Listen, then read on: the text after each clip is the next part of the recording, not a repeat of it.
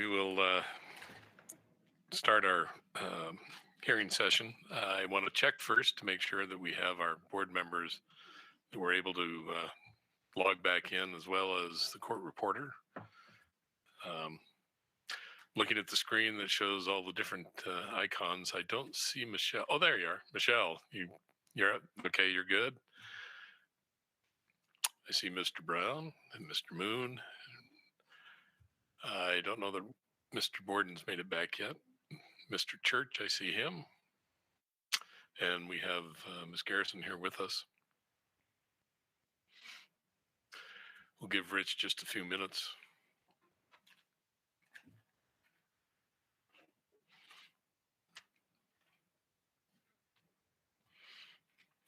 Judging by the image, he couldn't have gone far.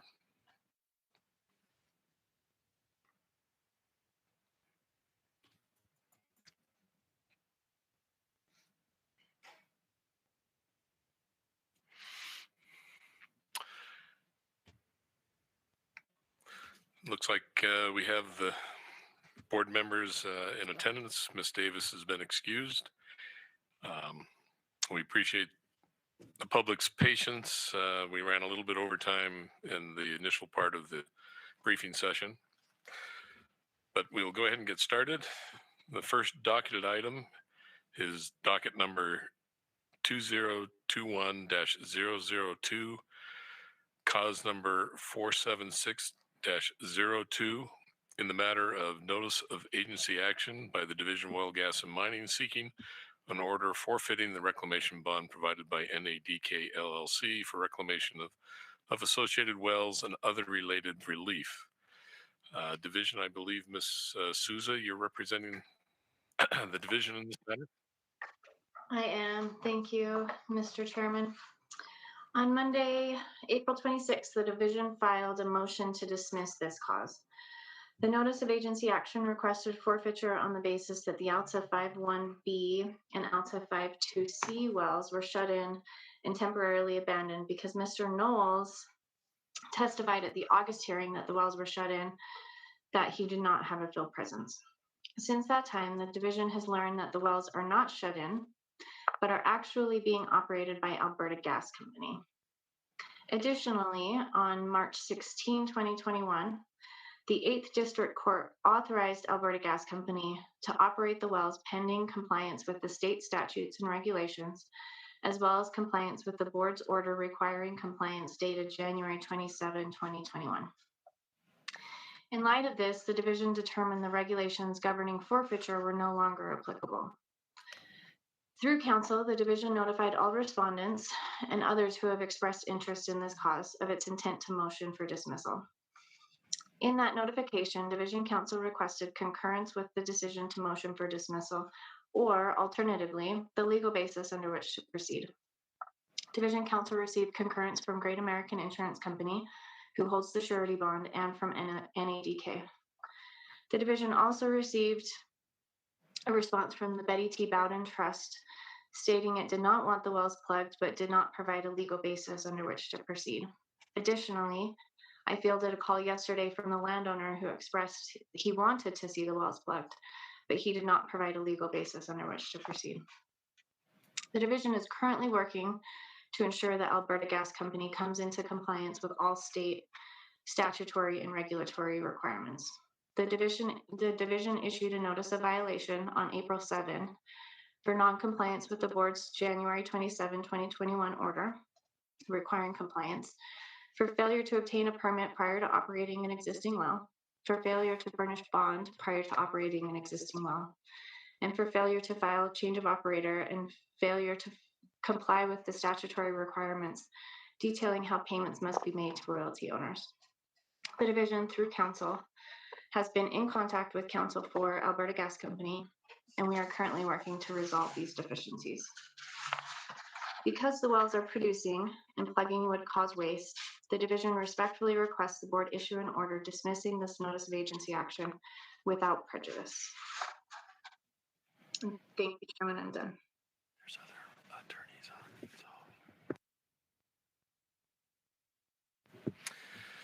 on. Thank you, Ms. Sousa. I believe there may be some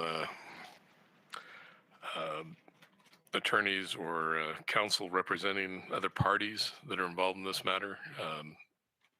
I'd like to take appearances of those attorneys if they're there, if they are present. Mr. Chairman, David Slaughter, appearing for Great American Insurance Company, the surety on the NADK, the NADK bond.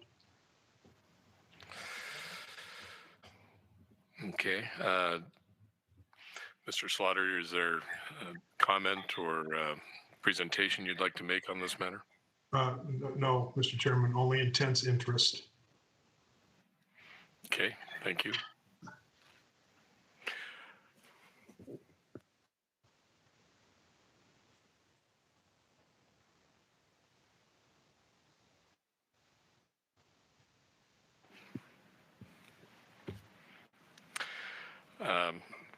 To go forward, I guess I would have to ask if there are any objections from anyone who's present to the request by the division for this order of dismissal.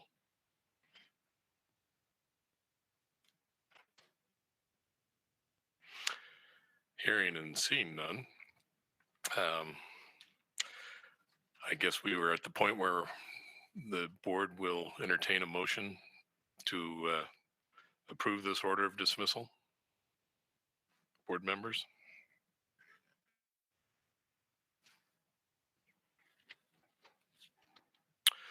Mr. Chairman, this is Mike Brown. I will move to dismiss this cause. I'll second the motion. Thank you. Discussion on this motion? Hearing and seeing none. Ms. Julianne, would you take the roll call vote of the board on this particular motion? Mr. Richard K. Borden, how do you vote? Yes. Mr. Michael R. Brown, how do you vote? Yes. Mr. Stephen B. Church, how do you vote? Yes. Ms. LaVon J. Garrison, how do you vote? Yes. Mr. Christy Hansen, Chairman, how do you vote?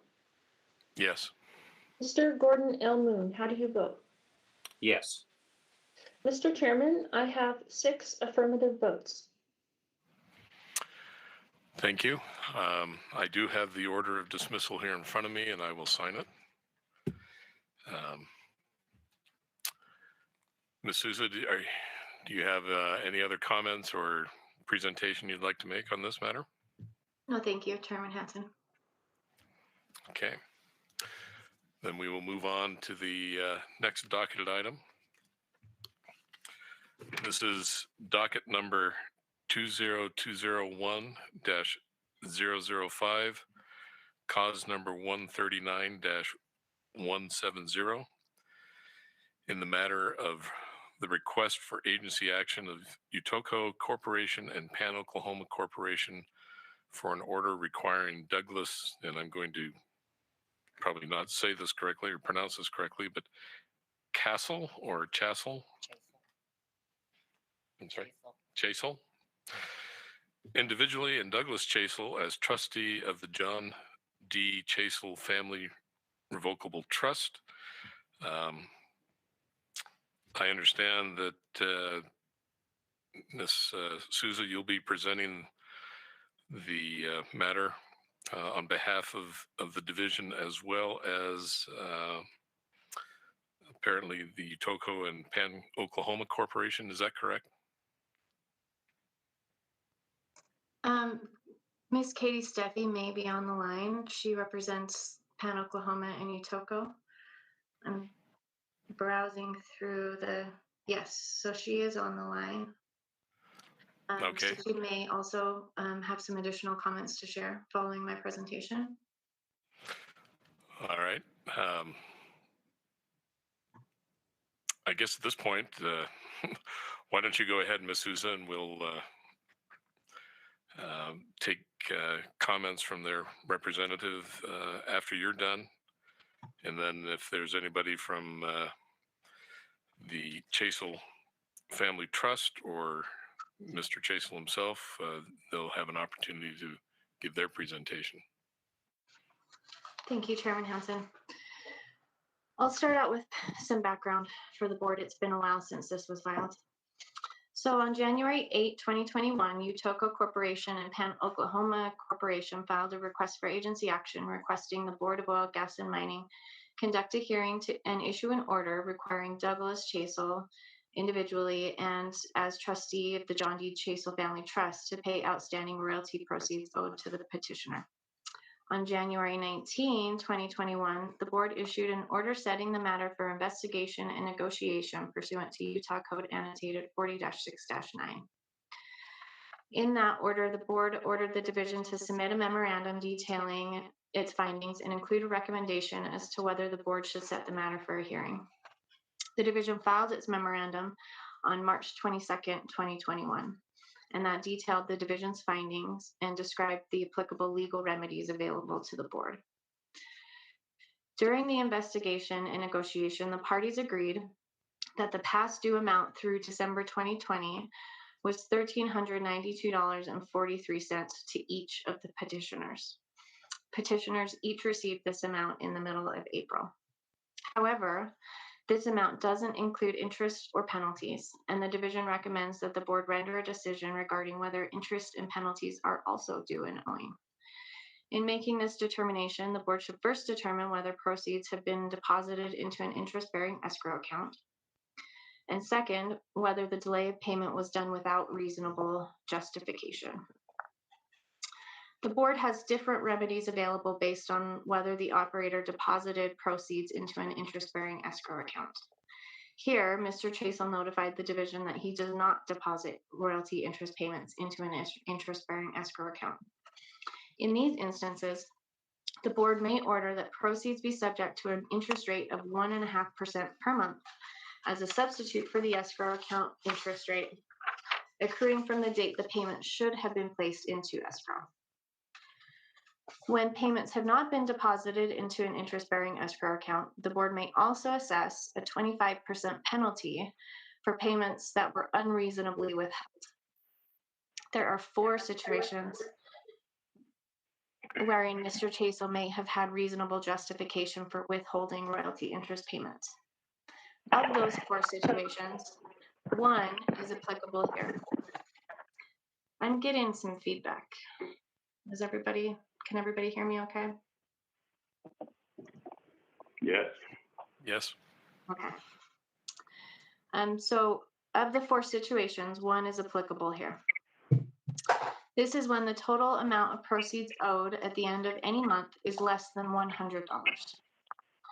The division determined that over the course of the 15 months between October 2019 and December 2020, the royalty interest payment due for 7 of those months totaled more than $100. And the division believes those months were unreasonably withheld. For the other 8 months, the average time to reach the threshold amount was 2 months. So those payments should have been made as soon as that threshold was reached. And those payments were unreasonably withheld beyond the date that threshold was reached. If the board determines delay of payment is without reasonable justification, the board may assess a penalty of up to 25% of the total proceeds and interest.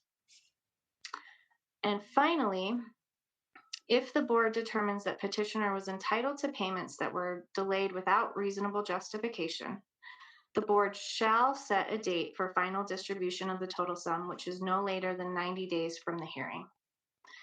If the time for payment passes without remittance, the board shall order the total proceeds, interest, and any penalty be subject to a 1.5% interest rate until per month until the full payment is made. And the division would also like to take the opportunity to express other concerns on the record. First, Mr. Chasel has not given the division reason to believe that he will make regular ongoing payments to petitioners. Mr. Chasel has been generally uninterested in participating in the investigation and negotiation and failed to attend a meeting between the parties that was facilitated by the division. I see Mr. Chasel is on today, so that is encouraging. However, because of his lack of interest in the matter, the division believes it could lead to the petitioners needing to file RAAs annually to ensure that they're receiving payment, which will eliminate any profit because of the need to pay for attorney's fees. A second concern is that materials provided by EP Energy seem to indicate that there may be at least one other royalty owner that Mr. Chasel is likely not paying. However, this is unconfirmed because the division was only tasked with investigating and negotiating the current matter.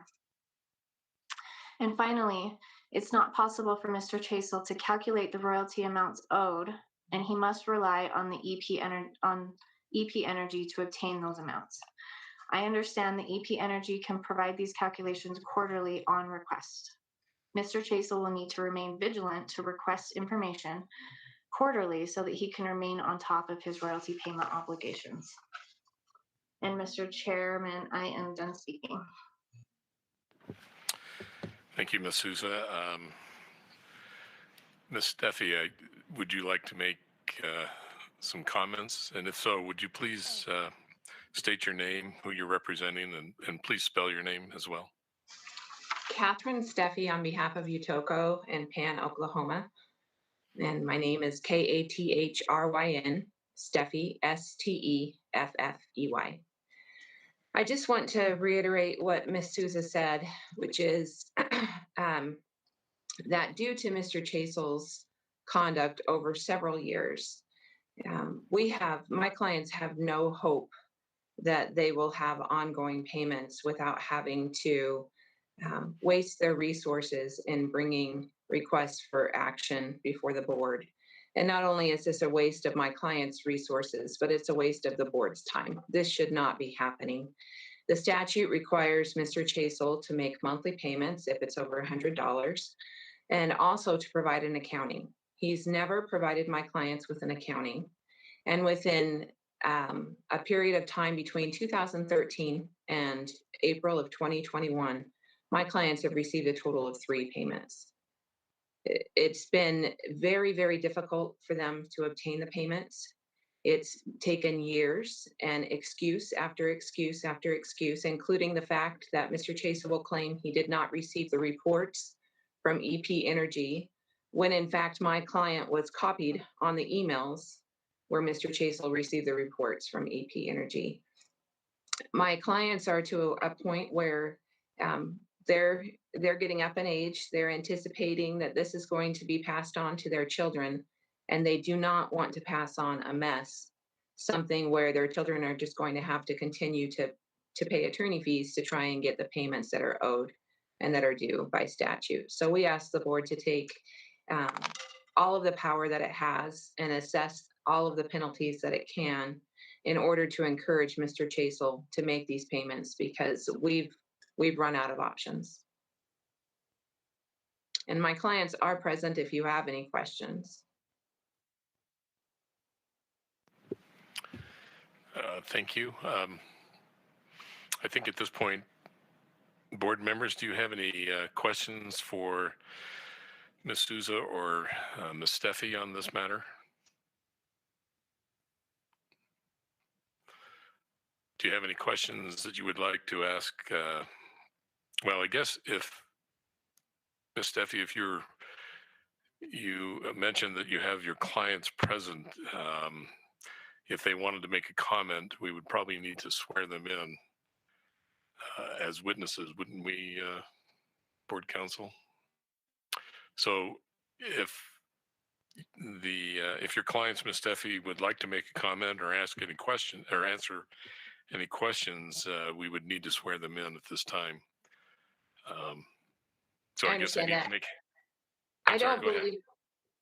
Sorry, I understand. I don't believe that they would want to make any comments unsolicited, but if the board has any questions, then I'd be happy to have them sworn in so that they can answer those questions. Okay. Board members, do you have any questions for her clients? Seeing none, we won't need to swear them in. I believe at this time, if there's any representatives of the Chasel family that would like to appear, not necessarily as as representing the trust, the Chasel Family Revocable Trust, unless you have an attorney present to do so. If you want to make a presentation as an individual, as a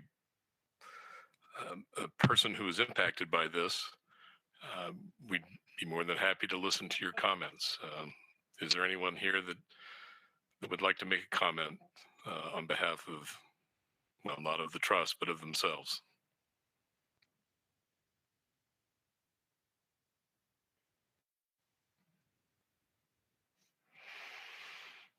Hearing and seeing none, I think it might be appropriate at this time, board members, if we would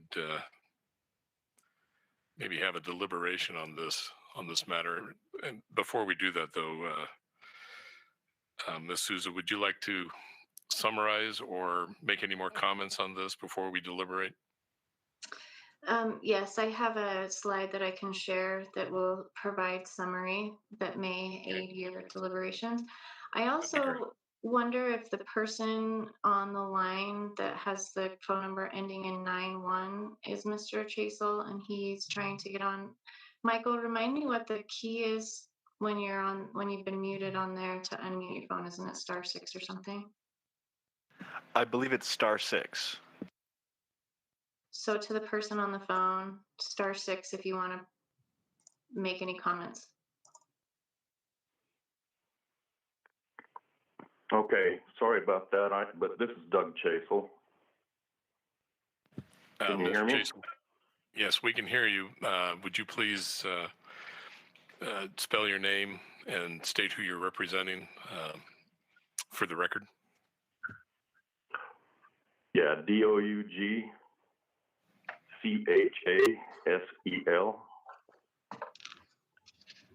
And I'm representing myself as well as John D. Chasel Family Revocable Trust.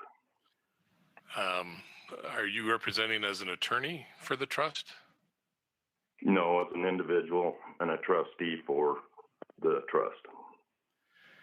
And I think that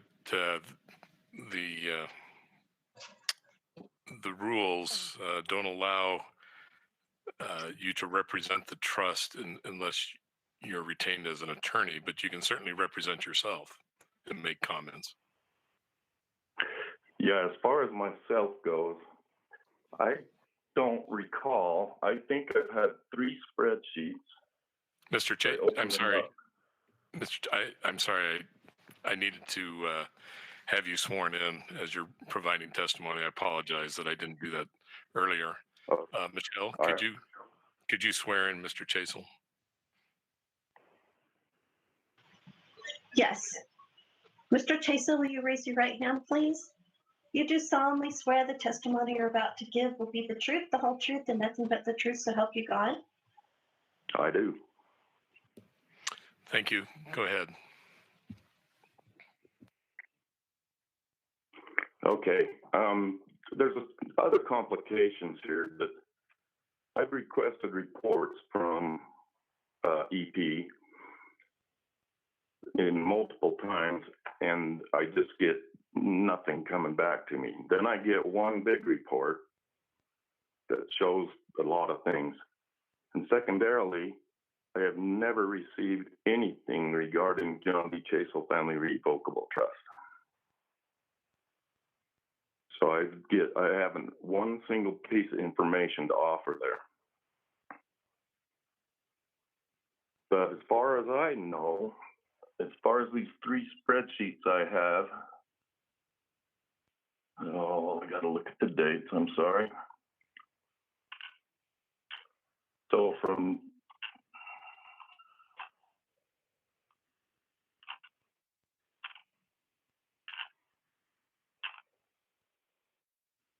uh, 1/1/2010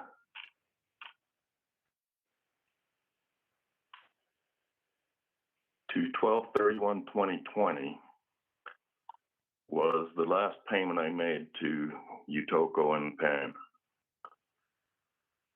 And that was $1392.43. And the next,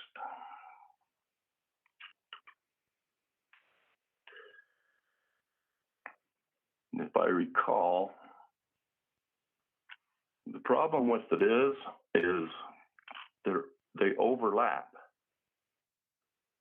So 1 December 2016 was included already, so I deduct that. I'm not going to pay double, you know what I'm saying? And then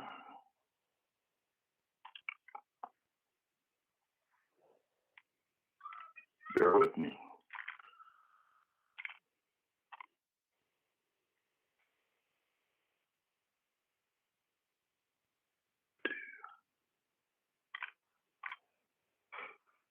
So what I would do is go in and deduct what has already been paid. And that's I had 3 spreadsheets sent to me from EP.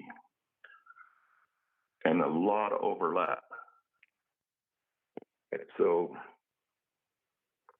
it's complicated for me. So I have to go in and try to figure out, okay, what have I already paid? What haven't I paid? So if I could get a summary from their representatives of what they're claiming I owe, and then I can reconcile and say, okay, I can make that happen. But as far as the trust, I've got to get EP to send me their information, and or if UTOCO's representatives can decipher what they've been paid from the trust, because I know my father was paying his portion prior to his passing, and in the earlier years he was paying my portion until he got into some bad health and he passed responsibility on to me. So, and I've done some requests in the past that have not been even replied to. And so I'm kind of in a ticklish situation. But if I can get information from UTOCO's representatives and say this is what we got paid from me personally, and if you got paid anything from John D. Chasel personally, because I'm pretty sure we haven't paid anything on his trust because I have 0 information on that. So I can request that, and or UTOCO's representatives can with EP. I believe his name is Hunter Archibald. And let's just get this thing figured out. I have no problem taking care of things, but I can't do it without proper information. And that's been my hang up all the time. I have not tried to deny making these payments, not at all.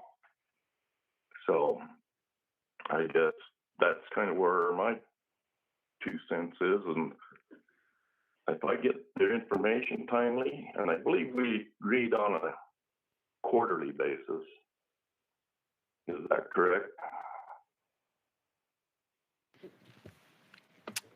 I guess that's a question for either Ms. Souza or Ms. Steffi to respond to. There has been no agreement to date. With respect to his obligations, it's by statute. If he would like the parties to enter into an agreement where it's a quarterly basis, we could do that, but my clients need to be compensated for the fact that they're not being paid in accordance with the statute.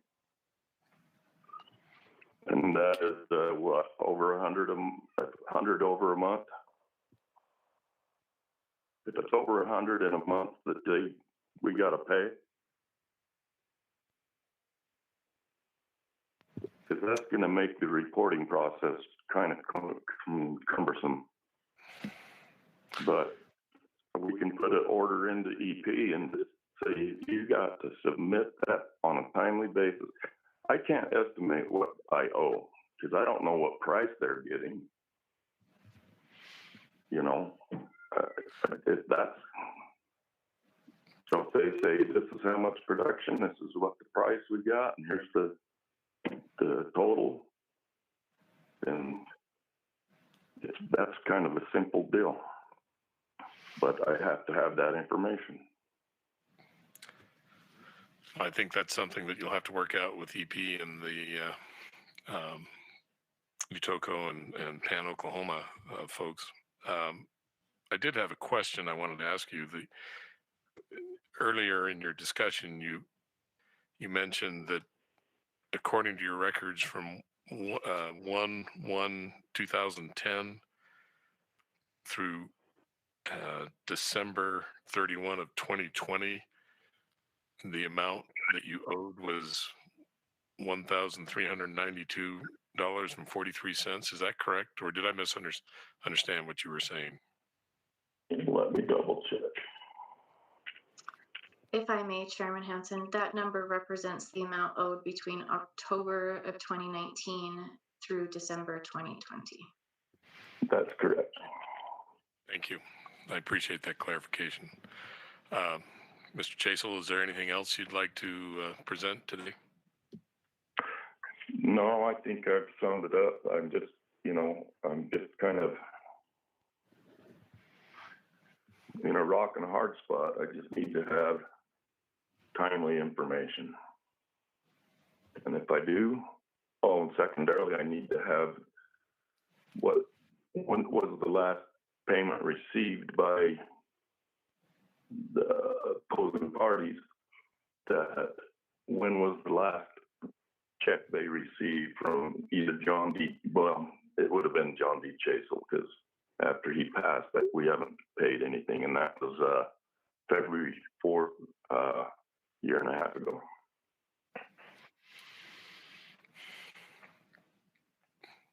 Okay. Board members, do you have questions of Mr. Chasel? Mr. Brown. Thank you, Mr. Chairman. Mr. Chasel, I'm not an attorney and I'm not an accountant, but based on your testimony, it sounds to me like you don't have a very good accounting for the income that you or your trust has received from these wells. If that is the case, how do you report income accurately to the federal government on your income tax statements? Well, let me just grab a document.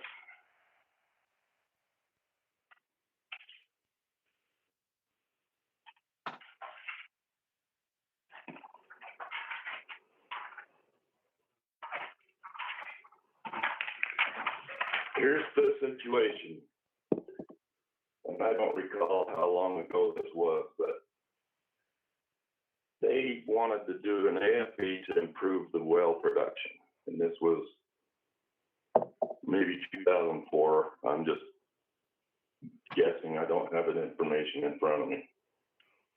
But so I have a payout owner statement on the RERI 2-1783. This one particular report was September 13th, 2019. And the balance to be recovered is $3.962 million. Now that well will never, ever produce that much. So what they do is deduct whatever produced out of my working interest. And so I don't even receive any revenue from that well until this balance is to be recovered. That well will never recover that amount. Not in my lifetime, not in my kid's lifetime, not in my grandkid's lifetime. It just doesn't produce that much. You know, you understand what I'm saying? Yes, I do. And I think you've satisfied my curiosity. I will have some recommendations when the board goes into closed session on this matter, Mr. Chairman. Thank you. Thank you for understanding, but I want to just repeat, I do not receive 1 penny from that Reary well until that balance to be recovered is recovered. And so I've got to come up with resources elsewhere in order to meet my royalty obligations.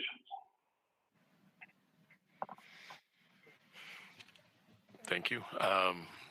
Mr. Moon, you have a question. But EP is paying a royalty interest to someone. Aren't they paying that to you? And then you're obligated to pass that on to the mineral interest owner?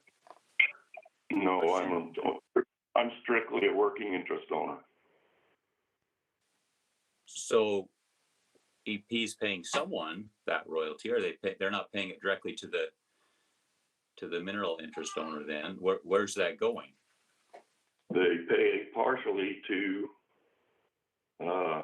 net revenue interest to San Oklahoma and to Utoco. Partial paid by EP. But what do you mean So- partial pay? You have a lease. A lease was signed. I'm supposed to pay. Mr. Moon, if I may, I don't get royalty. I have to I get what revenue is, deduct with operating expenses, and then deduct this balance to be recovered. So net, I get 0. I'm not a royalty interest owner in that well or any other well from EP. Strictly working interest. Ms. Souza, you had a comment. Back in 1991, there was a case to pool Mr. Chasel's interest, and resulting from that, there was a settlement agreement wherein at the time it was Flying J and EP's successor in interest in Flying J. So in that settlement agreement, now EP agreed to pay a portion of proceeds to Utoco and Oklahoma, but a small percentage, I think it was 1.5%, was stayed with Mr. Chasel, as well as another portion that stayed with the revocable trust. So Pan Oklahoma and Utoco do receive some of the portion of the amounts that they're owed from EP pursuant to that settlement agreement, but there is a remainder that Mr. Chasel and the trust is responsible for paying to those petitioners as well. It's complex. I'm sorry, go ahead. My apologies. I just said it was complex. I'm done speaking. Yes, you are correct. This is complex, and we're trying to figure this out. I appreciate your help. Other board members, do you have other questions for Mr. Chasel? I do not see any. At this point, Ms. Souza, would you like to provide your summary? Certainly. This is just a summary of the division's recommendations based solely on what is included in the statute. So the statute authorizes that for instances where proceeds are not being deposited into an interest-bearing escrow account, that those proceeds should accrue an interest rate of 1.5%. In lieu of that interest rate that would have been accrued had they been deposited into the interest-bearing escrow account. And then the second piece is that if delay of payment is without reasonable justification, then the board may assess a penalty of up to 25%. It is the division's opinion that in instances when the payments were withheld and the amount owed was over $100, that those payments were being unreasonably withheld and should be subject to the 25% interest rate. And then this last bullet point just states language that needs to be included in the order per the statute regarding the time period for which payment must be made under the board order. And those are my final statements.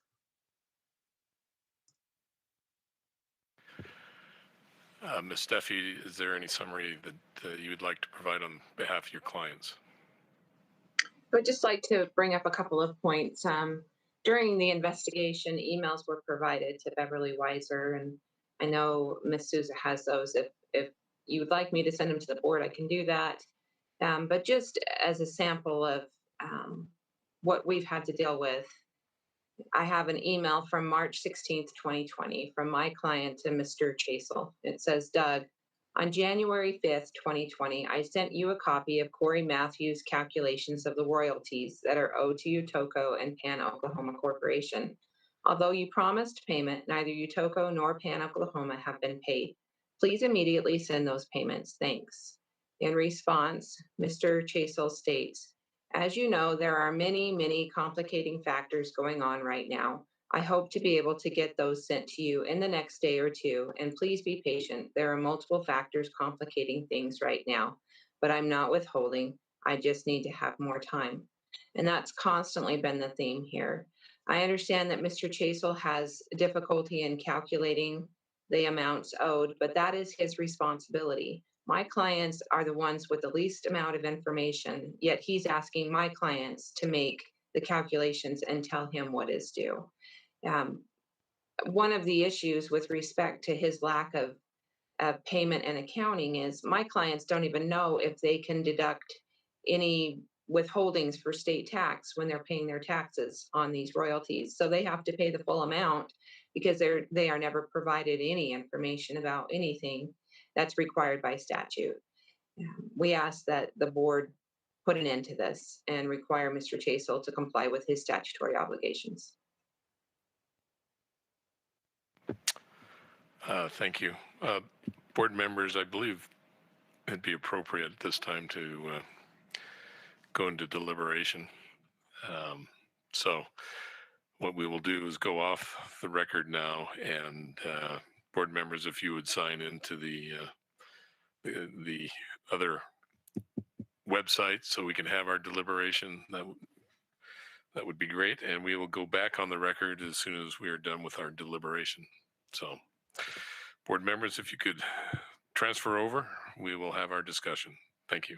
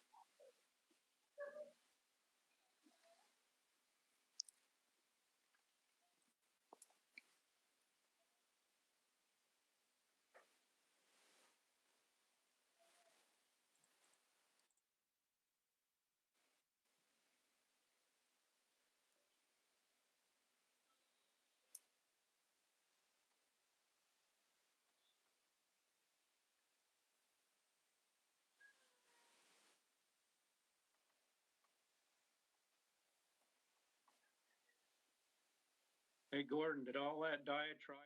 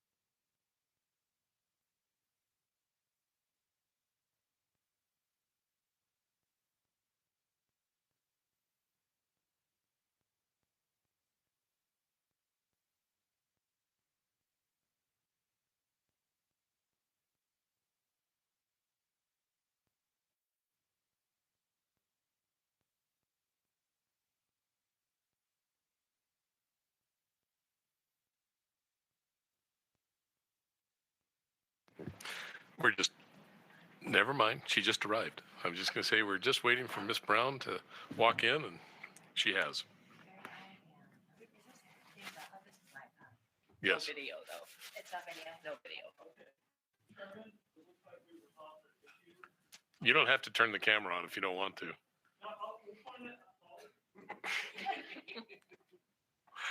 Okay. Nope, we'll turn it over to her. I am ready.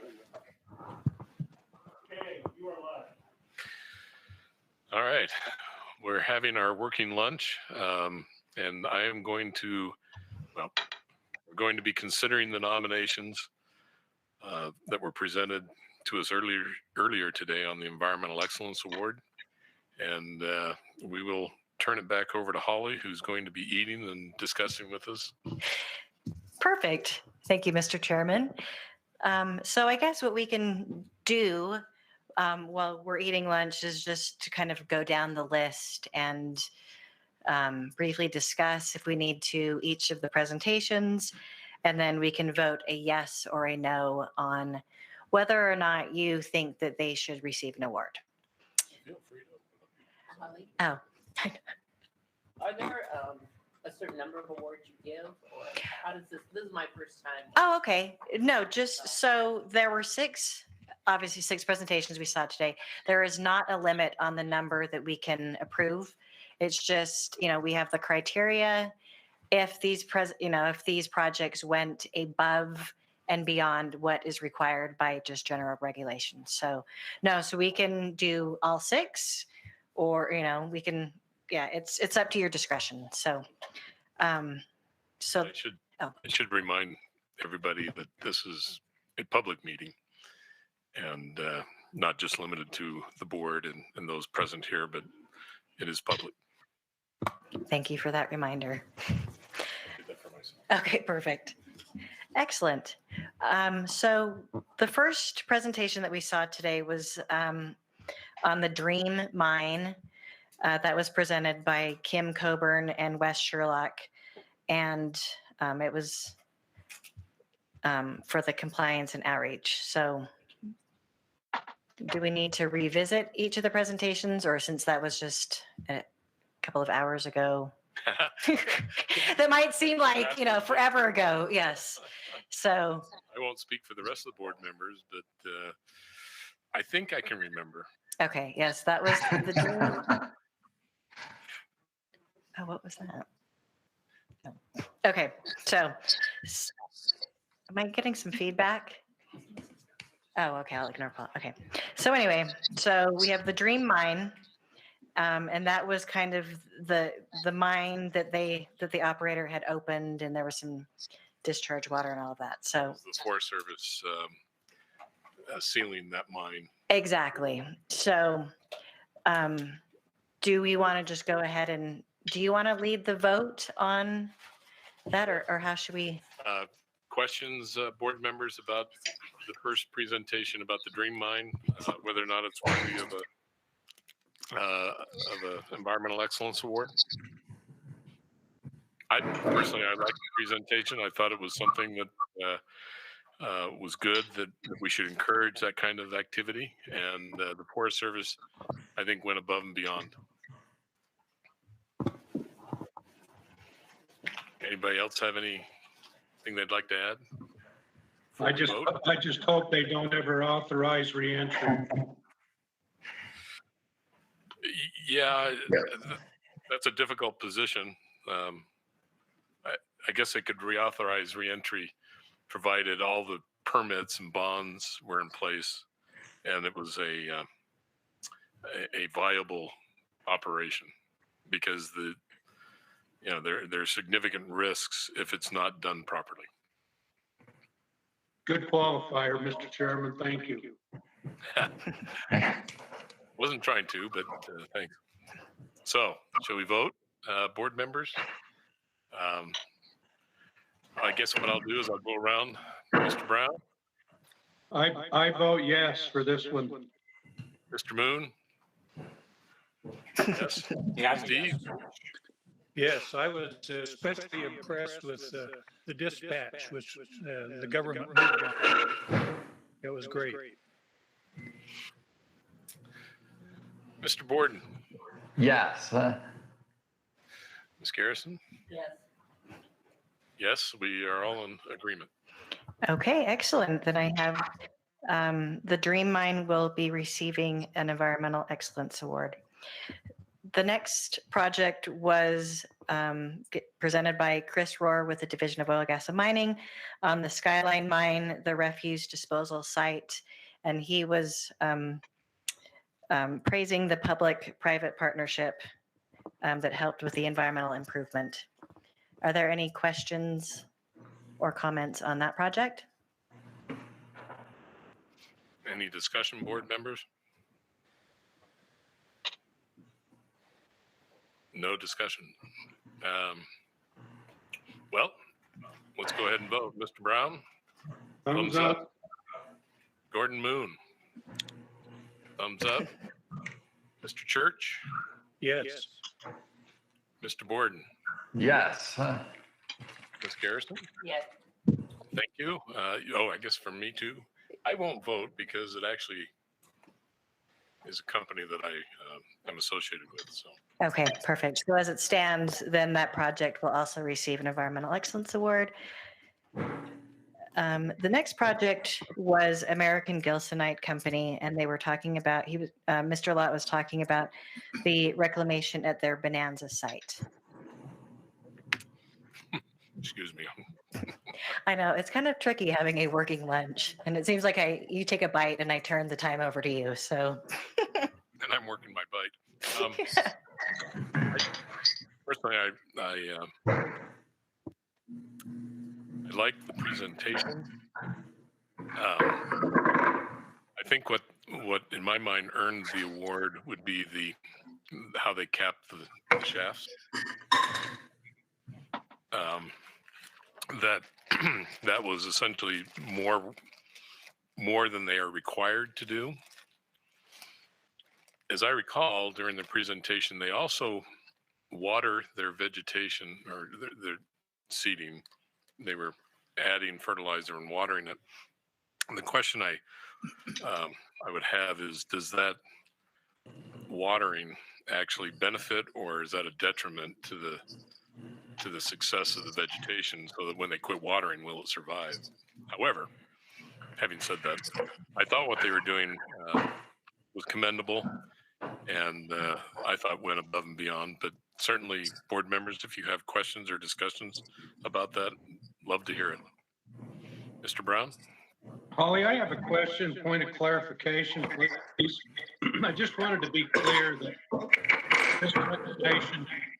this reclamation took place in what I will refer to as the COVID year. Is that correct? Because they made quite a point about the severe economic downturn, the impact it had to the company, the fact that they did this at this time to keep employees working. I don't know that we normally give awards for that kind of stuff, but I think it's noteworthy, and just wanted to clarify, this was done during the COVID year, is that correct? Yes, it was done last year, 2020. Okay. Thank you. That's all I had, Mr. Chairman. And I agree with you. Well, that's not a category. Sorry, Rich. Well, it's not a category. It is, I think, impressive that they were willing to do that at their expense in tough economic times. Rich, go ahead. Sorry. I think when we first saw this proposed or nominated, we had a question. This is great. We want to encourage this kind of behavior, but was there above and beyond? And I think they answered that, and they did put some above and beyond in with the shaft capping. So I like this. I would certainly vote yes on my part. And Chris, I think the watering, if they did it just at the seed germination phase, if had been a lack of rain or something, I think it could be okay, right? The veg wouldn't necessarily get dependent on it. It would just keep those seedlings alive till maybe the drought period ended, because there was a big dry period last year, I remember, 4 or 5 months. Yeah, I wasn't clear if they were doing the watering during germination and then afterwards, to sustain it.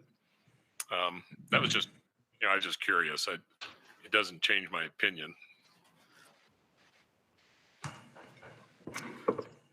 Any other discussion? All right. I believe we got an affirmative vote from Mr. Brown and Mr. Borden.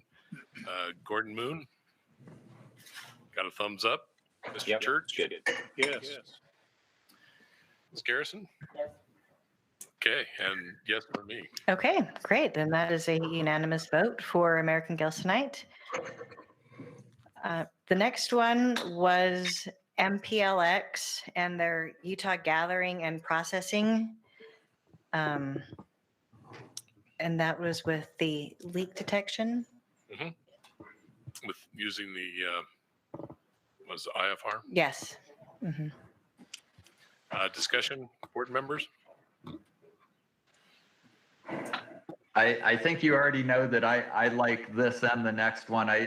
The use of infrared imaging for leak detection and actually promptly correcting those leaks. I don't think it's mandated generally, but it is industry best practice, and I think for the industry's reputation, I think it's important that we, that everybody ultimately be doing this. Yeah, I was actually surprised at how leaks that were going undetected were found using this technology. I thought that was very interesting.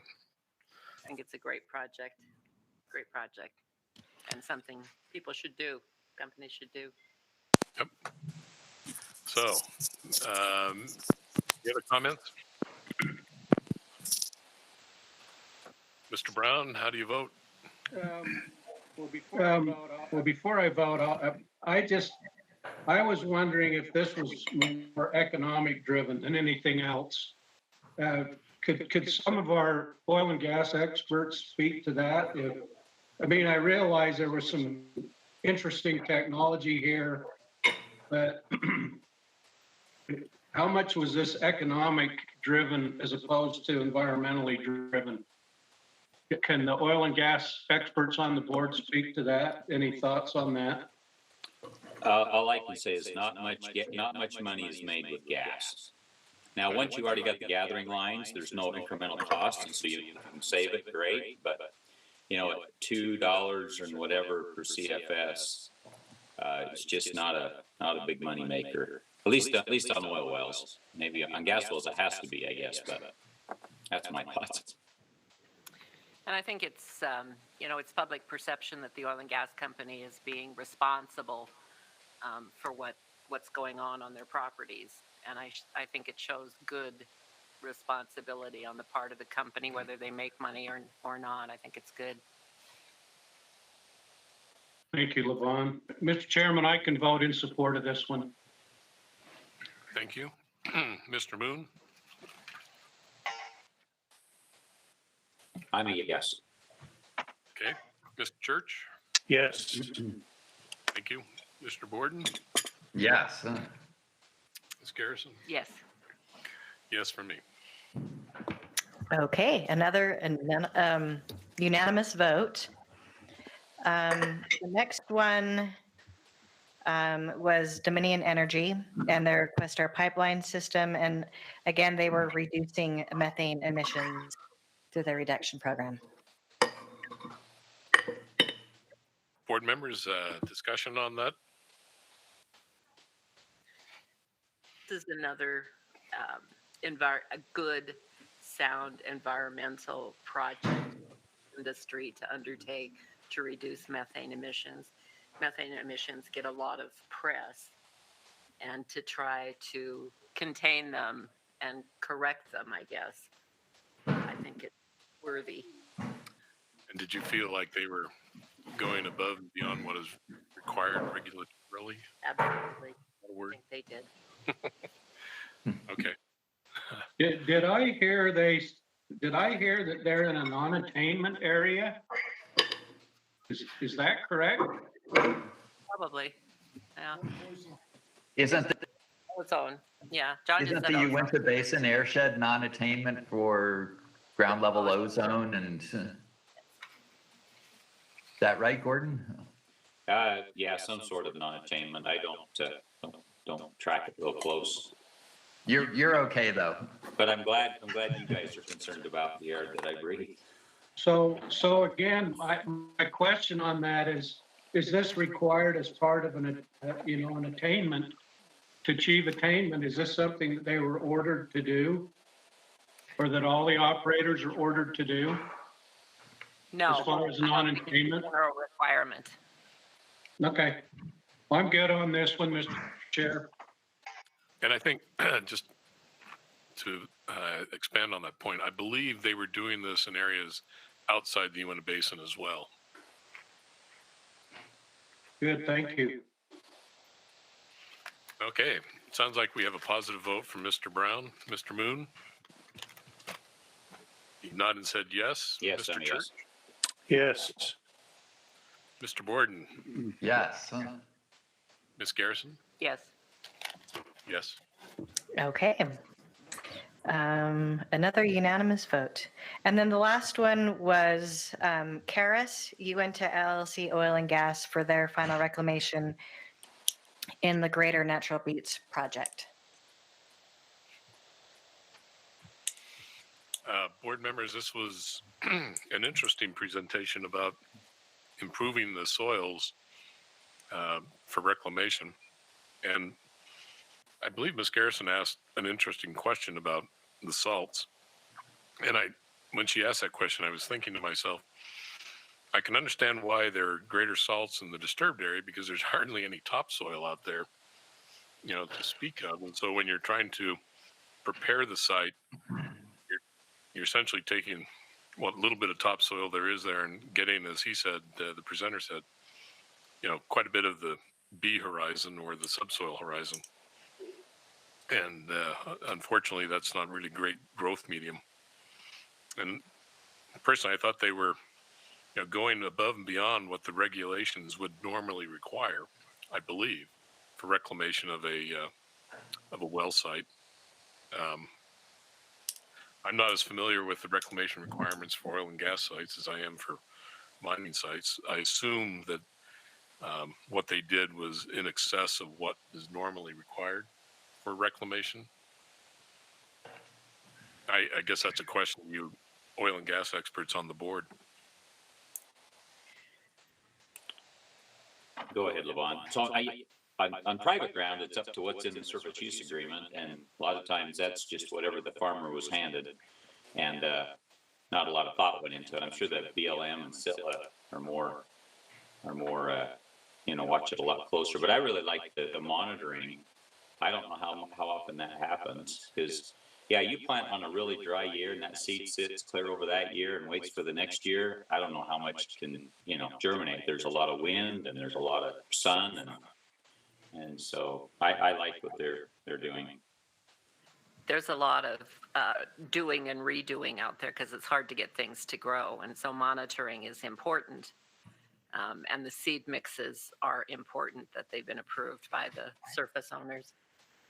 It certainly seems a more rigorous, scientifically driven program than I'm used to seeing from presentations over the years on the board. And just even looking at the seed mixes, the diversity of woody shrubs and grasses and forbs, often it seems like the seed mixes we've seen are just a couple of grass species, and that's it. So it seems like it's above and beyond to me. Well, and I like too the seed mix, or I'm not the seed mix. I'm sorry, the soil testing that they did, because every site is different. Some sites are in areas where you have good soil, others are not, and to add the right amount of whatever it needs to grow is great. Because I see these soil sites all the time, and they always have a little area they push the topsoil on, but the wind blows that. How much of that original topsoil is really making it back, I don't know. But whatever they do to take a test of it and then adjust the preparation, that's huge, rather than just running out there and doing what they do, the same thing on every site. And did they, didn't he mention that they, one site, they had achieved their cover, the, the cover, percentage of cover that they were trying to get after just 1 year? Was that in his presentation? Yeah, yes, that, I think they got release in 1 year, or is that what he said?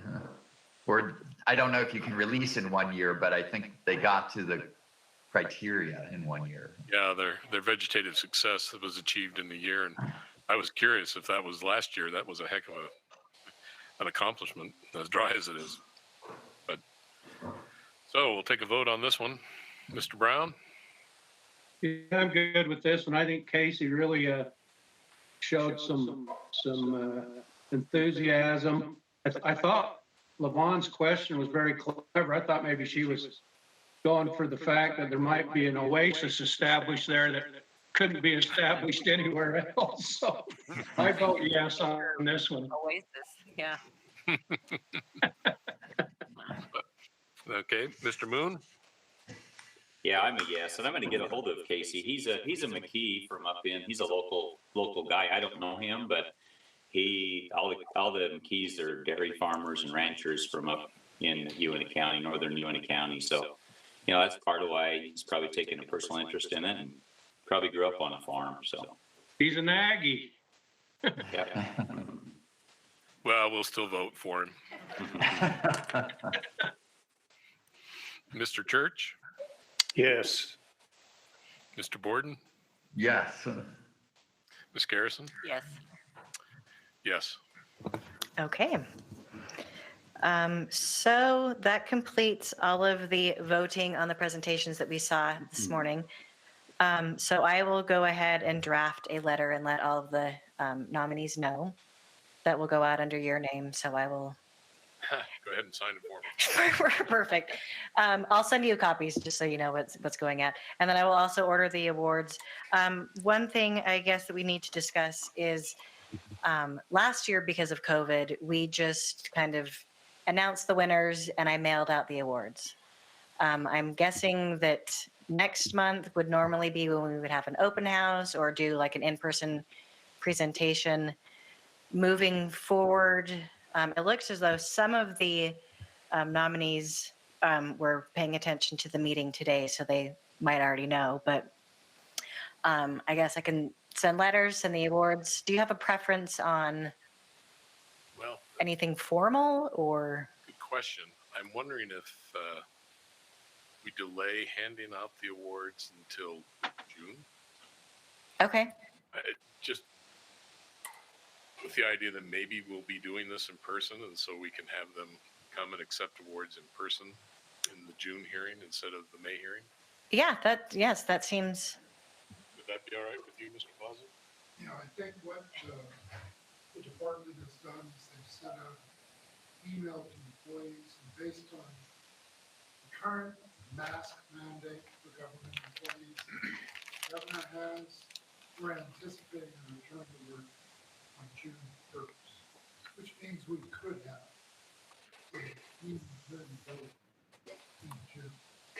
Everything will depend on what transpires within the next year. And if we may have to push it back. Or if June comes around and we're not able to have it in public and we don't foresee it occurring in the near future, then we would just go ahead and mail them out to the recipients after the June hearing. Yeah, and we'll have a hearing, obviously, between now and then. We can talk about it even more. Good point. Okay, thank you. Okay, well then moving forward, I will at least get the awards and all of that taken care of, and then we can kind of play it by ear and see what the COVID status is by then. So. Okay. But I think going forward for next year, if they go longer than 10 minutes, they forfeit their eligibility to be given an award. I will agree with that, and I think next year we will have 5-minute presentations and a little timer clock. So. They're gonna have a sign. Yes. So thank you for. I know that they did go over.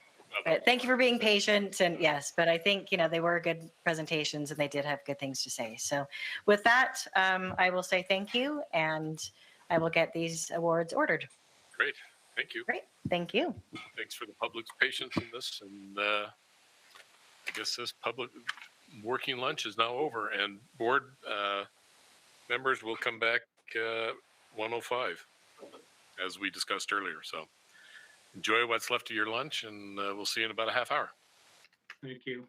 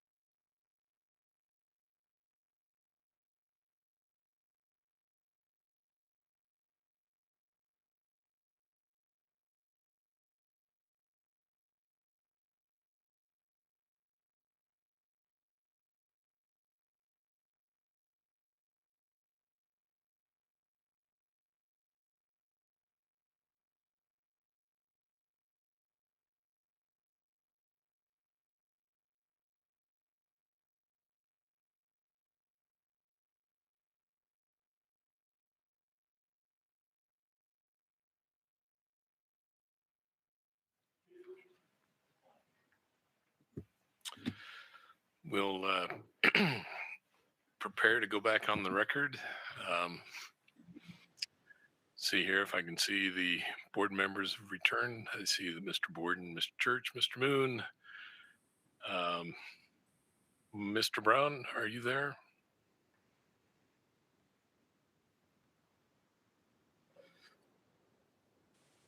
Need to wake him up from his nap, do we? Yeah, I'm here. Okay. I'm only laughing because of how true that might be for some of us. Michelle. Great. All right, we will go back on the record. The next item on the agenda is docketed item number 2021-006, cause number 072-01, in the matter of the request for agency action of Urban Oil and Gas Group, LLC, for an order pooling all interests, including the compulsory pooling of the interests of certain non-consenting owners in the drilling unit established for the production of gas, including coal bed methane from the Farron Formation. This matter was heard, I believe, before a hearing examiner, and I believe Mr. Rogers was that examiner. Do I need to turn the time over to Mr. Rogers or to you, Ms. Souza, first?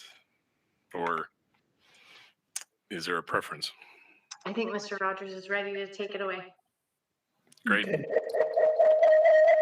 All right, thank you. I'm getting some feedback there. Are you hearing it? Yep. Try again. And feedback still coming? Let me try my...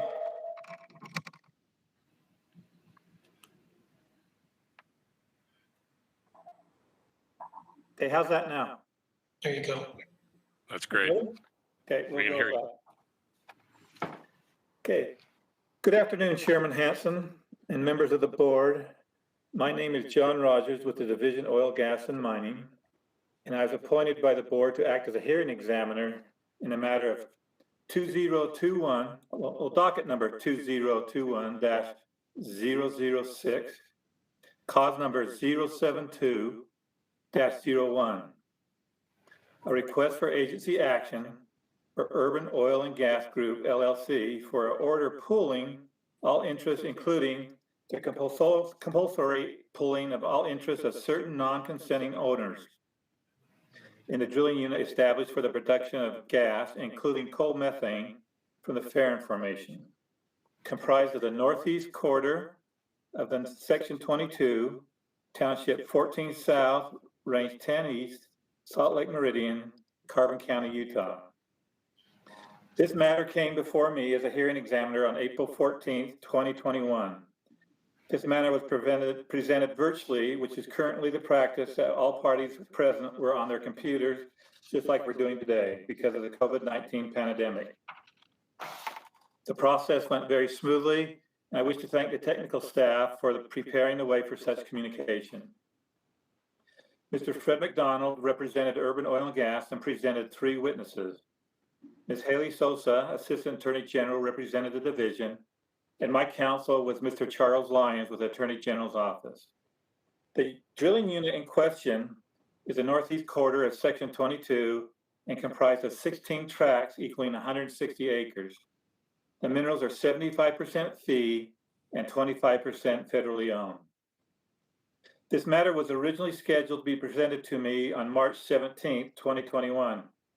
However, on March 10th, 2021, Plaza 106 LLC, one of the non-lease mineral owners, emailed the board a request for extension of time to research urban oil and gas pooling proposal. At that time, Plaza 106 LLC was one of 5 non-consenting mineral owners, representing 16.83% of the drilling unit. Upon consultation with my counsel, the division, and the petitioner, I decided to continue the matter to April 14th, 2021. At the time of the hearing on April 14th, Urban Oil and Gas indicated all but one of the non-consenting mineral owners had voluntarily pooled or communitized, representing 99.70625% of the unit. At the time of the hearing, Sarah Nelson was the only non-consenting mineral owner. Sarah Nelson is the owner of 100% of the gas in track 15, equaling 0.29375% of the drilling unit. Consequently, Urban Oil and Gas is seeking the compulsory pooling of the interests of Sarah Nelson, and a determination of her non-consenting status in the well was the only issue at the hearing. Turner Petroleum Land Services, representing Urban Oil and Gas, first mailed a lease proposal to her on August 6, 2020, with a follow-up lease proposal on October 6, 2020. No response to those offers was received. On February 2nd, 2021, Curtis Turner, president of Turner Land Services, met with Sarah Nelson and her parents, who own the gas in the adjacent tract and who leased to Urban Oil and Gas. At that time, she stated she did not want to lease because the proposed lease did not provide her adequate protection from liability for Urban Oil and Gas operations. She did not want to hire a lawyer to assist her in analyzing the proposal, and she had no interest in participating in the subject well. She concluded by stating that she preferred to do nothing. Sarah Nelson had no further contact in writing or made any further contact with Turner Land or Urban Oil and Gas after the February 2nd meeting. It is my determination that Urban Oil and Gas was diligent in pursuing and offering the opportunity to participate in the well to all mineral owners. Evidence presented by Urban and testimony by Michael Wade, Chief of Operations, for them indicated that there are numerous risks involved in the subject well. First, geologic uncertainties, faulting, stratigraphic variabilities. The closest well was nearly 4,000 feet away, operational risks, and economic uncertainties. Based on the evidence and testimony presented at the hearing, I'm recommending that the risk penalty for all subject wells be 100% tangible and 300% intangible risk non-consent penalty.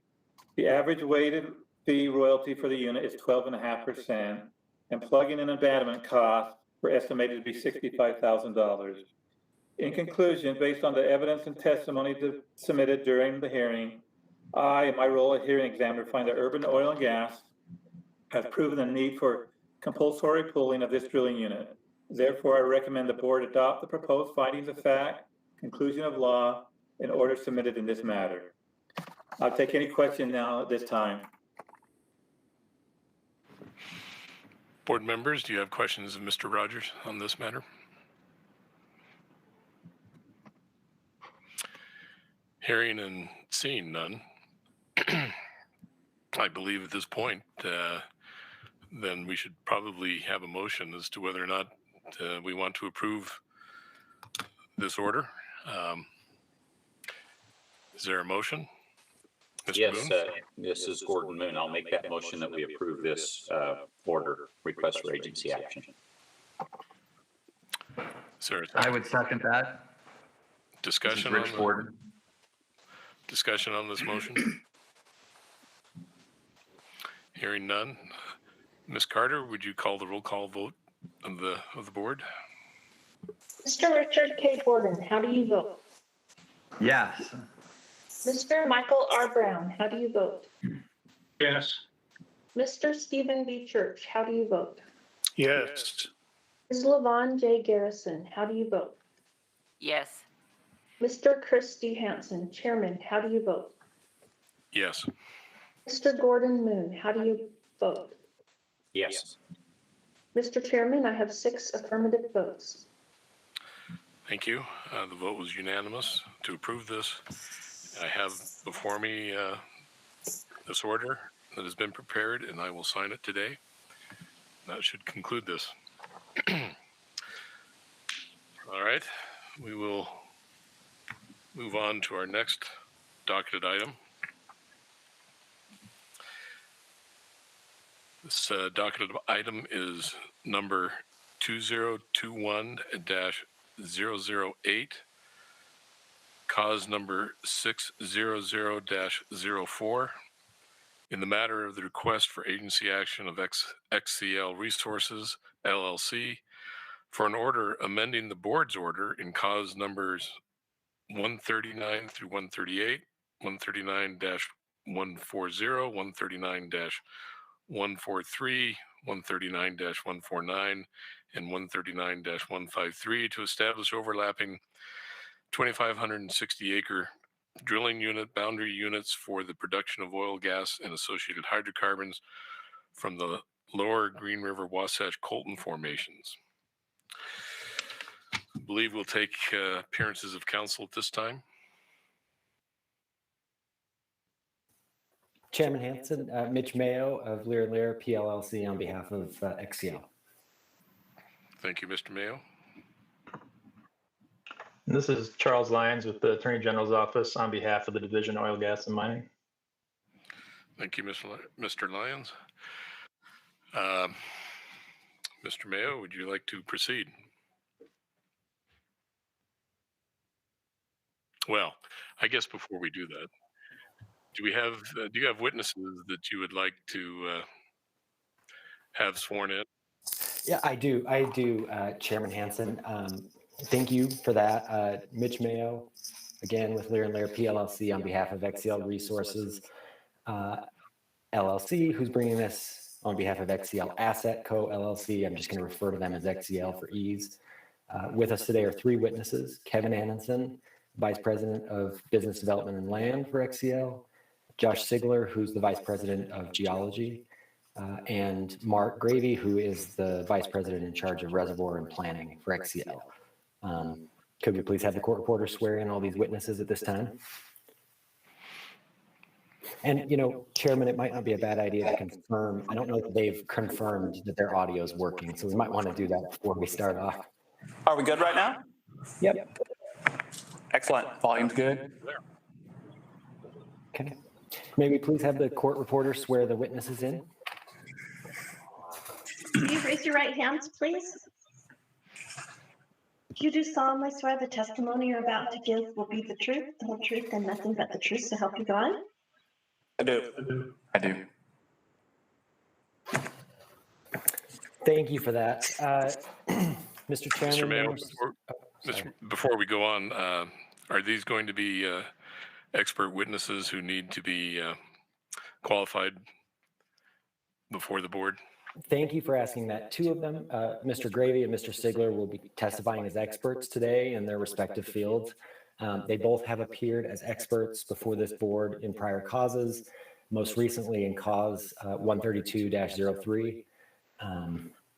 You know, based on board practice and precedent and the fact that they've been approved as experts in their fields before, with presumed stipulation from counsel for the division, I'd like to move to admit Mr. Sigler and Mr. Gravy as experts in their respective fields. Geology for Mr. Sigler and reservoir planning for Mr. Gravy. Division, Mr. Lyons, do you have any objections to that? The division doesn't have any objections to that. Board members, do you have any objections or concerns? Seeing and hearing none, they're admitted as expert witnesses. Please proceed, Mr. Mayo. Thank you. And Chairman, I was just corrected by one of my witnesses, so there may be some voir dire necessary. Mr. Gravy was planning to testify at an exception location hearing last year that we did on a hearing examiner hearing, and he just reminded me he actually did not appear at that. So if the division would like to voir dire him, we can do it now or when he comes up for testimony. Mr. Lyons, what's your preference? I have no preference. We can do that. Whatever you prefer, Mr. Mayo, would be easiest for your presentation. Okay, let's just get it out of the way now if the board's comfortable with that. Sure, please, please go ahead. Okay, Mr. Gravy, I'm just going to ask you a couple questions. If that's all right? Sure. Hey, Mitch, just real quick, if Mark is on the opposite side of the mic, if his audio is not perfect, let us know. It is. I'm getting feedback from my speaking through your microphone, but it seems to be better now. Great. Okay. Mr. Gravy, will you just wave your hand so they can identify which one of you is? Thank you. Mr. Gravy, I'm going to ask you some questions about your resume. You should be fairly familiar with it. Sure. Tell the board and opposing counsel, if you would, where did you go to college? Where did you get your education? Sure. I did an undergraduate degree at Colorado State University in chemical and biological engineering. Began work in the oil and gas industry, initially in chemistry. Decided to get a master's in petroleum engineering from Texas A&M while I was working concurrently for WPX.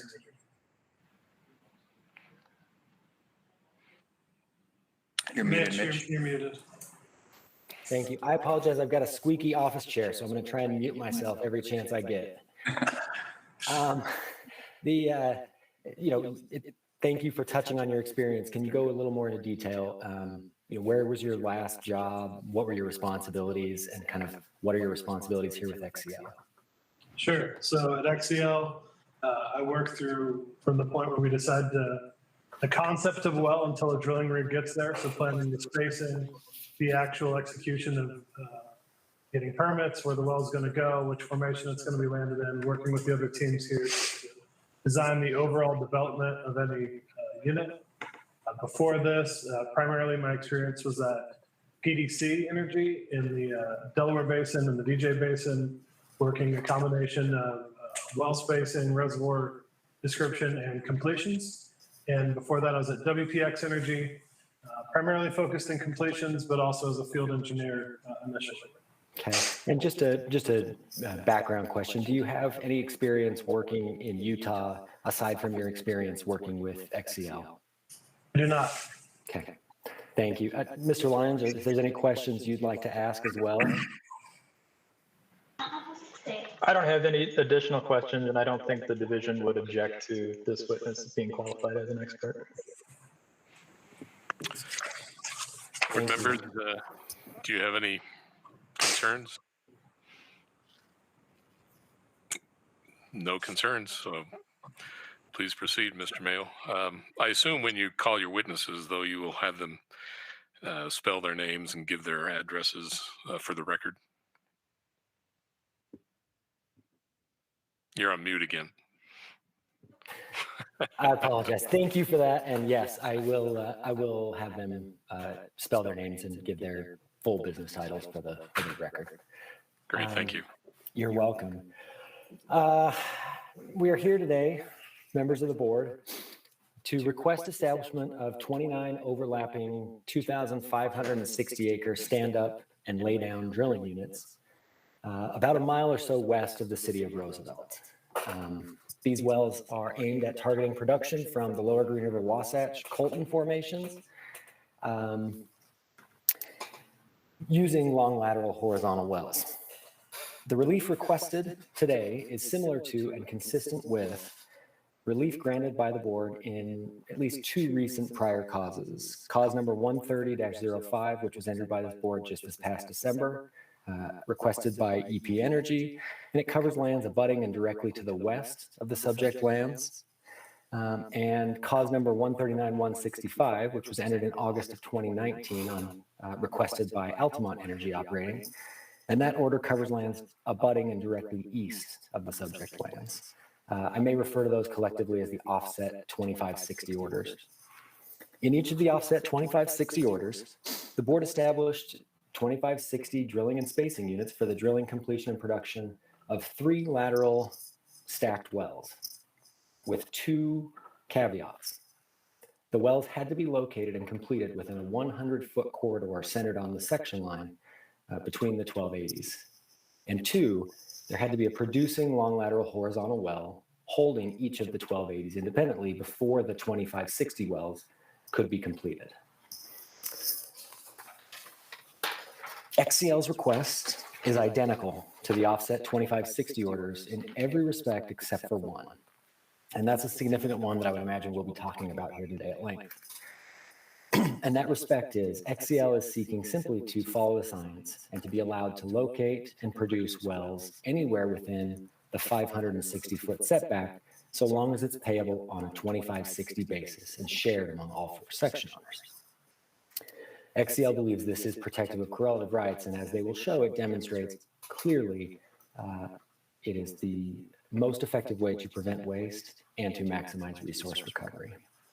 Now, the establishment of the drilling units we're requesting here today necessitates modification, as the chairman mentioned, of several existing spacing orders. Those are the orders in cause numbers 139, 138, 139, 140, 139, 143, 139, 149, and 139, 153, collectively the existing spacing orders. Each of these existing spacing orders establishes 1280-acre DSUs for the drilling and completion of long lateral horizontal wells with 330-foot heel-toe setbacks, or setbacks from the ends of the well, and 560-foot setbacks from the sides of the well, or what we call lateral setbacks. It should be noted there's one order, the 139-153 order, that contains 660-foot lateral setbacks, but XCL has filed a request for agency action to modify that, which request is currently scheduled for next month's board hearing. So I say they all have 560-foot setbacks a little bit presumptuously. But for the purposes of this cause, 560-foot setbacks is all we need to understand. Because of this 560-foot setback that's been established by repeated board order, there is, as everyone has acknowledged, an undevelopable space of about 1,100 feet between each 1280 DSU in the basin, with some exceptions. XCL is here today simply to try and space that undeveloped space in the best way possible for maximum development, maximum benefit to all owners involved. The board has jurisdiction over this cause pursuant to the Utah Code 40-6-5 and 40-6-6. Notice was mailed as required under Utah law to all interest owners and to all relevant government agencies. Each of these mailings was sent either to the address provided by the governmental agency or the last known address of record in Duchesne and Uinta County records, respectively. Several of these mailings were returned undeliverable, which is not uncommon. Some included a notice regarding a new or revised address, and where they did, XCL caused a second or, in some cases, a third copy of the request agency action to be sent to those parties. In addition, notice was published by the division in the Deseret News on April 2nd, the Salt Lake Tribune on April 4th, and in the Uinta Basin Standard and the Vernal Express on April 7th. No one in this cause has filed a protest or an objection. Furthermore, the division did not file a staff memorandum in this case. We did receive, however, 4 comment letters. 3 of them were filed right around the filing deadline for public comment, or for, should I say, participation. One of the comment letters we received was filed last night about 5:30. Of these letters, one of them from a woman named Gay Betts simply informed XCL and the division that she had an address and name change. One of them, from a woman named Elise Fontaine, clarified that she was a mineral owner who had, quote, read and completely understands the request, and that she, quote, strongly and respectfully requests that the board approve. And then we had 2 comment letters that made clear they were neither for nor against the proposal, but they had questions to be addressed. One of those, from Mr. Tom Evans, was submitted a couple of weeks ago, and XCL, as you'll hear in testimony, has reached out to Mr. Evans, talked to him on the phone at length, and addressed his concerns, and he has represented to them that he is satisfied with their answers. He has not, at least as far as we know, made an appearance here today. If he does, obviously, it would be very important to hear him speak, and I'm not trying to put words in his mouth. The second, filed last night, was from Karen Greenleaf, representing also Evans Family Trust. I have no way of knowing whether these Evanses are related, but for convenience, we'll call the letters about questions the Evans letters. And that letter again, filed last night, said essentially the same thing. I have a list of questions that I'd like to answer. XCL has every intention of addressing those questions here today. Finally, we note that we have heard feedback from only one other operator in the basin, and that was EP Energy E&P Company LP. After discussing it at length with them and assuring them that the board's prior 2560 orders would be in place, save for that one exception of the space that they are allowed to drill in, EP chose not to participate or oppose this in any way. We must infer notice was mailed out to almost 3,000 people, including mostly mineral owners in the subject lands, and they all received timely notice. None have submitted a protest or opposition. So we must infer that these parties implicitly support the request as pleaded. And with that, Mr. Chairman, I'd like to move into my examination of Mr. Anderson. Please go ahead. Okay. Hey, Mitch, before we start, can I say there was one other, I believe WIM is a operator, and I did have conversations with them a couple weeks ago, and they fully supported this. Thank you very much. Sorry. I'm sure you'll be correcting me along the way too. So. No, that's your job. I'm still getting feedback from you guys. That's better. Okay. Mr. Anderson, wave your hand and let the board know who you are. Thank you. Please begin by stating your name and business address for the record, and spell your name if you wouldn't mind.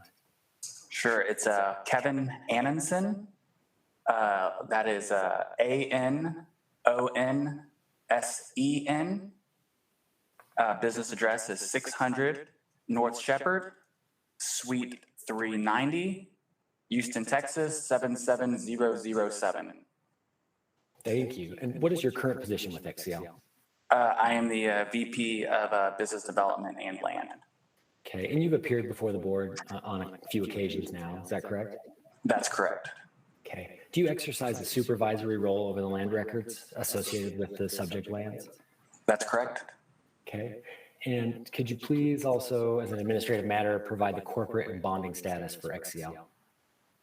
Oh, yeah, so XCL is a Delaware corporated company in good standing, having its principal place of business in Houston, Texas.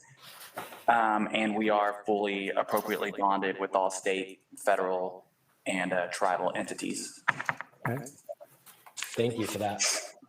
One last thing just for the board, because this the way this came up is a little unique. Would you please explain the relationship between XCL Resources LLC and XCL Asset Co. LLC to the extent you're comfortable?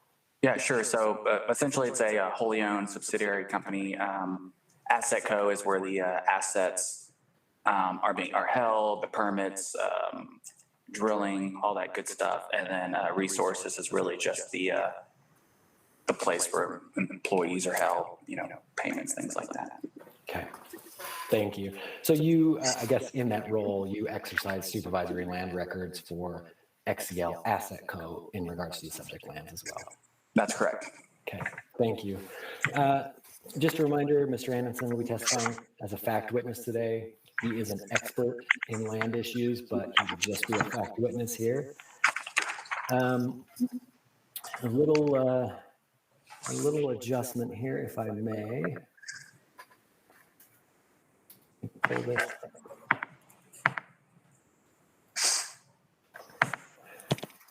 Can everyone see that all right? Am I sharing my presentation yet?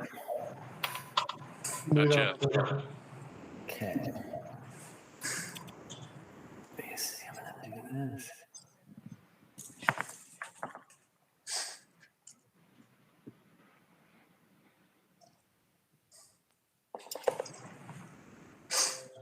Now, is that visible? It is. Okay, and you can see the XCL Resources exhibits, not my screen? Yes. Okay, perfect, thank you. Mr. Anderson, I'm gonna turn you first to Exhibit A. Sound good. Before I do that, I wanna have you take a look at Exhibits A through E. Do you recognize these exhibits? I do. And were these prepared by you or under your direction or supervision? That's correct. Okay. Exhibit A. Can you please help the board, orient the board as to where the subject lands are and what we're talking about here today? Yeah, sure. So Exhibit A, what you're looking at is the regional aerial depiction map. And what you'll see is the outline in red pretty much is where the units that we'll be discussing today. As you can see there with the red star, that's where Roosevelt's located. Down to the southwest of that, you'll see the star for Duchesne. And then you'll see the green line there in the middle that straddles Uinta and Duchesne County. Okay, perfect. Thank you for that. Now, Exhibit B, if I may, can you help the board orient them as to what this exhibit shows? Sure. So what this shows is the subject lands that are subject to this request with the current applicable spacing orders that apply to each one of these units there in the bottom right corner, where I've listed all the cause numbers, which matches the colors there on the map. Secondly, it shows the orientation of all the 1280 DSUs that are subject to this request. Okay. And did XCL space these lands? We did not. Those were spaced by our predecessor. Okay. Axia Energy 2 LLC. That's correct. Okay. I mentioned in my introduction, there's one. All of these orders have a 560 setback. One of them has a 660 setback. Can you please walk the board through, maybe by pointing out colors, and help them understand what we're talking about? Yes, of course. So every one of these causes has 560 foot setbacks, which would be your green, that's a blue, your red, and your purple. And maybe more easily said, the only units that have the 660 would be your units there in yellow. Okay, thank you. And again, you didn't space this. You don't. This is just where we are. The 660s exist on the 153 order. I represented that XCL had filed a request for agency action for next month to have that 660 adjusted. I'm assuming you can confirm that fact. Yes, that's correct. Make them consistent. Okay, so XCL's plan is to take it to a 560 setback on the 1280s, at least currently. That's correct. Okay. Can you, stepping back from that stage, can we talk about notice of the request? Specifically, who did you notice and how did you accomplish that? Yeah, sure. So we noticed all of the mineral owners, working interest owners, and unleased mineral owners that are located here within these DSUs. The way we got there is we reviewed our decks, which are folks being paid, and we reviewed our title opinions. These have been updated. These are updated on a daily basis. So that's how we were able to get everyone's contact information. Okay, and I think it's safe to assume, but maybe you can clarify, when you update a title opinion, there's a review of recent documents filed of record, I would assume? That's correct. Okay. Can you tell me about how many applications or how many copies of requests you mailed out? Sure, I heard several times from the people complaining about them going out here in our shop. We sent out 2,700 letters. Okay. Twice for the corrected one as well. Thank you very much. So 400 letters. Thank you. Let me back up a little bit procedurally for the board. On March 10th, XCL filed a request for agency action. Shortly after that, it filed a corrected request for agency action. Is it your testimony that you mailed a copy of both the request for agency action and a copy of the corrected request for agency action to all of these individuals? That's correct. Okay. And did you get any responses back? Did you receive any mailings returned back to you undeliverable, I should say? Yes, we did. Okay. Did any of those have addresses on them? Identifying a return or a forwarding address or another potential address to locate the person? Some did, and what we did, and then if they came back with out addresses, we went and tried to do additional research to try to send those out. Some people are just unlocatable, but absolutely did our best to make sure that we would find the address, searching through the records again. LexisNexis, white pages, you name it, we certainly search for them. Okay. And did you mail notice to all the relevant governmental agencies in the subject lands? Yes, we did. Okay. And are the subject lands made up of fee, tribal, state, federal minerals? Is it kind of a mix of everything? That's correct. I believe there was about 33 units, and which on a 1280 basis is about roughly 42,000 acres. Okay. Around 2,500 of that is state acres, and around 300 acres-ish is federal. Okay. So a mix of each, and you notified all the relevant federal and state authorities? Absolutely, that's correct. Okay. Did you receive any feedback from any of those governmental agencies? Any responses? No, I did not. Okay. Did you field any calls from individuals? Yes, we did. Excuse me. Between yourself and me, we did. It was a wide range of questions. Mostly it was about just the general development plans. Kind of some of the questions were, what happened to Axia? And some of them were informing us that they had address changes, or updates in title. And so it was a good opportunity for them to inform us on those issues not relating to this. Is it fair to say that a lot of them were confused in some sense by the legal words and the oil and gas terminology more than the actual request in your assessment? Yes, that's correct. On the several occasions where I spoke with folks and explained to them, what the plans were, all of them seemed to be a bit excited. Okay. And as we mentioned, there were 3 comment letters filed in this case, this cause. There was a 4th comment letter received last night that I forwarded to you, and I know you've looked at. I guess the first question is, have you seen all 4 of these comment letters, and are you familiar with them? Yes. Okay. There are 2 of the comment letters that I've called the Evans letters. One from Tom Evans on behalf of a couple of individuals, and one filed by Karen Greenleaf as a trustee on behalf of an Evans Family Trust.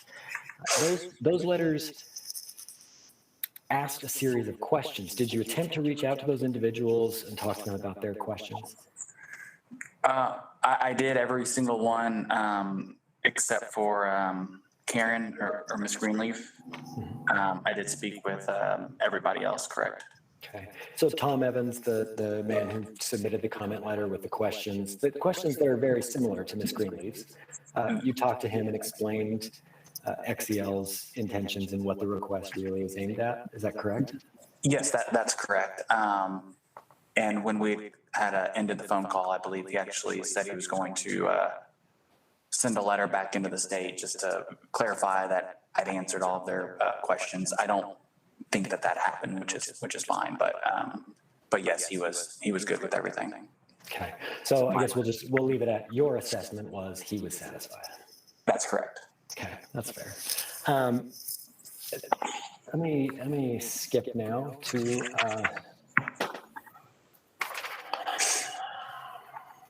so you did not obviously have a chance this morning to speak to Ms. Greenleaf about her concerns. I did not. Okay. Do you have any idea, and maybe you don't feel comfortable getting into this, do you have any idea approximately how much interest the Evans Family Trust appears to own in the subject lands, just for scope here? Sure. Yes, we actually I had one of our land folks look it up this morning. And the Evans clan, I guess we could call it, had about a 0.4% in one of the 1280s. Okay. And, oh, sorry. Oh no, and I also had them look up. What was her last name? I'm struggling to find. There were 2 other women who filed. There was Gay Betts and there was Elise Fontaine. Miss Fontaine, yeah, we also looked up Miss Fontaine, and She had about, I believe it's a 1% in one of the 1280s. So neither of them are sizable mineral interests, but they're both interests that matter and need to be paid attention to. That's correct. That's correct. Did you discuss this request with any other operators in response to the mailings? I did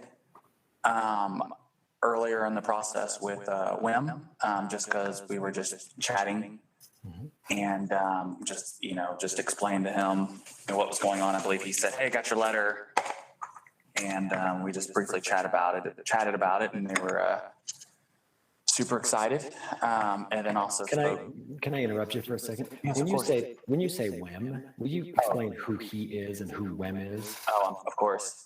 Wasatch Energy Management, and spoke with Danny Gunnell.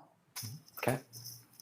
Thank you. And you say, so you spoke to Wim and they generally were supportive of it. That's your take on it? Yes, that's correct. He'd asked if we wanted a support letter, and I told him I didn't think it was necessary. Okay. And did you speak to any other operators about this? I did. I spoke with EP last week, and they were just asking for some, just a couple of clarification issues, which we were able to work through, and wished us good luck. Okay, good. I'm going to turn your attention to, well, maybe I'll pause here for a second. What was, if you don't mind, what was one of those clarification issues that EP kind of wanted to raise, and can you help explain to the board anything about that? Yeah, sure. So they had two issues, or two questions, I shouldn't say issues. One of the questions was around ensuring that or asking if the 2560 units that would be established, was it going purely off 640, taking 640s units, or if it was actually going based off 25% for each 4 sections. And, so their first question was one of kind of precision, right? They're saying if you're going to divide it between 4 sections, in your request you identified that it would be divided 25% each section. That's correct. Yeah, there's irregular units, right? Yeah, if there's an irregular unit that's 635 acres, they asked simply a clarification that it's going to be paid proportionately based on acreage to those units, not necessarily 25%, correct? Yes, that's correct. Okay. And what was the other clarification? The other clarification was asking about if there were to be a existing 1280 drilled and one of the, if we were combining 2560s, that there would be an existing 1280 in one of those units. Okay. XCL didn't include a provision in the request for agency action, nor in the corrected request for agency action that required that, probably leading to EP's question, if I had to guess. Is that your assessment? Yes, that's correct. Okay. Does XCL maintain that position, or has that been clarified to XCL's satisfaction? I'm not sure I totally maintain which position, Mitch, I'm sorry. No, that's fair. That was a bad question. Is XCL, what was your response to EP when they said, can you confirm that there will be a producing 1280 in each unit before you complete the 2560 in between? Yeah, that we plan on having a 1280 horizontal well located in those units in the 1280. Okay.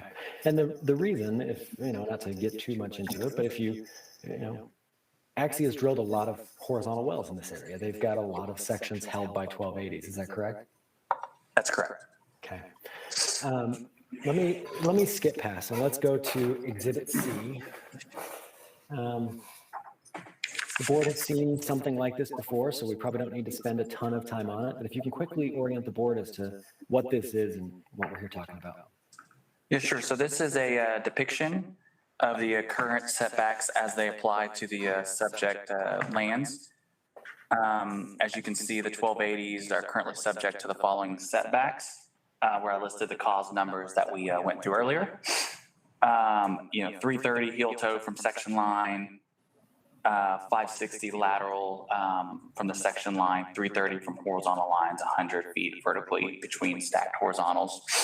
And then we'd also pointed out the cause number 153 that we described earlier. And I think as you pointed out, and as we've confirmed, next month we've applied to reduce those impacts to 560 to be consistent within the field. Okay. Yep, I'm sorry, go ahead.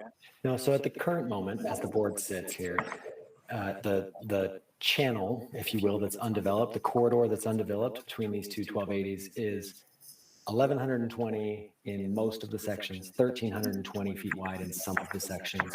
But for purposes of this hearing, we are being audacious and making the assumption that everything has a 560-foot setback. Is that correct? That's correct, yes. Okay. Exhibit D. So Exhibit D is our proposed spacing. And this simply just demonstrates the corridor that is undeveloped and where the well bores would be permitted and drilled if the board approves our grant. We believe that this type of development scheme is, really the only way to maximize resource recovery and minimize waste, as Mark will go into more in detail later, or in a few minutes. In addition to this, it prevents waste, allows maximum resource recovery, as I've put on my slides there, avoids future parent-child issues. It provides for equitable allocation to all owners in the DSUs, which best protects the correlative rights. And I believe it does that in two distinct ways. And then allows for the consistent and orderly full development of the subject lands. Okay. And I guess that's, largely because once you have it planned, a spacing order is essentially a planning document. Then you can go out and lay out consistent and orderly development in a way that makes sense unit. Is that correct? That's correct. Okay. And I know Mark, Mr. Gravy will get into that in more detail. Sure. And as you can tell from the depiction there, where it's the green dashed line is that 1,120 foot corridor, as we're calling it. Perfect. Okay, thank you for identifying that. Lastly, for you, I'm going to have you turn to Exhibit E. I'd like you to spend some time on this with me if you could, because I noticed it was, as you and I have talked about, these are really difficult slides to demonstrate. And it clearly caused some questions, at least in the two Evans letters. I remember both of them asked a question, something along the lines of, how can a section be a part of two different 2560 units? Can you kind of walk through this, show the board what they're looking at, and help answer the Evans questions on this point?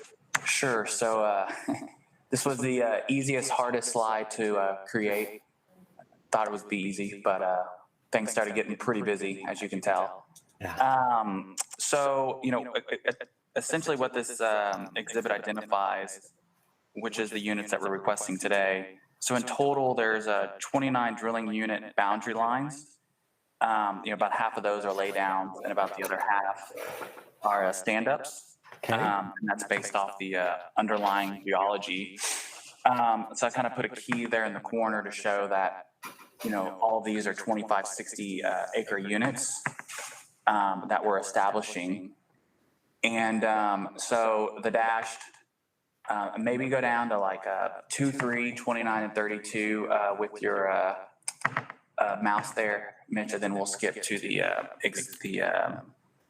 2, 3, 29, and 32. Is that right? Yeah, sure. So what you see there is there's a dash line, which would be for the section line between 29, 32, and then 31 and 32.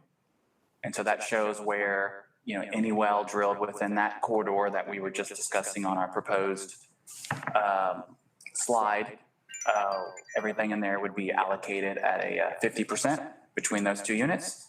Mm-hmm. And then where 29, 30 will also come into play is where you see 29, 30, and then 19 and 20, and then you've got a solid dash line. Any well drilled there in that middle corridor, 1,120 feet, would be at the 50% ownership as well. There's no secret difference between dashed or solid. It was mainly because just trying to show the difference.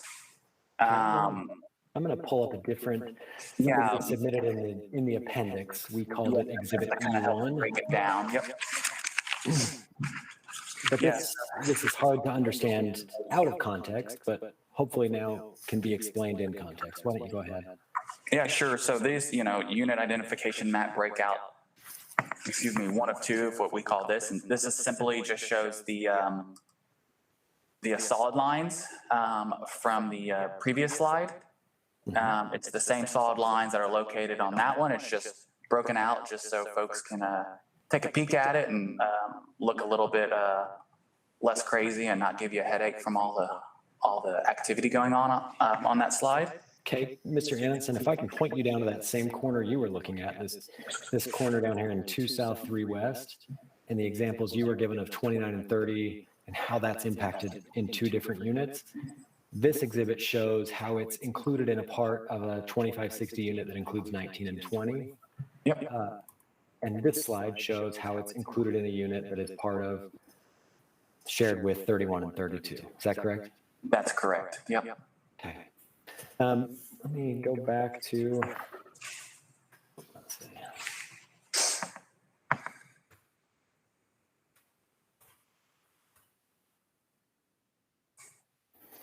That did not work. Let's go here. 1 minute. Okay, that's essentially it. I don't think I have any further questions for you, Mr. Anderson.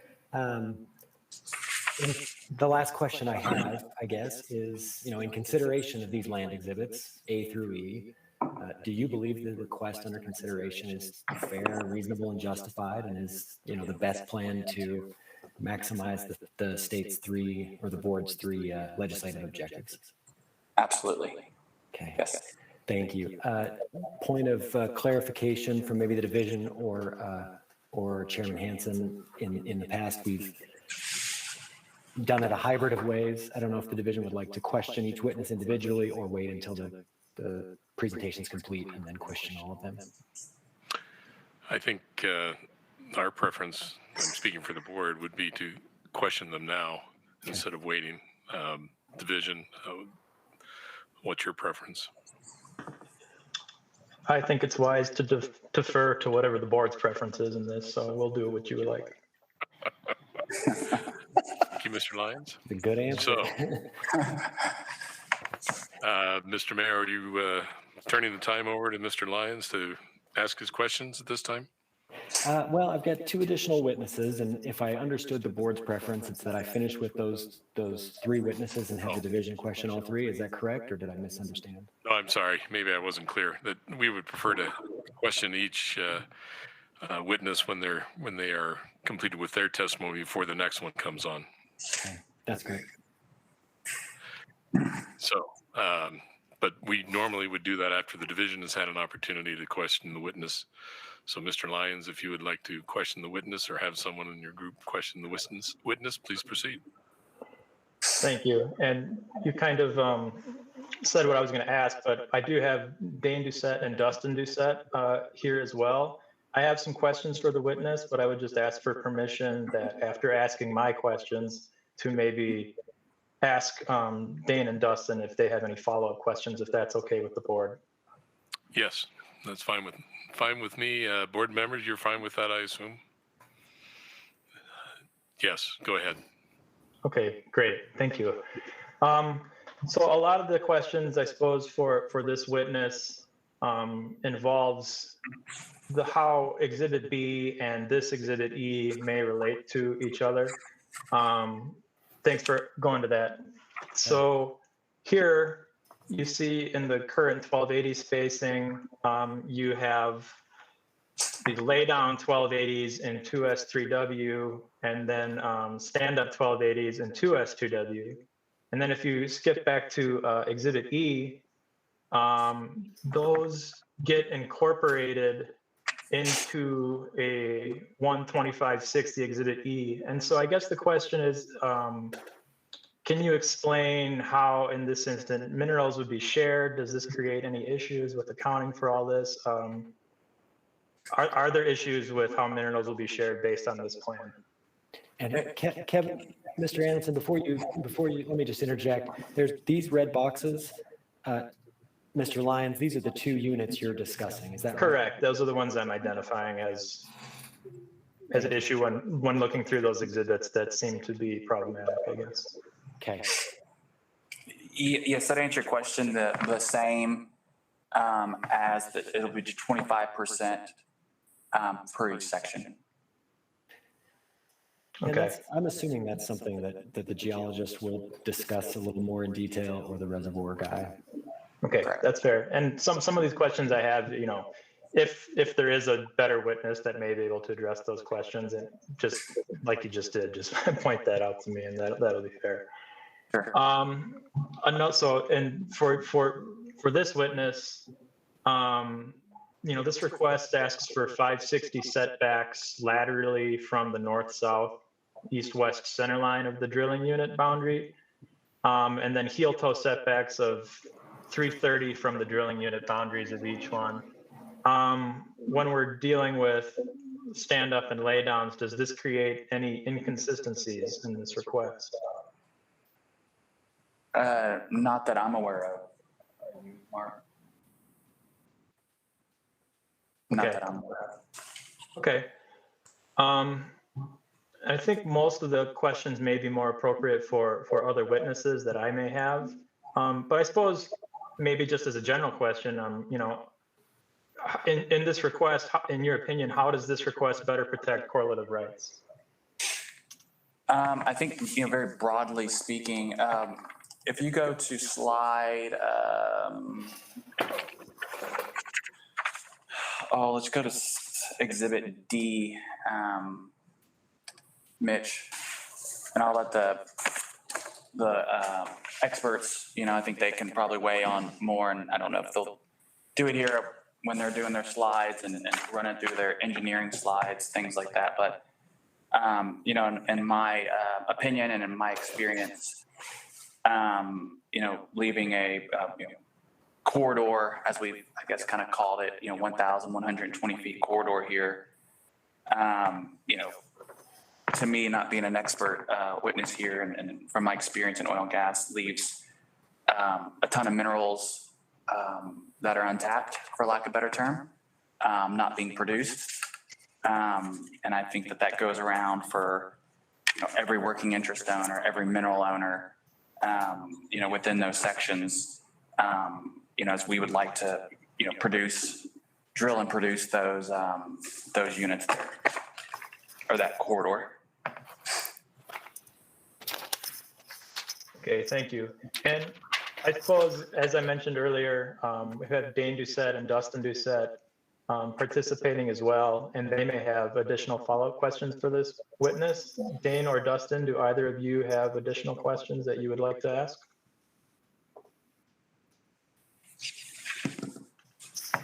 Yeah, this is Dustin Doucette with the division. I've got a couple of questions if I could proceed. Just kind of on Exhibit B, just a question as far as ownership. Does XCL, I'm assuming that XCL has different ownership in all these different 1280s that are out there. So it's not consistent throughout this requested area. Is that correct? That's a great question. Yes, the working interest between each one of those, we'll call them DSUs, colored DSUs. We do have a different working interest. And maybe to go where you're going is we would have the majority working interest in every single one of these 2560s, which would be 50% plus. Okay, great.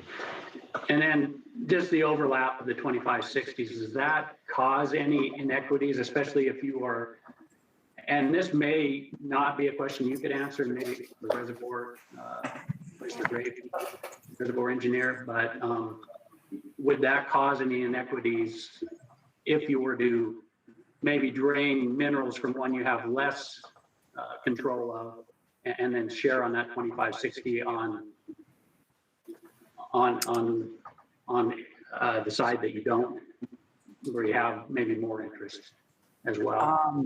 Yeah, I'm not aware, Dustin, of any, units that have a huge discrepancy in working interest, like where one, I'll use an extreme, or one's 100% and, one's 25%, because each one of these DSUs located here, we do have higher than, 50%. That we're forming into these 2560s, so that each one of these 2560s, you're blending together two units that are higher than a 50%. So there may be one, where you've got like a 70% and an 80%, but I'm not aware where that would be an area where we would be, saying, hey, this is going to be significantly different. Okay. And Mitch, if you go to, I think Exhibit C is one. Yeah. So in here you've got listed, and again, I think this may be further followed up by your further witnesses, but since it's an exhibit that came up under your testimony, I wanted to at least get your clarification, and if others need to clarify, that's great as well. But you've got listed on here this stranded resources of 1120 to 1320, which has to do with the 560 setback or 660 setback. But I guess my question is that, was your testimony that is entirely stranded resource, or if you place that well, which you're allowed on those offsetting 1280s on those setback lines, you would be draining into that 1120 or 1320 stranded resource corridor. Is that correct? Yeah, I mean, it's probably more of a question for the geologist, but not being an expert witness, but from my understanding of the oil and gas, yes, you're correct. If you are drilling at 561, pick a number, 661, that there is some drainage depending on which formation you're in within that area. And I believe Josh will touch base on that in a little bit, and or he may be the more appropriate person for that question. Okay. No, that's good. Yeah, I figured it would. Josh or Mark would be able to probably answer that. Yeah, and great point to point out once again the 560 and 660. I mean, those are once again the 120 lines up with the 560, and the 1320 lines up with the 660. So those were just showing like, hey, this is kind of where it is, and then hopefully after next month we'll get that approved if you guys grant it for us, and we'll have the basin or our position consistently spaced at the 560. Okay. And I think my final question was maybe a little follow-up on what Charles asked on it was Exhibit E. And maybe maybe the E2 is a better one. Yeah. Two red. Yeah, those two. So just, I guess I wasn't entirely clear on the answer. And again, this may be further answered by Josh or Mark. But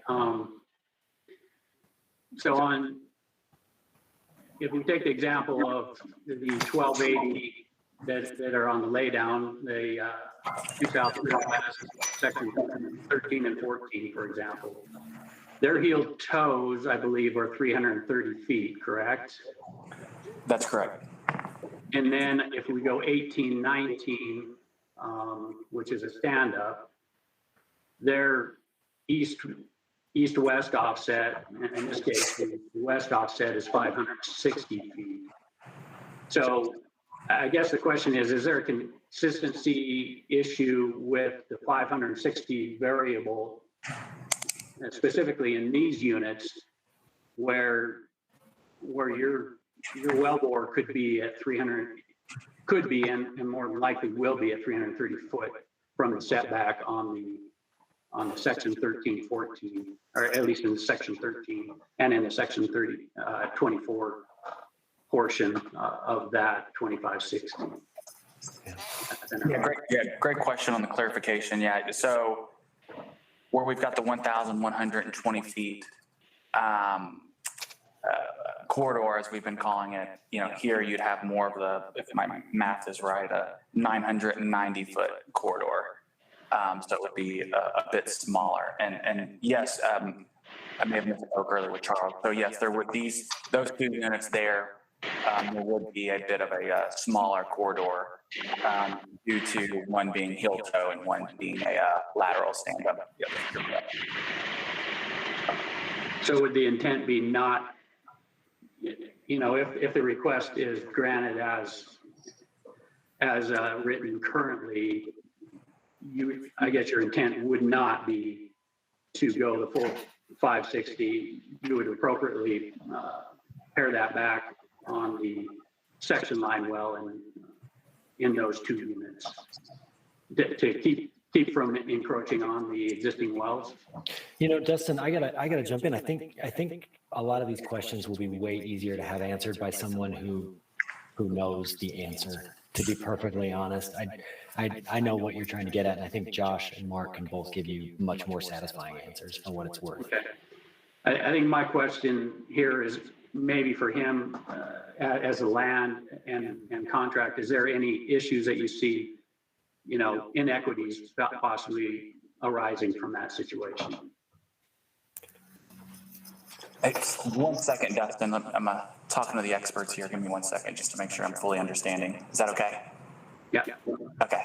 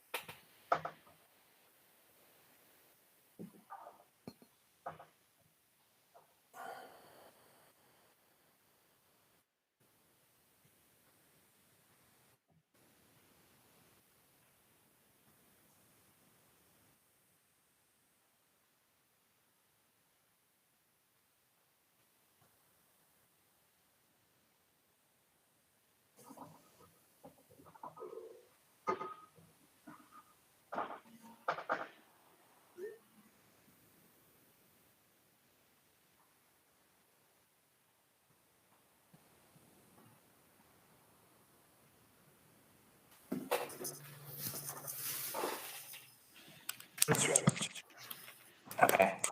Sorry, I wanted to make sure we were all clear on that. I believe, Dustin, that question is best answered probably by one of these two guys, probably by Josh. Is it okay if he jumps in and answers that?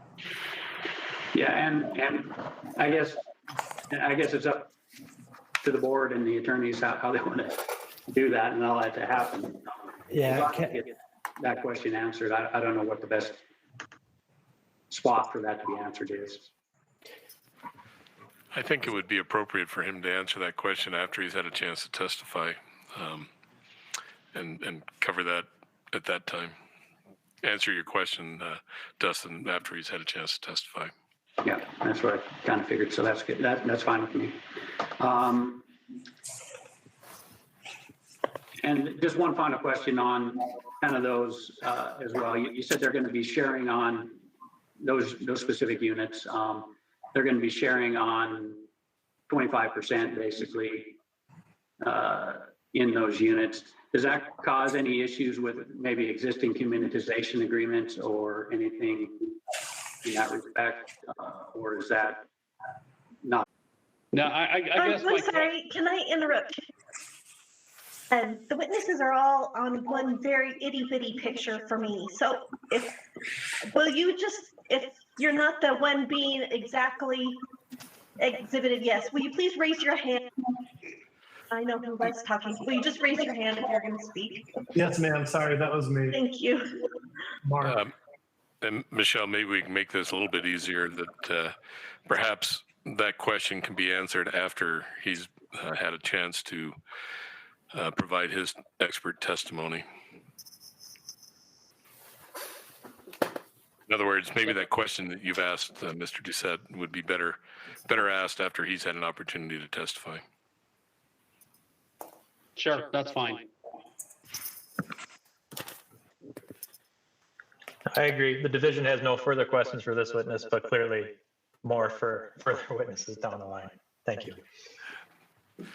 Board members, do you have any questions for Mr. Anderson? Mr. Hanson, and I don't know the appropriate timing, but if I can redirect really quickly, I don't know if you'd prefer that before the board's questions. Sure, we go may ahead. address some of them. Thank you. Mr. Anderson, you were asked a couple really good questions. Most of them were outside of your expertise, but the ones they asked that were within your expertise, I think are really valuable, and I want to give you a chance to answer them. Again, at least one of them. But before I do, there's something that we didn't address. One of your exhibits that I'd like to talk about. I'm going to point you back to Exhibit B, if you can see that.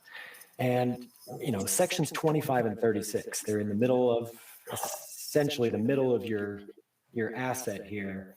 You didn't include them in the spacing request today. Can you explain to the board why you didn't and what the rationale was? Oh, yes, that unit is not operated by XCL.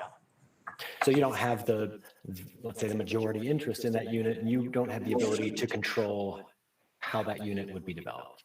That's correct. Okay. So there was thought, I guess, put into deciding how these units are chosen based on making sure that XCL has the ability to control, and when it says this is our intent, it has the ability to follow through on that intent. Yeah, yes, absolutely. And to, extrapolate a bit on that, as we begin full-time development or full development of the field, the plan is just to keep marching down through each 1280 and to keep going to have full development of the asset. Okay. There's one other question that I kind of want to pull back on.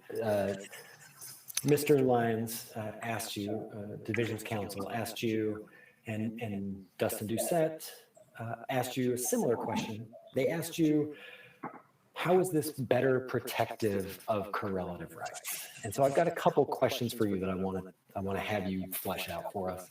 Sure. One, it's always been my understanding that correlative rights is plural for a reason, because there are multiple rights that mineral owners own. The right to explore, the right to lease, the right to develop, the right to not develop. Those are rights owned by a mineral owner. Is that right? That's correct. And so when we're talking about correlative rights, we're not just talking about the right to protect your minerals from being developed. We're also talking about protecting a mineral owner's right to actually develop their minerals, because that's one of the correlative rights that exists. Is that right? That's correct. So in some ways, would it be fair to say that this request is aimed at protecting correlative rights in that it allows for recovery of minerals that other orders do not, and that is a distinct and identifiable right that each mineral owner has? That's correct. Okay. Without that, with that, I'm done with Mr. Anderson on my redirect. If there's any follow-up by the division or the board. Division, Mr. Lyons, do you have any follow-up on that? I don't have any follow-up on that particularly. No, I don't. I think the division will defer to the board for any further questions. All right. Board members, questions for this particular witness? Mr. Moon? Yes. First off, I just want to say we're glad to have XCL here. It's good to see some drilling rigs drilling in the basin. XCL has one just west of Roosevelt, right there drilling. It's been there for a while. I assume it's drilling multiple wells. So it's good to have you here. My question is there a requirement in this request that both of the 1280s be held by production before there is a lease line well drilled in this corridor. There, maybe if I can answer that, Board Member Moon, because I'm the one who drafted it, there is not in the request itself a requirement.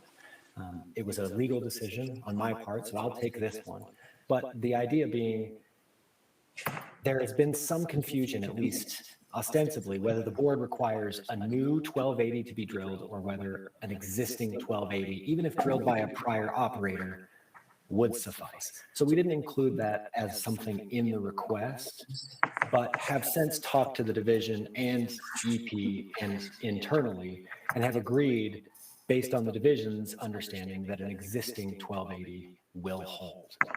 XCL was just trying to get out of the situation where they're required to drill an additional 1280 to kind of rehold the lands and might mess up spacing in some of their lands in doing that. And I'll add to that too, Mitch, if you don't mind. Thank you, Gordon, for the great question. All of these lands that we are, that we have the request under are, I believe there's just eyeballing at 3 or 4 DSUs that do not have a 1280, but everything else is held by a vertical well. But yes, to mimic what Mitch said, we do understand that, an existing 1280 would be drilled. And I suspected that there's a lot of drilling up there, and so most are already held by production. And even if it were held by a 640 well, an old EP well or whatever, just as long as there's holding before this 2560 is created, is what my concern would be. It would have been helpful to have an exhibit that showed those existing wells, just for future reference. And also working ownership interest, so there's percentage ownership interest, on a slide or exhibit. That would be helpful. But I believe that that answers my question. I have somewhat of a concern if one of the 1280 wells stops producing, and then we have a corridor well or a lease line well.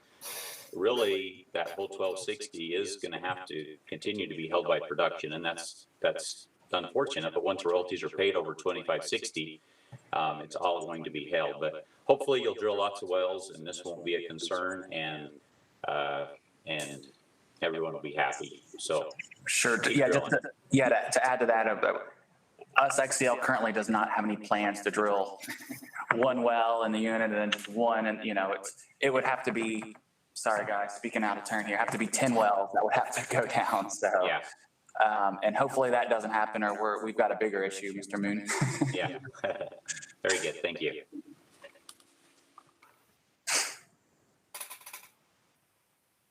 Other board members, questions for this witness?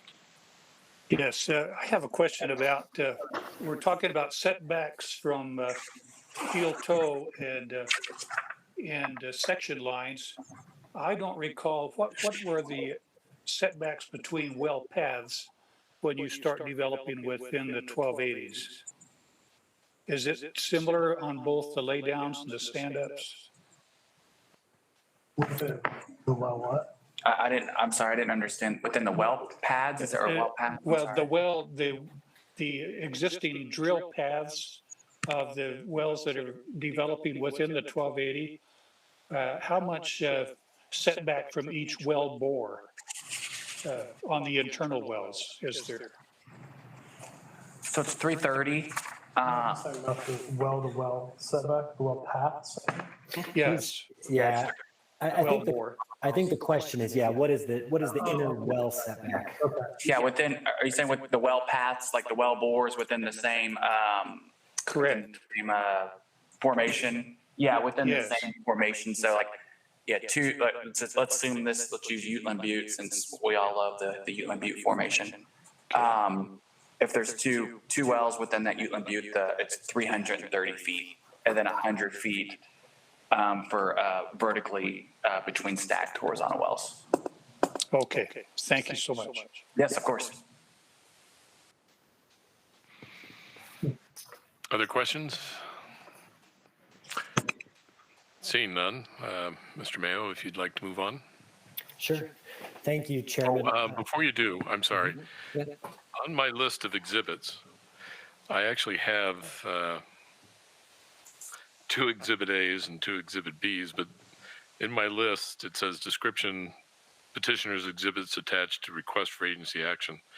Your Exhibit B in that request for agency action had a map of the that included the existing wells. Do you have that in your presentation? I do not. I have it on my computer. If you'd like me to pull it up and look at it, I can grab it if you'll just give me a second. Would you like That might be Jim? helpful to maybe answer Mr. Moon's concern. Okay. Let me actually, I'm going to do it differently.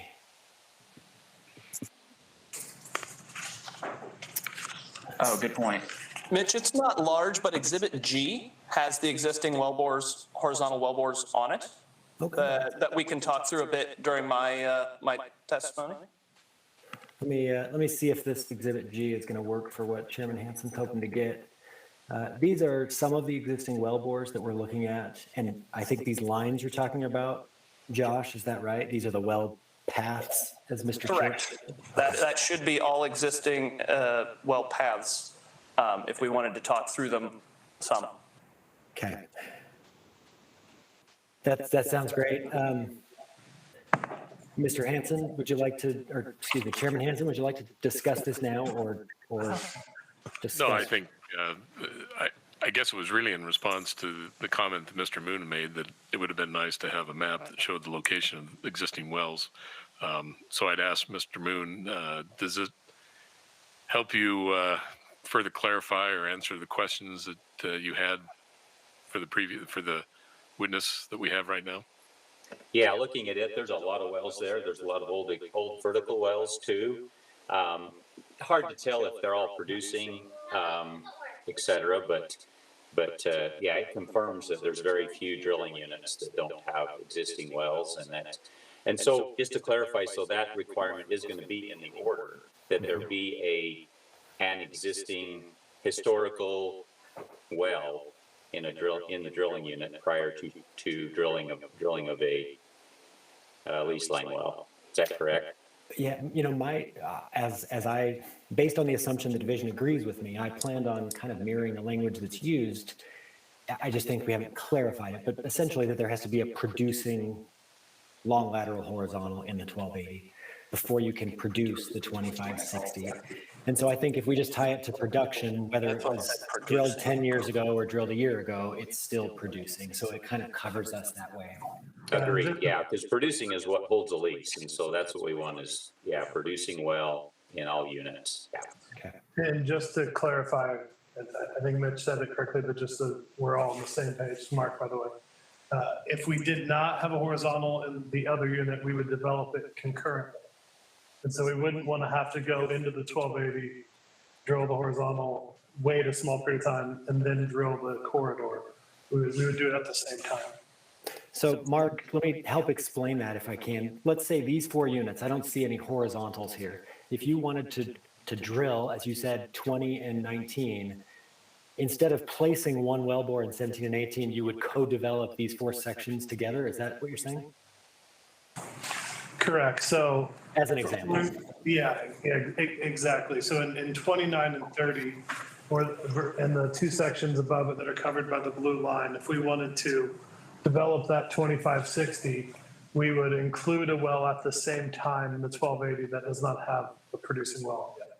Okay, so let me clarify once again. What you're saying is, if XCL's plan for implementation, just to make sure Mr. Moon's concern is addressed squarely, if XCL wanted to develop these 2 sections, and it planned to drill 10, 12 wells at a time, it would drill those wells and it would space them into the 2560 unit that is, comprises these 4 sections. And under the order, it's required to have a producing 1280 prior to producing this. But what XCL would plan to do is drill all of these wells, including this well, and then come back and produce them in order if the board is requiring, produce this one first and move down, but hopefully the idea is produce them all simultaneously. Is that a fair summation of what you're saying? That's correct. Okay. Mr. Moon, is that, as far as the few opportunities where this will occur, and there aren't that many, is that a satisfactory response? Yes, as long as they're at the same time or prior, just so that lease line well isn't produced first. So there's no holding before each of the 1280s are held. Yeah. Okay. And I assume that this will be a little bit more clear after Mark's had an opportunity to testify. Yeah. Okay. So if we're done with, I'm sorry. Yeah, if there are no other questions, I'll move on to my next witness. And I'm going to try and get this back to normal.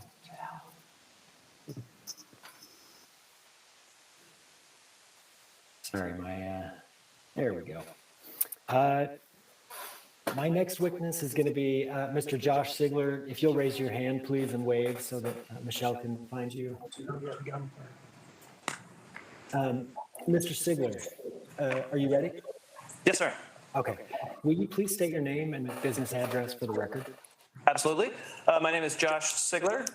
That is Sigler. And my business address is 600 North Shepherd Drive, Suite 390, here in Houston, Texas, 77007. Okay. And what is your current position with XCL? I'm the Vice President of Geology here at XCL Resources. Okay. And I'm assuming in that position, you're primarily responsible for overseeing the geologic work related to the Uinta Basin asset, the subject lands we're here to talk about. Absolutely. From acquiring assets to where we place the horizontals while we're geosteering them, we do it all here. Okay. Based on earlier stipulation with the Division Council, I'd like to remind the board and division that Mr. Sigler's testimony will be offered as expert testimony today in the field of petroleum geology. Excuse me. I'm going to show you, Mr. Sigler, what we've identified as Exhibits F and Exhibit G. Do you recognize these exhibits? Yes, those exhibits were prepared by my team under my direction. Okay, perfect. Let's start off with Exhibit F. The board has seen one of these many, many times, so there's no need to belabor the point, but if you could quickly tell them what this type log represents. Absolutely. That is a type log that we commonly use for our project area, coming from the South Altamont 102222 well, which is located in Township 2 South, Range 2 West, Section 22, and it is in the northwest quarter of the southeast quarter of that section. And here we are depicting the gamma ray on top, common correlation track for geologists, and then the resistivity log on the bottom, which we use to try to identify fluids in the reservoir. And we are showing the log from the Uinta Formation down through the upper Green River Formation that we separate, that we define from the top of the Green River top to the TGR3 top, and then the lower Green River Formation from the TGR3 down to the Wasatch, and finally the Wasatch Formation, which is here we're just showing everything below the Wasatch Formation there. Okay. Thank you for that. Sorry, I lost track of my paper. And again, this may be secret sauce, so don't divulge if you can't. But how many productive horizons is XCL kind of primarily targeting in this development that's planned? Certainly, I can't give you all the secret sauce, but we'll say there's definitely 4 benches that we're looking at as primary targets for our current development pattern, evaluating more. We love what the rock here in the state of Utah has to give us, and so we're always looking for more. Okay. Exhibit G, if we could. And we've spent a little time looking at this a minute ago at the inset map, but we haven't talked about this left side. Would you go ahead and explain again? Absolutely. So on the left-hand side of the page, you have a cross-section that has a series of 10 wells that have those same logs that I described previously in the type log. Gamma ray on the left in this situation and resistivity on the right. This is a stratigraphic cross-section, so we flattened it on the top of the TGR3 top, so that way we can look at the stratigraphy of the lower Green River and Wasatch formations. And in particular, I'd call attention to really that zone from the carbonate marker down through the Utland Butte and then just a few hundred feet below the top of Wasatch. And we see a very consistent section of gamma ray there, indicating that we have a great set of these deep lacustrine rocks that we are drilling unconventionally that are present throughout our acreage. Obviously, I could have included more wells, but 10 seemed a bit of enough to get the point across. And so that's the primary point of the cross section. While we're here, Mitch, if I might just hop in to help a few questions later, we can look at that inset map in just a bit of detail. The units are not on there, but you can see the orientation of the well bores. And in 2 South, 3 West, we do drill those units as 1280 units as laydowns. Effectively, the stress field in the Uinta Basin here in 2 South, 3 West is such that a horizontal fracture will want to open in a north-south or a generally north-south orientation. And that orientation then rotates and moves to more of a northeast-southwest or to east-west orientation as we get into sections 2 South, 2 West, 1 West, and 1 East, which is just subtly off our view right now, but which is why we then drill those wells as stand-ups. Okay, and this is obviously fairly widely accepted knowledge in the basin that the geology shifts. Absolutely. I mean, you guys have to listen to us geologists get way too excited and pontificate about changing geology all the time. But you can actually even see the change in that pattern, not just from our acreage, but also you can see a little bit of EP's acreage poking in on the left-hand side of that map. They're drilling laydowns, whereas when we transition over to Ovintiv or CH4 Finley, they're both primarily drilling stand-ups as that stress field rotates. Okay. Thank you for that clarification. That brings me to kind of some general geologic questions that I'd like to ask you. And again, maybe these are questions for Mark Gravy, but I'm going to ask you now. Fire away. If that's okay. We had some intense focus, if you will, on a couple of sections, and I would like to look at those. These 2 sections in particular. Mm-hmm. There was a couple questions asked of Mr. Anson that he was unable or unqualified to answer. And I think those questions deserve to be answered by both. And to save the division of time, I'll ask those questions and see if you can address them to their satisfaction. Can you explain, just high level, how a setback is established? What pieces of data are the board used to seeing? I mean, there's a couple pieces that I think come into play every time there's a setback decision to find out how far away from the wellbore the frac is traveling. Sure, and I think much of what they were getting at is really that the reason for setbacks is to attempt to protect the correlative rights of the offset units, correct? Where we're looking to make sure that, say, we don't drill a well right on the boundary of a stand-up well, say between 18, 17, 19, and 20, and drain 17 and 20 from 18 and 19. That is commonly, that is what the exact drainage of a hydraulic fracture treatment is if I had an answer for that, I probably wouldn't be sitting here today. I'd be sipping a nice little drink on some beach island. But we try to address that as best we can, often through looking at the orientation from well logs, from microseismic, other hints we get from core data, from a number of different, what I unfortunately have to say is reasonably expensive techniques. And so and one thing that's always tricky about many of those techniques is there are very specific measurement for the location they're taking. So we might take a measurement in section 20, and we have to then interpolate in between the next measurement we get. Often we're drawing lines that connect different measurements that might be made in section 13 of 2 South, 3 West, and connecting that over to a measurement made in 2 South, 2 West, 20. And so the exactity of what that stress field orientation that we're talking about in terms of how those angles are oriented, right in 2 South, 2 West, 18 or 19 or many sections is something we're constantly striving to understand better as we drill wells, as we can collect more data. And so the setbacks there are commonly, one of the main tools of thinking about how far from the unit boundary can we be is commonly defined by something like microseismic. I think that's one of the tools that is most commonly used. Unfortunately, when we acquired this asset, we did not acquire any proprietary information of that sort from our predecessors. And so and last year, unfortunately, was not a year to go adding additional cost to the economics of our wells. So we're forced to look more right now at what the historical data sets that people have proposed. And so if we look at the fracture half-length that we have seen in the last three hearings we've been able to look at, it averages about 330 feet, meaning that hydraulic fracture treatment might travel about 330 feet to the west, 330 feet to the east. And when I say hearing docket, we are looking specifically at Uinta Basin information presented by other offset operators in very similar rock that should be giving us answers that are very similar to what we would see on our acreage.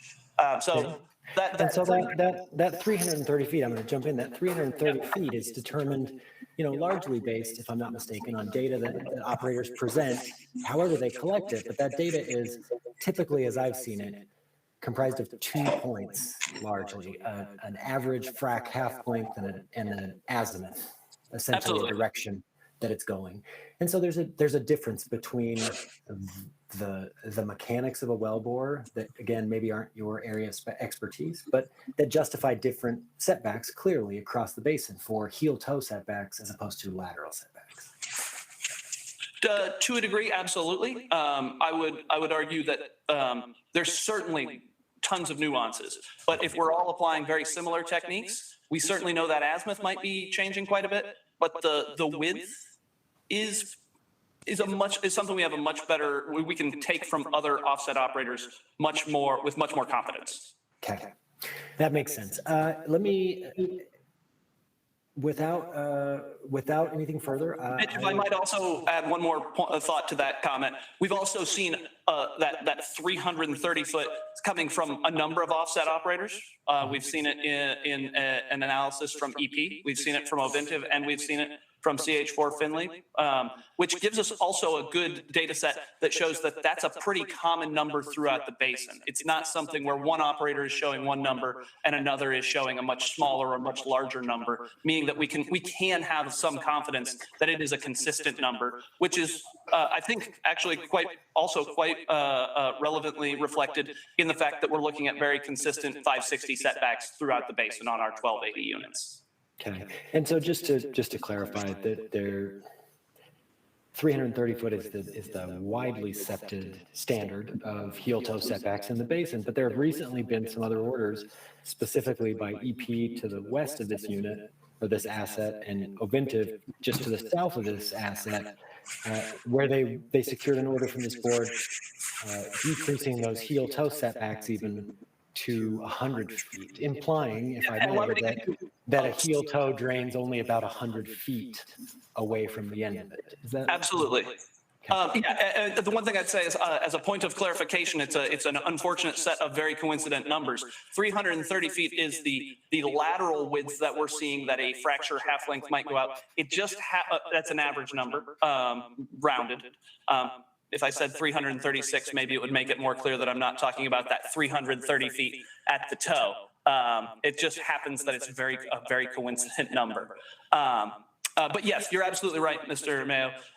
Both here in the Uinta Basin and in other basins, it's pretty widely accepted that you are looking more at lateral drainage from these hydraulic fracture jobs, not drainage that's far out from your toe. And so we have seen as low as 100-foot toe setback.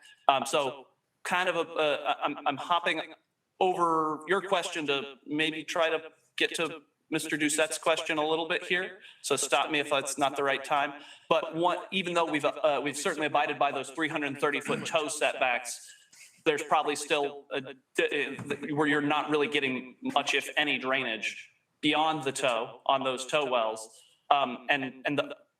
To continue talking just a little too much, we would. One thing we'll obviously do with any wells that we're placing at that intersection of the stand-ups and laydowns is think long and hard about how we're placing those wells to make sure that we are not hitting the laydown wells with a stand-up well because the last thing we want to do is take production offline and not be producing oil out of the ground.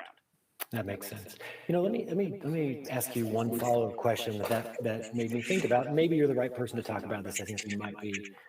Can you give me, the board, kind of a high-level view of what XCL's current drilling plans are? You know, kind of what you plan to do next with your drilling, and maybe it's a question for Kevin, but it might be one that you can handle and just kind of explain where you're at. I mean, I think our recent past, since we've picked up the drilling rig again this year, shows that we're committed to drilling multiple wells in units. We believe we only have a finite amount of resource in the ground. And Mr. Gravy will go into a pretty decent amount of detail about our belief that parent-child interaction is one of the most detrimental effects on the ability to actually conserve the resource in the ground, that it takes a lot of planning to get around that. And so that we believe in drilling these wells in a development fashion, not coming in here and saying, hey, let's just put one more well in a unit or two more wells. That the way we will conserve the most resource and get the most for an asset that we paid dearly for is by coming in and sinking a significant amount of capital into the ground and then attempting to, in an attempt to recover the most resource out of the ground without wasting as much. And to be clear, that resource is owned by other people. So if you are successful, you will produce more minerals for the mineral owners. And mineral owners, state agencies in the form of taxes. Our goal is rising tide lifts all boats here. Okay. Last question, in consideration of these exhibits that you have talked about today, F and G, and the testimony you've given, do you believe that the request is fair and reasonable and protects Corelli's rights while also balancing the need to prevent waste and maximize resource recovery? I do. Okay, thank you. With that, I don't have any questions for Mr. Sigler. If the division would like to ask questions. Mr. Lyons, we'll turn it over to you. Thank you. I have one question, and then maybe I would ask one of the Doucets to ask a follow-up question. But as far as, in your opinion, you know, what is the benefit of expanding this to this 2560 versus reducing the existing 560 setbacks in those existing 1280s to 330 setbacks? Does it achieve a different goal? Is this just a better model? I'd just like to hear what your opinion is on that. I think my view is comes from a geologic perspective, effectively. I believe that you know, we do our best to understand the geology and be able to provide ourselves, you guys, the best answers we absolutely can, but there's always a level of geologic uncertainty to these sorts of things. And I actually believe establishing setbacks such that we have to ensure that we think through how we share resources is really the point of pooling, right? We could talk about how it's unfair for the mineral owner in the south half of a 1280 to have to share their resources with the mineral owner in the north half of a 1280, but it's partially to make sure that we have a good development cadence we're able to drill, as well as just making sure we lump up an appropriate group of people together. And so reducing by allowing for the corridor in the middle, I think it helps us address a little more uncertainty than just than saying, hey, we're just going to reduce the setbacks completely because we know the answer. I think this helps us be a little bit more flexible with uncertainty. Okay, thank you. And then with that, I guess I would defer to Dustin Doucet and Dane Doucet if they had any other follow-up questions for this witness. This would be a good time to do it. So thank you for your question, Mr. Lyons. Thank you for your answer.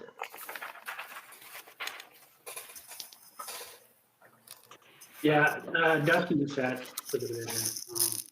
Maybe just one follow-up question on the development of that of the section line wells. Currently, you're asking for only three wells to be allowed.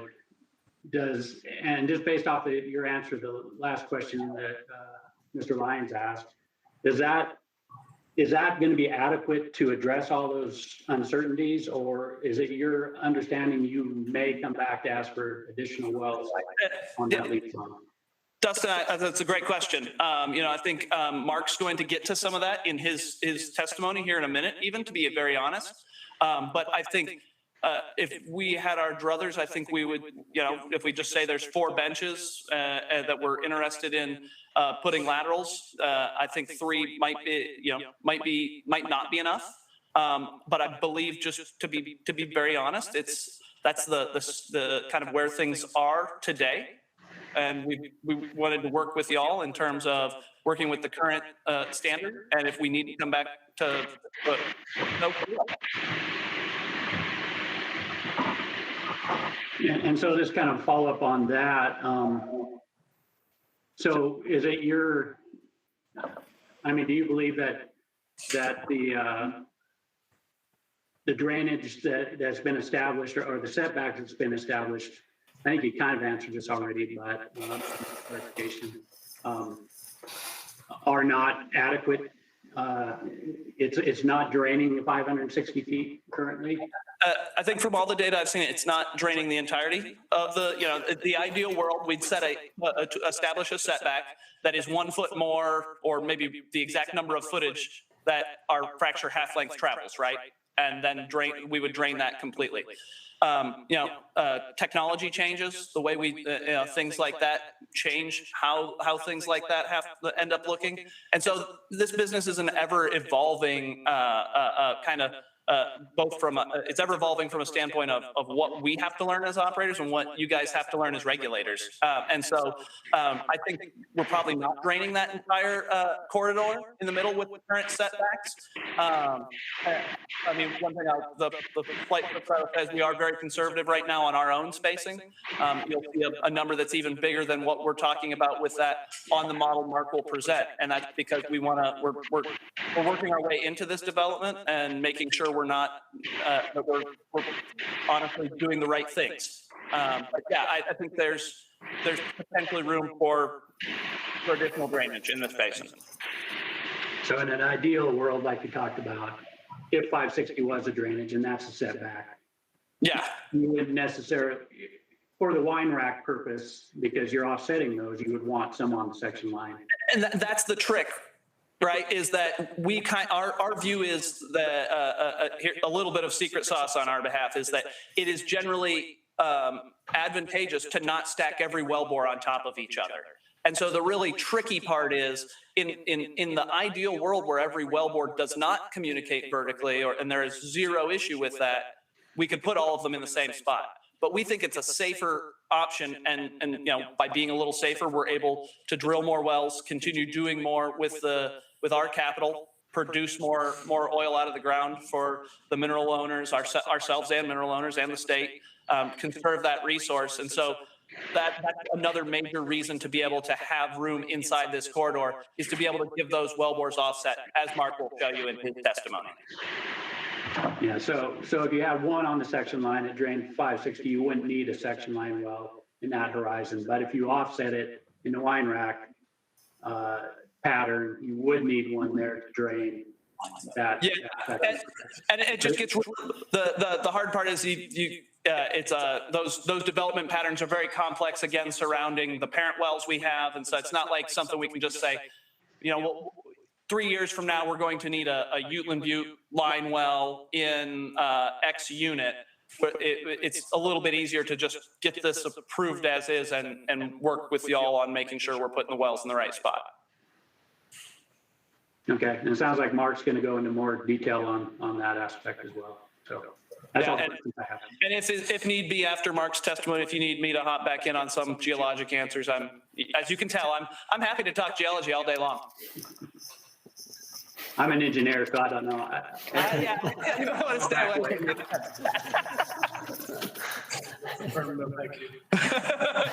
I'm done. Thanks. Thank you again for your time, Dane. Dustin, yep, sorry. Charles, anything further from the division? Well, I would just like to, yeah, go ahead. I was just going to say, maybe if Dane has a different question or something for this witness, to just give him a chance. Yeah, I have just one quick question. I think I figured out my camera and my mic mute this time.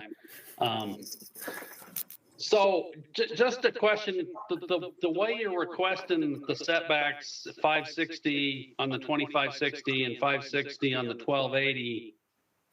So if you drill the horizontal well at 561 feet from the section line, it would be shared on 1280. But if you drilled the line at drilled the well at 559 feet from the section line, it would be shared on 2560. But which minerals that those two wells would drain probably aren't going to be any different. Is that a concern on your part that? Yeah, I see exactly what you're saying. That's certainly probably the biggest point of fairness one can talk about, right? And that's where I do view that somewhat, the 1280s on their own cause that issue, right? If we choose foot 641 versus foot 639, we're splitting the north half of the unit from the south half of the unit, and we're already doing pooling in that way. I certainly see that as a concern. My general view is that this still allows, ultimately, we're more than likely, we are not intending to put these wells into this corridor unless we need to for the pattern's sake. I think we still prefer keeping our lives simple, Kevin's life simple on the number of divisions they need to make on paying owners, things like that is simpler when it's just a 1280 than it is a 2560. Our preference is that, and there's not a whole lot of difference between 2 feet. I can't argue with that, but we do feel this is the most fair approach to address this area where multiple units are coming together. Okay, thank you. Yeah, and so that would conclude any questions from the division. Thanks. Thank you, Mr. Lyon. Thank you. Mr. Hanson, Board just members? I I'm sorry, go ahead. Just a quick redirect, following up, Mr. Sigler, on Mr. Doucette's question, Dane Doucette's question in particular. The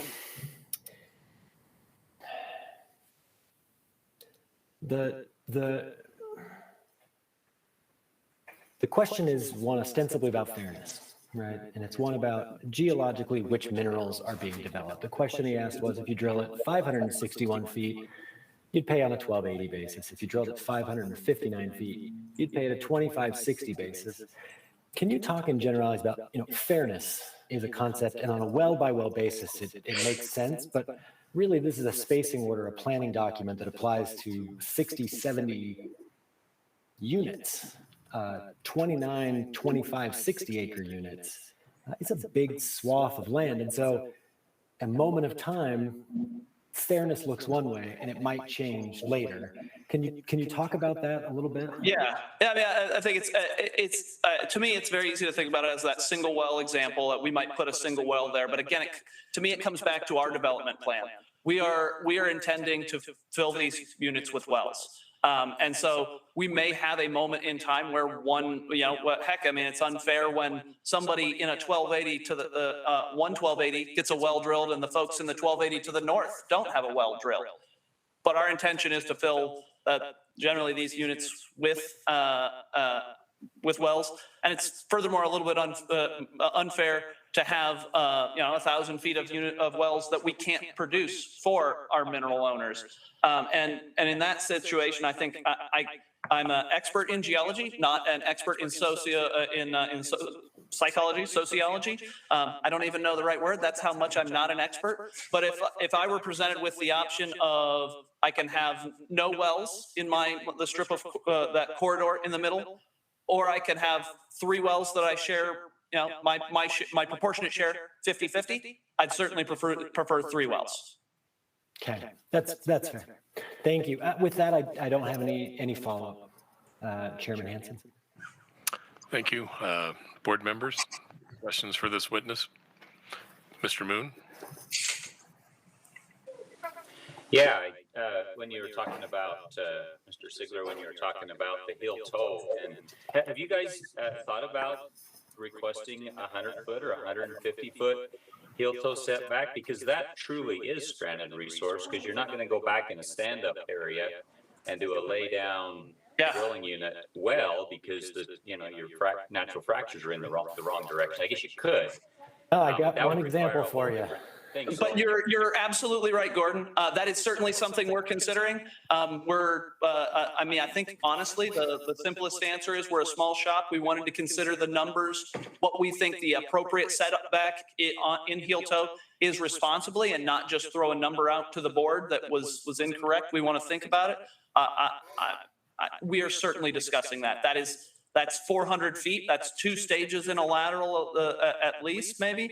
That's great resource we want to go get. Just we weren't able to really get that all together. I'm not supposed to say things like that. I think what Mr. Moon is saying is he'll approve that.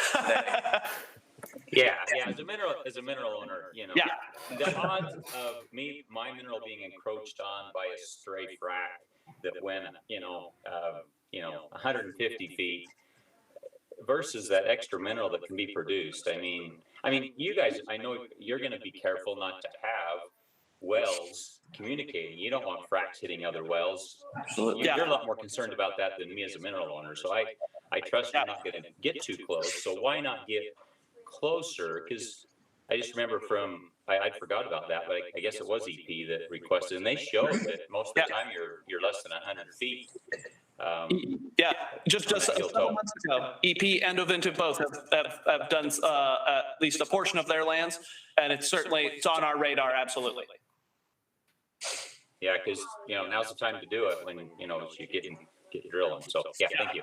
Thank you. It's a great point. Other board members? Seeing no other hands raised in question. Thanks for your time. Thank you. Appreciate your testimony. Mr. Mayo, why don't you go ahead with your next witness? Yeah, Chairman, I was actually just going to ask, I've got my last witness, and if everyone can't tell, this is probably going to be the one that everyone asks questions of. So I'm fine continuing. I'm assuming the witnesses are, but if the board or division needs to take a break, otherwise I'll just start up with Mr. Gravy. Do you mind actually if we take a 5-minute pause? I'm sorry, who asked that? That was us at XCL. Do you mind if we pause for 5 minutes? Sure. We'll take a 5-minute break. We'll go off the record for 5 minutes and then come back. Thanks so much.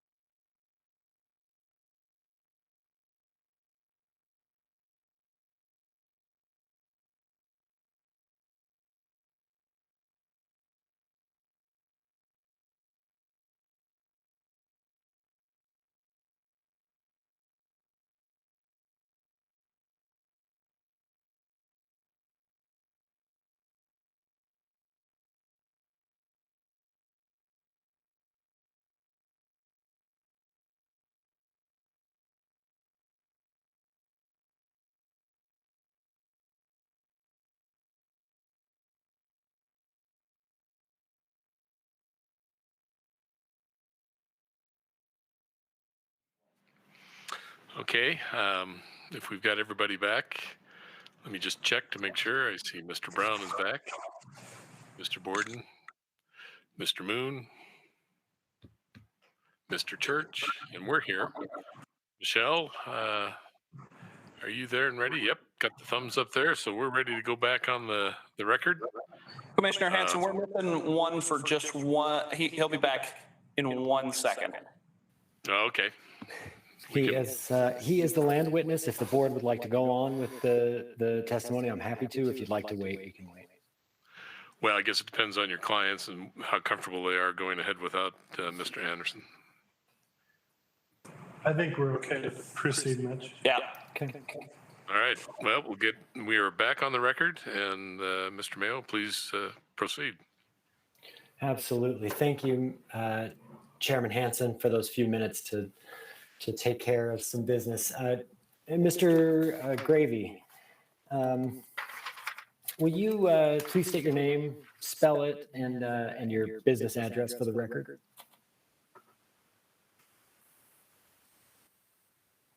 Mark? Probably should do that off mute. Mark Gravy, Graeve, same address as earlier, 600 North Shepherd Drive, Suite 390, Houston, Texas. And will you tell the board or remind the board what your job title and your general job responsibilities are as they relate to these lands? Yes, sir. I'm the Vice President of Reservoir and Planning, and generally helping work between all the departments from the concept of a well up until the point that a drilling rig gets there. Okay. And I'd like to remind the board, you've been admitted in this cause as an expert in reservoir planning issues. I'm going to show you first the two exhibits that I'm going to have you discuss, Exhibits H and Exhibit I. Do you recognize these two exhibits? We do not currently see your screen, which might need to reshare. Now let me try it again. Let's see. Trick question. Present.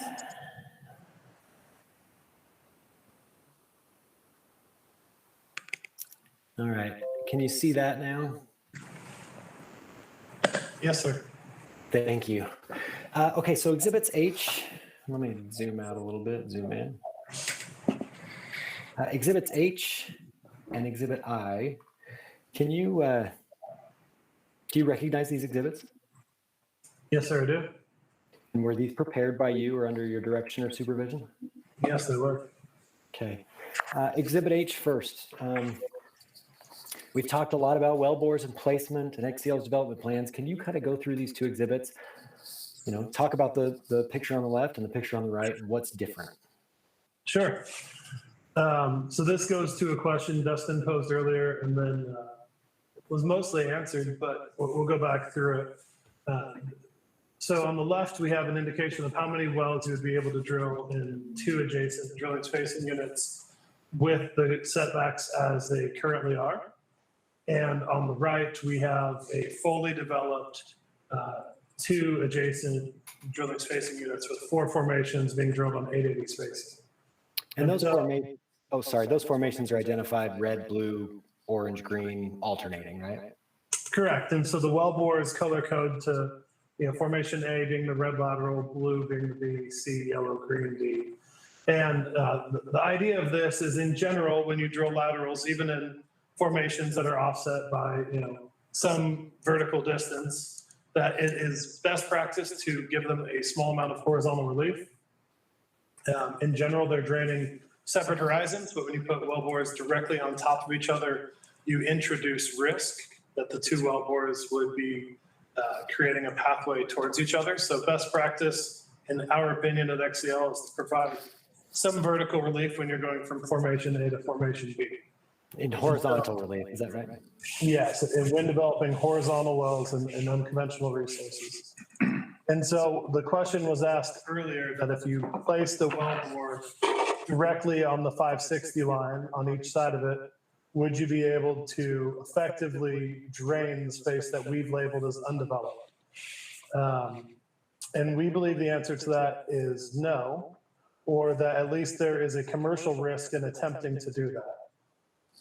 And part of, protecting correlative rights is also just being an operator that is making good commercial decisions so that the development is sustainable. And so in order to provide that horizontal relief between wellbores, each formation, if you start at the green line, Mitch, just left of the undeveloped space, in order to give yourself some vertical or horizontal relief, the yellow line is then some additional footage away from the undeveloped space. The blue is some additional footage from the undeveloped space, and the red is some additional footage from the undeveloped space. The other concern is, a practice of being a prudent operator. Let's say that green line cannot be any closer than 560 feet from the setback. Well, in reality, that means you're planning that green line somewhere around 650 feet, because you have to be able to give a drilling rig some reasonable tolerance, where if they hit a rock that's slightly harder, or the stand just happens to veer slightly in one direction, that you don't then trespass. And so if the green stick cannot be any closer than 560 feet from a section line, that means we're probably planning at around 650 feet from the section line, which means the yellow well is 850 feet approximately, the blue well is 1,000 feet, and the red well is 1,200 feet. So now, as you start to wine rack these formations, you're creating more and more stranded resource. Okay. And so this is a very, do you want to jump to the next slide? It's up to you. Yeah, you looked like you were going there. Yeah. So this is a similar, picture, but instead of looking at it from a bird's eye view, this is a cross section looking into the formation as if you were, at 10,000 feet in the ground. And so formation A would be the top layer in red, blue would be formation B, yellow would be formation C, green is formation D. And the same idea that you're providing some horizontal relief as you move from one formation to the next. And then within a formation, you're providing relief wellbore to wellbore. And so, with the current setbacks, what ends up happening is you just don't develop that resource. And so, I think and by that resource, Mark, if I might, on this top graphic, you're referring to these two ends that don't have wellbores in them, right? Correct. What we've referred to today is the corridor. And I think a common thought until you begin to draw it up is, well, you can drain that effectively by just placing your wells near the section line. But when you actually begin to plan these laterals and provide some horizontal relief between them, you find that it truly is resource that just is never recovered. And so if you go down to the bottom diagram, the proposal would be to have the ability to co-develop that corridor at the same time that you're developing the 1280. And we threw some example economics on there as well, because as it currently stands, about 20% of every DSU is the space that we've been talking about as the corridor. And so if you loop that over a DSU. And let me just back up the math there. We're talking about 560 feet on either side, 1,120 feet, and a section is about 5,000 feet across. So it's about 1/5 of the entire width of the section that's off limits. That's correct. Okay. So right now, about 20% of the lands that we've shown on the maps today, you can't put a wellbore on. Okay. And another comment about that, I think we've kind of suggested, well, if you put a wellbore here, is it possible that, you could be recovering the resource on the section line? So if you jump back up one slide, Mitch, before we go to the sample econs. So on the undeveloped, if you highlight the green well, I think, one thing that is certain is, could you be seeing contribution to that wellbore up to the section line? Perhaps what we can say is the further you are from that wellbore, the less likely that rock is to be contributing, or the less efficiently that rock is contributing. And so I think if you study downspacing in a lot of different basins, what you see is if you drill your wells, tighter and tighter, at some point you don't find rock that's completely zero in unconventional resources, but you just see degradation. And so the surest way to develop that space is to be able to put wells in it. And just kind of the last thought is, we try to put out some of these economics of how significant this can be to the DSU. And so if you looked at a well that was forecasted to recover 900,000 barrels of oil at $60 a barrel of oil, which is what the spot was when we created the slide, the taxes from that well would be about $2.8 million. The royalty revenue from that well for a unit for somebody holding an 18% NRI, if they had it across the unit, it'd be about $7.4 million for that one well. And so the total taxes from the DSU as it currently stands would be about 44.8 million, and total royalty revenue about 118 million. The total taxes does include the taxes the royalty owner would pay as well. On the diagram on the right, the 24 wells per DSU, same math, same economics, but just the increase in well count would take the taxes to $67 million, so approximately $30 million, or $20 million more, 23, and increase the royalty revenue to $177 million. And so, I mean, it is a significant portion of the resource that we believe would remain undeveloped. And these estimates, these economic estimates, they're just that. They're projections, and you've got the the estimates you've made clearly labeled in there. But this is per DSU, and you've requested 29 of these drilling units. So we're talking on an order of magnitude of significant money that will be at issue here. That is correct. And a couple clarification points. There's in this picture, you've got, and I counted, but there are 24 wellbores here. Can you explain how, there's 16 wellbores in this 1280 here. On this section, assuming this order were granted here today, there would be 24 wellbores here. Can you explain how you get 24 net wells per this unit? Because I understood that these 4 wells would be shared with this section, and these 4 wells would be shared with this section. Can you help explain how you get to 24 net wells? Sure. So the math has tricked me up before, but I'm gonna do my best. So if you go to the first red well, that would be within the corridor. So relative to the DSU that you're in, that would be considered half of a well. And let's just call this the left unit. Okay, so that red well would become the 16 and a half well for the left unit and become the first half well for the right unit. Okay. And as you move, to the right through those sticks, you'd be at 1 well for the left, 1 well at the right, even though we've counted 2 wells, 3 and 4. So by the time you've gotten to the green stick, the 4th actual wellbore, that's 2 net wells for the left unit and 2 net wells for the right unit. Now it evens out because as you walk across the corridor on the right unit, again, you walk 4 sticks, the red, the blue, the yellow, the green. Each of those would be half of a well for the left and the right unit. And so it is 24 net wells, although when you're talking about a specific well, it is half a well for each unit. Okay, so maybe a better way to say it or express it is owners in the left unit who are entitled to a royalty check, under my understanding, would receive royalty checks from these 24 wells. They would also receive a royalty check from these 4 wells and from these 4 wells. So they would really receive a royalty check on 32 total wells, but 24 net wells. That is correct, Mitch. Okay.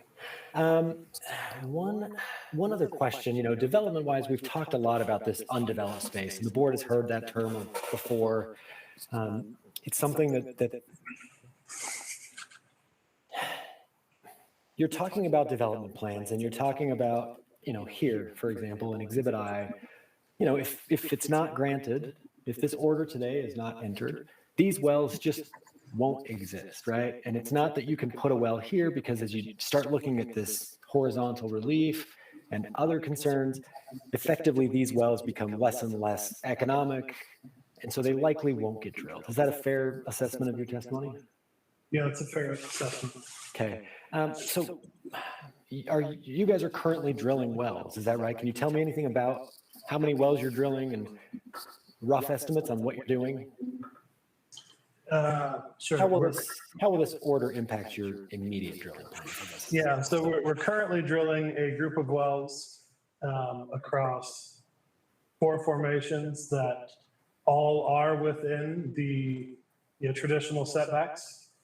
We have plans to drill wells within the proposed corridor by year end. Really, we're in the phase now where we're no longer going into an individual unit and testing whether or not a resource is there, but moving it into how do we fully develop this resource. And so our intention is once we drill a unit, we are unlikely to return to that unit. Okay.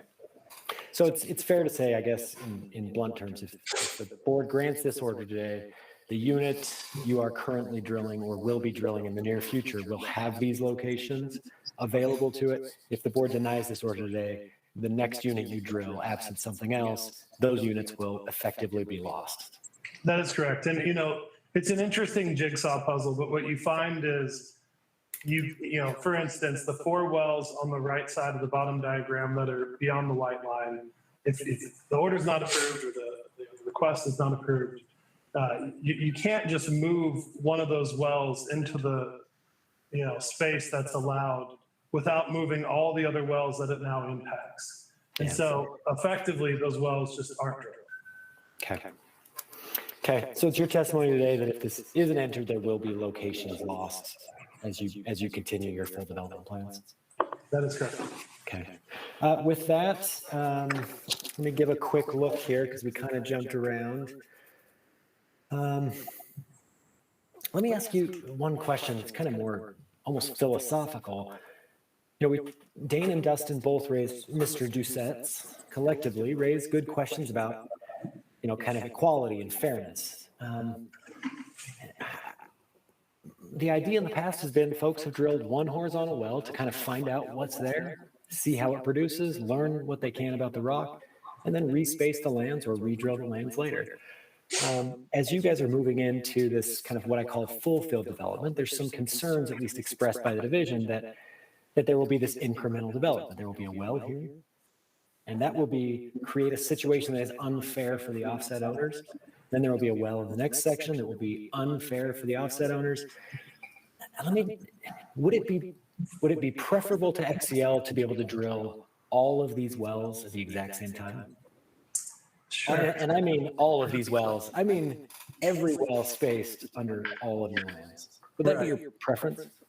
I mean, the best thing that could have happened for any drilling unit would be to be fully developed at the best technology at the same time. And so you drill every well with, whatever turns out to be the best technology. It's not pragmatic. Each of these wells, they represent about a $10 million investment, approximately, just depending on where it's located. And anyway. So if you put 8 to 10 wells in a section, you're going to be looking at $80 to $100 million investment. You can't do that across 39 units at the same time. That's right. But for the best of the resource, you want to develop it together as much as you can. There's a lot of capital burdens every time you begin a drilling project. It's very expensive to bring a drilling rig into a pad, to build a pad, to connect the infrastructure so that you have the ability to sell the hydrocarbons, to effectively transport the water. So when you bring a pad of wells on, the project as a whole is more likely to be successful because the burdens are distributed. And being able to space the wells optimally so that you give yourself the best chance to maximize resource recovery also gives the project the best chance of being commercial, which, as far as being protecting, correlative rights, being a good operator, doing your best to make commercial decisions is what's going to allow you to develop, not one well or not one unit, but fields. And is really, the best way to protect a mineral owner's correlative right to continue to be able to produce all the minerals they own. That's correct. Okay.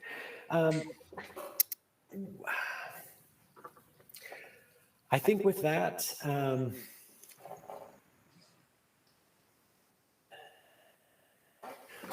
I'll sum up with you and allow the division to ask any questions they have. In consideration of the exhibits you presented and the testimony you've given, do you feel like this proposed spacing is protected with correlative rights, but also increases productivity, or should I say maximizes resource recovery and prevents waste? Yes, I do. Okay. With that, Chairman Hansen, I don't have any further questions except on redirect possibly. Division, Mr. Lyons. Okay, thanks. I have a couple questions. I suppose I would maybe just pose the same question that I posed to Mr. Sigler.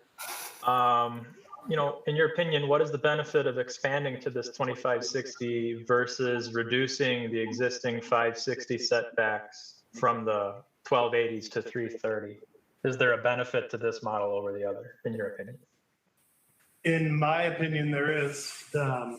Even if that line was 330, you'd still have the issue as you wind rack wells that each sequential well becomes further from the setback. When you combine that with, you don't actually drill on the setback, you have to provide yourself an operational buffer. That the concept of a setback in general does create space that is going to be less efficiently developed. Okay, thank you. And I guess another question, we're on this Exhibit I right now. Is this going to be representative of the development plan as a whole, or would that change as drilling takes place and more information is gathered? Is there a need to have that Formation D totally offset from Formation A? Sure. I think that is something we will learn more about as we co-develop these formations. It's our current technical understanding that these formations will not be contributing resource significantly to each other. But certainly as we drill more units, we will learn more about that. Can I hop in for 1 sec, Mark? Yeah, of course. The other item also to think about is, as we've talked about, there may be a Formation E that we need to offset from Formation D. So if there are more of these added in, there's even more interactions than we have to work with. Okay, thank you. I guess, and one last question from me before I ask if Dane or Dustin have any further questions is, let's say this was approved, but however, there was, an additional requirement that no section line corridor well would be drilled until after the closest allowed wells in the adjacent unit have been drilled. Would that create any type of problem, or do you foresee any issues with something like that? It would be an issue if they couldn't be drilled concurrently. It's an issue if they can't be drilled concurrently. Okay. Correct. Yeah, so what you would want to be able to do is drill the corridor at the same time. Mark, sorry, one point of clarification. Charles, you said the closest wells. Can you specify exactly what you mean, like footages, so that we're just making sure we got testimony? Or do you mean just within the DSU? I suppose within the DSU. I mean, I'm not speaking specific footages. I mean, it's just kind of a matter of, time-wise, how that progresses as you're developing. So. Okay, I guess we will, I'll ask if Dane or Dustin has any additional questions to follow up with, because I don't have any further questions. Hey, yeah, this is Dustin, just maybe to put some scope on this Exhibit I here, what kind of setback between wells in each formation are you talking about here? Well, I think it's going to depend on if you're talking adjacent formations. So, for instance, we would expect Formation D and Formation A to be able to be pretty closely positioned from a bird's eye view. Right now, we're expecting about 200 feet at least between any adjacent formations, just to protect the investment. So Mark, that would be 200 feet is what you're planning at least between this dot and this dot. And the estimated setbacks between this dot and this dot, you have I think that's the question Dustin might be asking. Yeah. we're still learning this. I think within the same formation, operators have tested as close as 660 feet, I believe. Formation to formation, operators have tested 0 feet. At today's oil price, you just can't take a tremendous amount of risk. So we're not a big advocate of 0 feet. But you might be able to place the wells directly on top of each other. We just haven't proven that you can. No, I think that's exactly right. It's really an economics game, right? I mean, obviously, the more formations, the more, this is a very notional diagram, the more footage between those two intervals, the easier it is to think about that. It's just really a matter of where we are economically today. The industry is not in a place where we can just you have to take risk off the table. And wellbore to wellbore interactions is one area where we have to start with the conservative development, and hopefully over time we'll go to something that's more aggressive. But we're starting conservative. We've seen a lot of people get pretty some very adverse economic situations from being too aggressive too early. Yeah, I'm sorry to interrupt if I can. This is Paul Gedge. Dustin, we're getting interference from your computer. If you could mute when you're not posing a question. Your computer is producing static across the video conference, so don't take offense if we mute you, but if you could mute in between, we'd greatly appreciate it. Okay. I think I was going to ask another question, so if you were done answering that question. So as far as, and so you kind of jumped forward and kind of answered some of my questions ahead of time. So just one further question, I guess, as far as distance between formation and formation A and formation B, what kind of distance are we talking there? And kind of go along with that, I guess maybe what I was getting at, and you kind of answered this to some degree, is would that allow you to move one of those more on top of the other, if that's a big enough distance? And is that too much of a risk, or what is that distance, and is there still a risk there? Yeah, in general, the height of each of those formations is about 150 feet. Obviously, it changes depending on which formation to which formation and where you are in the field. We have pretty heated debates in the office about this concept. I think our thought right now is that they likely aren't contributing to each other, so you might be able to really minimize that horizontal space between them. But by providing yourself some horizontal relief, there's a potential that if you have vertical contribution 100 feet above any given dot, that contribution is unlikely to propagate very far horizontally. And so we think that it is a good practice to give yourself some horizontal relief when you're developing two adjacent formations, even though they may be pretty unlikely to contribute anything significant from one formation to the other. Okay, thanks. That's all the questions I had.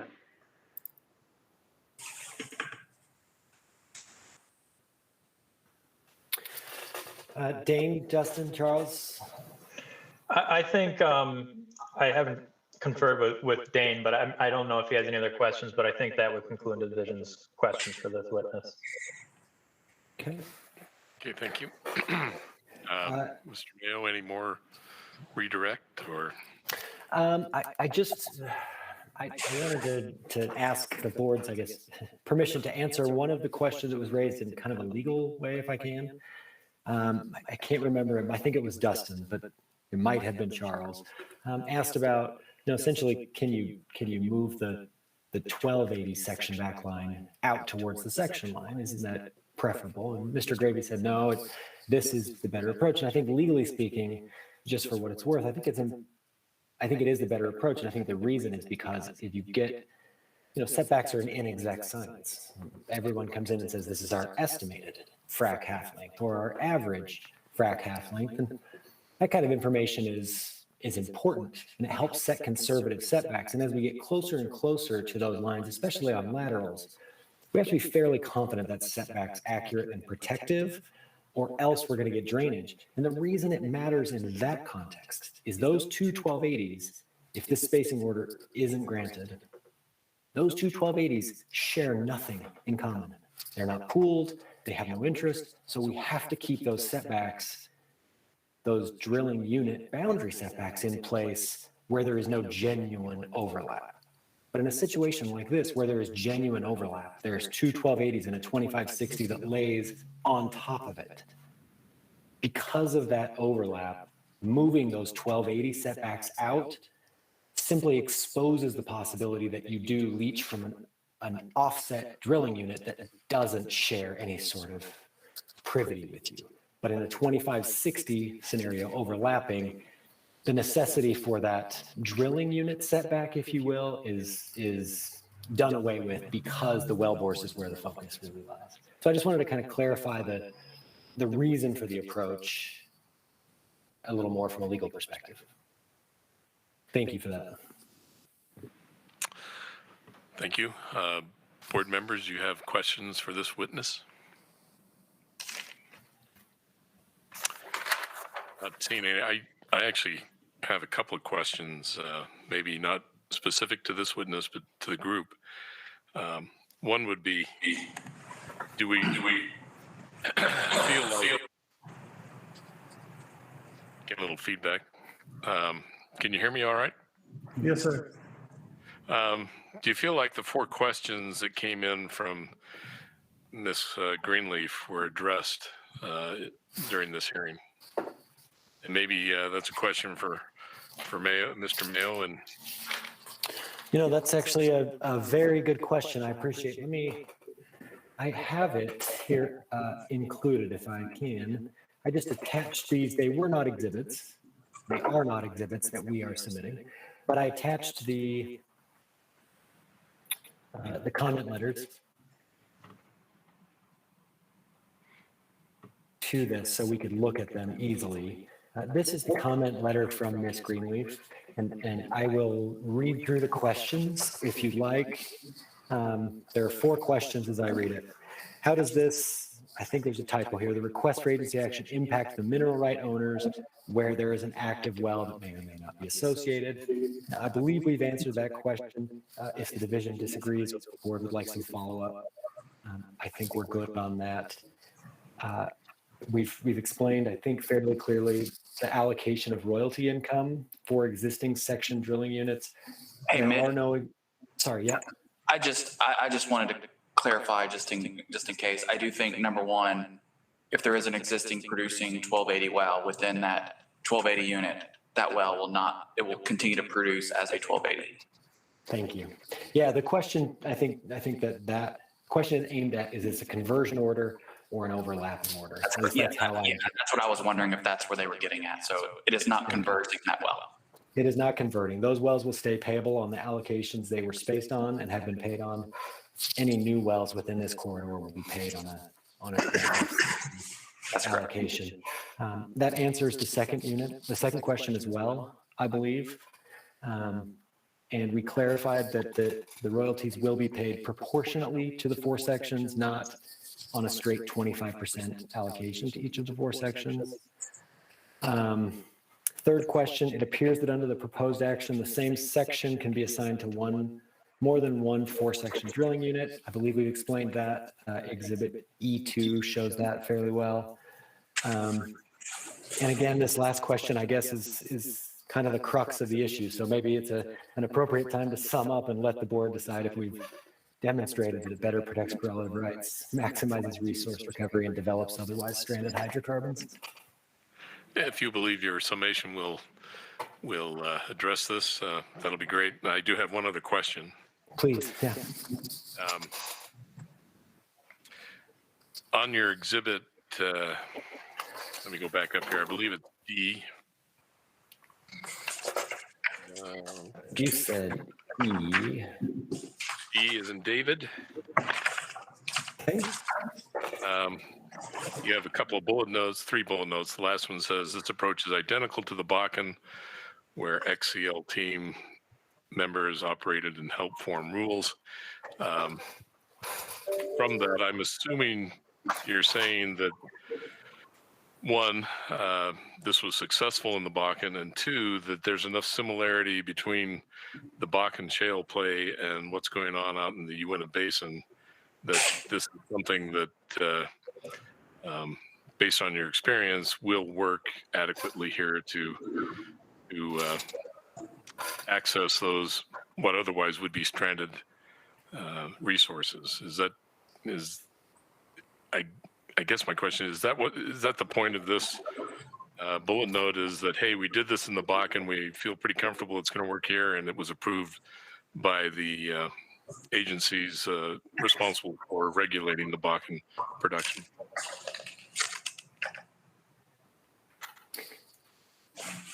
Kevin, I don't know if you have the most direct experience with that. Oh, sorry, I didn't know if you were going to answer that or myself.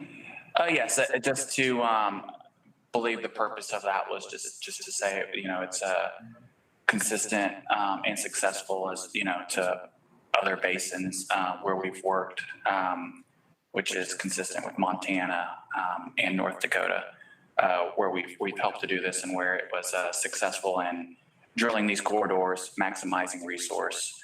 And to my knowledge, we drilled thousands of wells and never had any issues. And maybe I will take a stab at answering this, to my way of thinking, and Josh and Mark, you can correct me, but I feel like what this request is about today is less dependent in some ways on how the geology compares between the Bakken and the basin.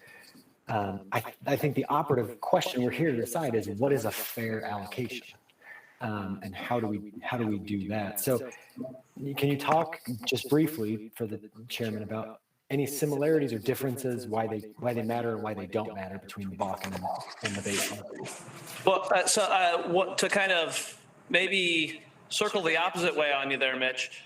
There's obviously putting wells where we can, but I think for one of the many of the ways that Mark outlined, the Bakken is really it's a Bakken and Three Forks, two bench situation. The pattern is really easy. You alternate or you skip one. It's a pretty simple pattern. When you start putting 4 or more benches into something, the pattern gets really complicated. And so by having the ability to put wells into this corridor and maximize what Mark has laid out very well, the space we can give these wells to make sure we're minimizing wellbore interactions, it might be more important in the basin than it is in the Bakken. Yeah, and a question I've kind of posed to myself in developing these materials is, what would we do if there was only resource in that 1120? How would you develop it then? Or maybe not if it was only, but what if that was the best resource in that 1120? Certainly you'd want to give yourself the best opportunity to access it by putting a well in it. And in my opinion, if you're not allowed to develop that 1120, someday it will be where the best resource is. Yeah. Chairman, does that help at all address the question about? Yeah, I believe that answers my question adequately. Thank you. I guess at this point, if you would like to move on to your summation. Yeah, and I guess I just finished. I did notice there was a couple hand holders. Michael Brown and I think Ms. Montaigne also had their hands up or raised a hand. Sorry, I missed that. That's okay. Thanks, Mr. Chair. Mr. Mayo, can you please put up your slide that has the cross section of the boreholes, please, the well boreholes? Is this the one? No, that one. Yeah. So, I mean, I'm a geologist. I have limited experience with drilling wells, but when I look at these pictures, I think we've probably looked at this picture for 30 to 40 minutes or something. I think at a certain point we get hypnotized and actually believe this is reality. One of the things I'd like to ask you guys is just to offer some sense of assurance to the board members and others that we really have the ability to drill accurately enough to protect relative rights, because as these offsets, both in the vertical and horizontal direction, get tighter and tighter and tighter, I start to question if, 10,000 feet or 12,000 feet, or all of this footage that we're down before we turn and even start directionally drilling, you can hit the target. Can you give us some confidence about the technical ability to do that? Because the board just recently heard about a situation where an operator deviated a well, and they were good enough to identify it and to come in and talk to us about it. But are you really confident that you can produce the kind of results that we see here in a cartoon, for lack of better words? Yeah. Mr. Brown, that's a great question. And actually, that's one of the technological, I don't know if innovation is the right word, that our drilling engineers are utilizing as we're drilling these multiple wells per pad. Typically, your survey it used to be just you'd take a measured depth, an inclination, and an azimuth. We certainly still take that information, but we actually also have gotten the measurements of the local magnetic field now, so we can correct that and utilize a 6-component survey to get an even tighter answer than we used to be able to get on just the standard survey.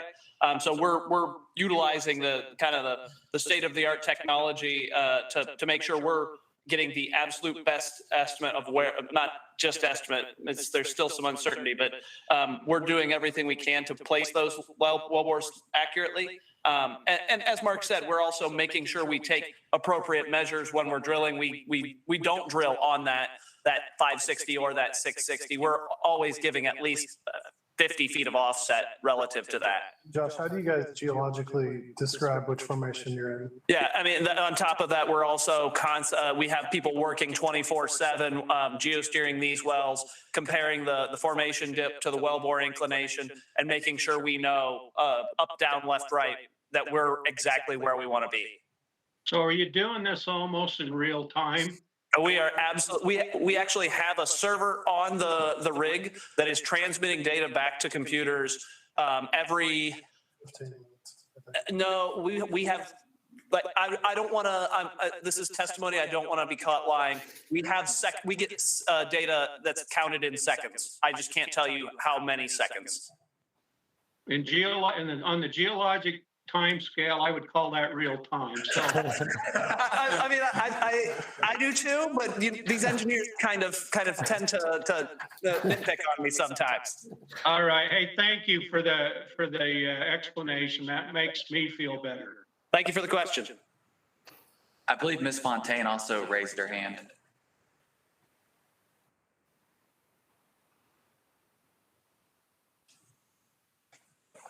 She's still on.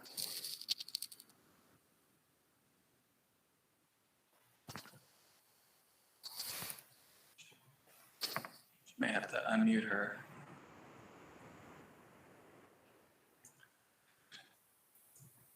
I think she had nothing but good things to say about us, though. I have a letter to prove it. After we get her unmuted, you better hope so. You and me both. My wife would probably agree. Well, if you do have anything, Ms. Fontaine, and we can't hear you, you're more than happy to email us or something, Mr. Hanson, and we'll make sure we get it heard.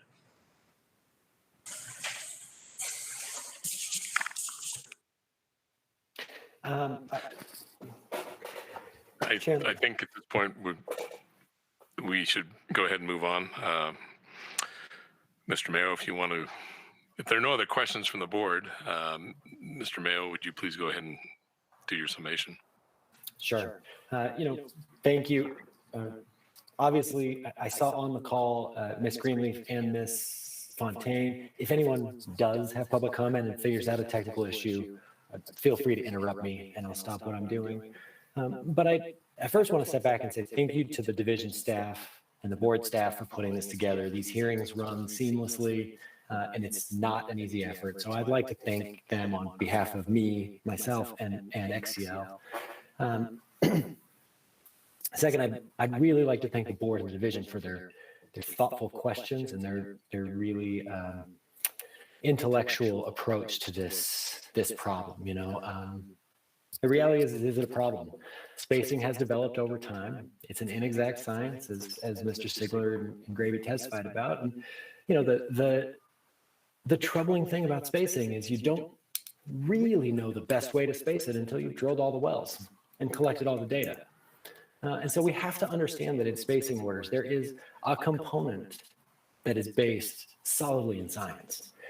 And there's a component where we have to say, this is the best that science can tell us now, and we believe this adequately meets the goals. And I think that's what XCL is presenting here today. They've provided notice to everyone imaginable within the asset. Out of 3,000 mailings, there were about 30 to 40 calls, which is about 1%, if my math is right. And there were 4 comment letters, which is significantly less than that. Of all of that, there was not one person of those 3,000 who objected or who said, I don't like the way you're doing this.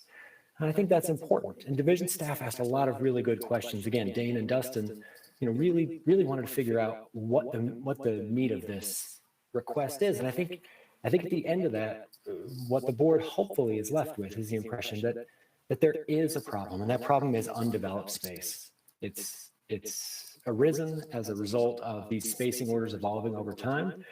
But in a situation like this, where you've got a new operator taking over an asset that is largely held by production, with a good capital budget saying, we're ready to fully develop this, we believe the science says this is the best way to protect people and the best way to maximize resource recovery and prevent waste. I think at that point, XCL's carried their burden. And the testimony here today was compelling and offered by experts, and that testimony is clear. And that's that this spacing order, although not a certainty, this spacing order is the best that science gives us at this point in time to determine how to space these lands. And as XCL continues to drill and continues to recoup that data, they will refine their spacing models. And I would imagine, as with every other operator, XCL and hopefully me will be back before you again at some point and modify this very spacing order that we're here on today. I'd like to just leave you with a couple nuggets. 1, notice was provided to everyone timely, and there were no objections. 2, there was no division staff memorandum, despite the very good questions. And 3, and I don't think there's we all can have, there's been some disagreement expressed here today about, or question about whether this is protective of correlative rights. Clearly, in our position, it is protective of correlative rights, because one of those rights that needs to be protected is the right to be able to develop your full mineral resource.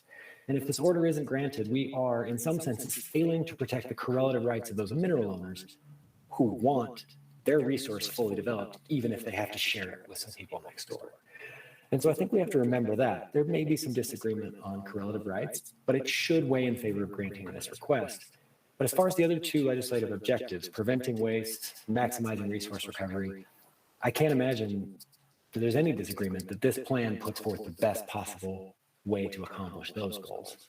And as you're deciding this today, you know, my suggestion would be, you know, ask yourself one simple question. If you're a mineral owner in that 1280 and XCL or the board presents you with this choice, you can drill a well and receive half of the money, or you won't be able to drill this well and you won't receive any money. How would you determine what you wanted to be done with your mineral rights?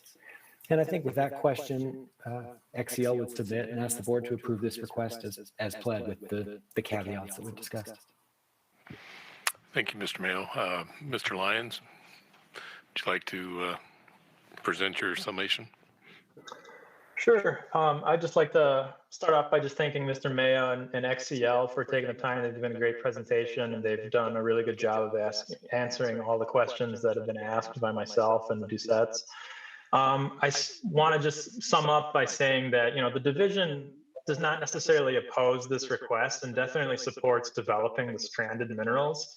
However, the division, in looking at the request and just mulling it over, has a preference that they think would achieve the same goals, and it's kind of been expressed during the hearing and through questioning as well. And that preference would be to make the setbacks on the 1280s to whatever would drain the section line, and that a section line well would remain a section line well with 100-foot setbacks from that section line. The division's concern is that XCL's request seems to create the potential for inequities among mineral owners, and the division feels that that 100-foot setback would provide the required flexibility to obtain any stranded resources that there may be.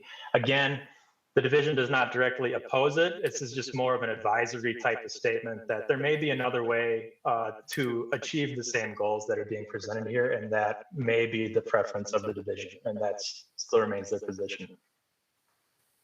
And with that, that's my summation on this. Okay, thank you. Before we either deliberate or have a motion, perhaps it would be appropriate to, Mr. Mayo, go through your exhibits. And, Thank you.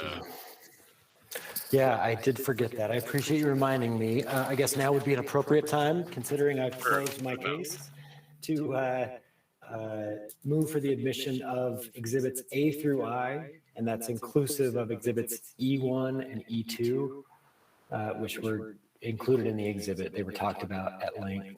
I also have included the witnesses' resumes as J1 and through J3 to the extent the board would like those admitted into evidence as well. Okay, so admitted. Okay. All right, board members, would you like to take a few minutes to deliberate on this matter and come back to render a decision? Yes, I'd like to deliberate. All right. We'll go off the record and have the board members jump over to the other site, and we will deliberate. And we will be back on the record once we get back after deliberation. Thank you for your patience.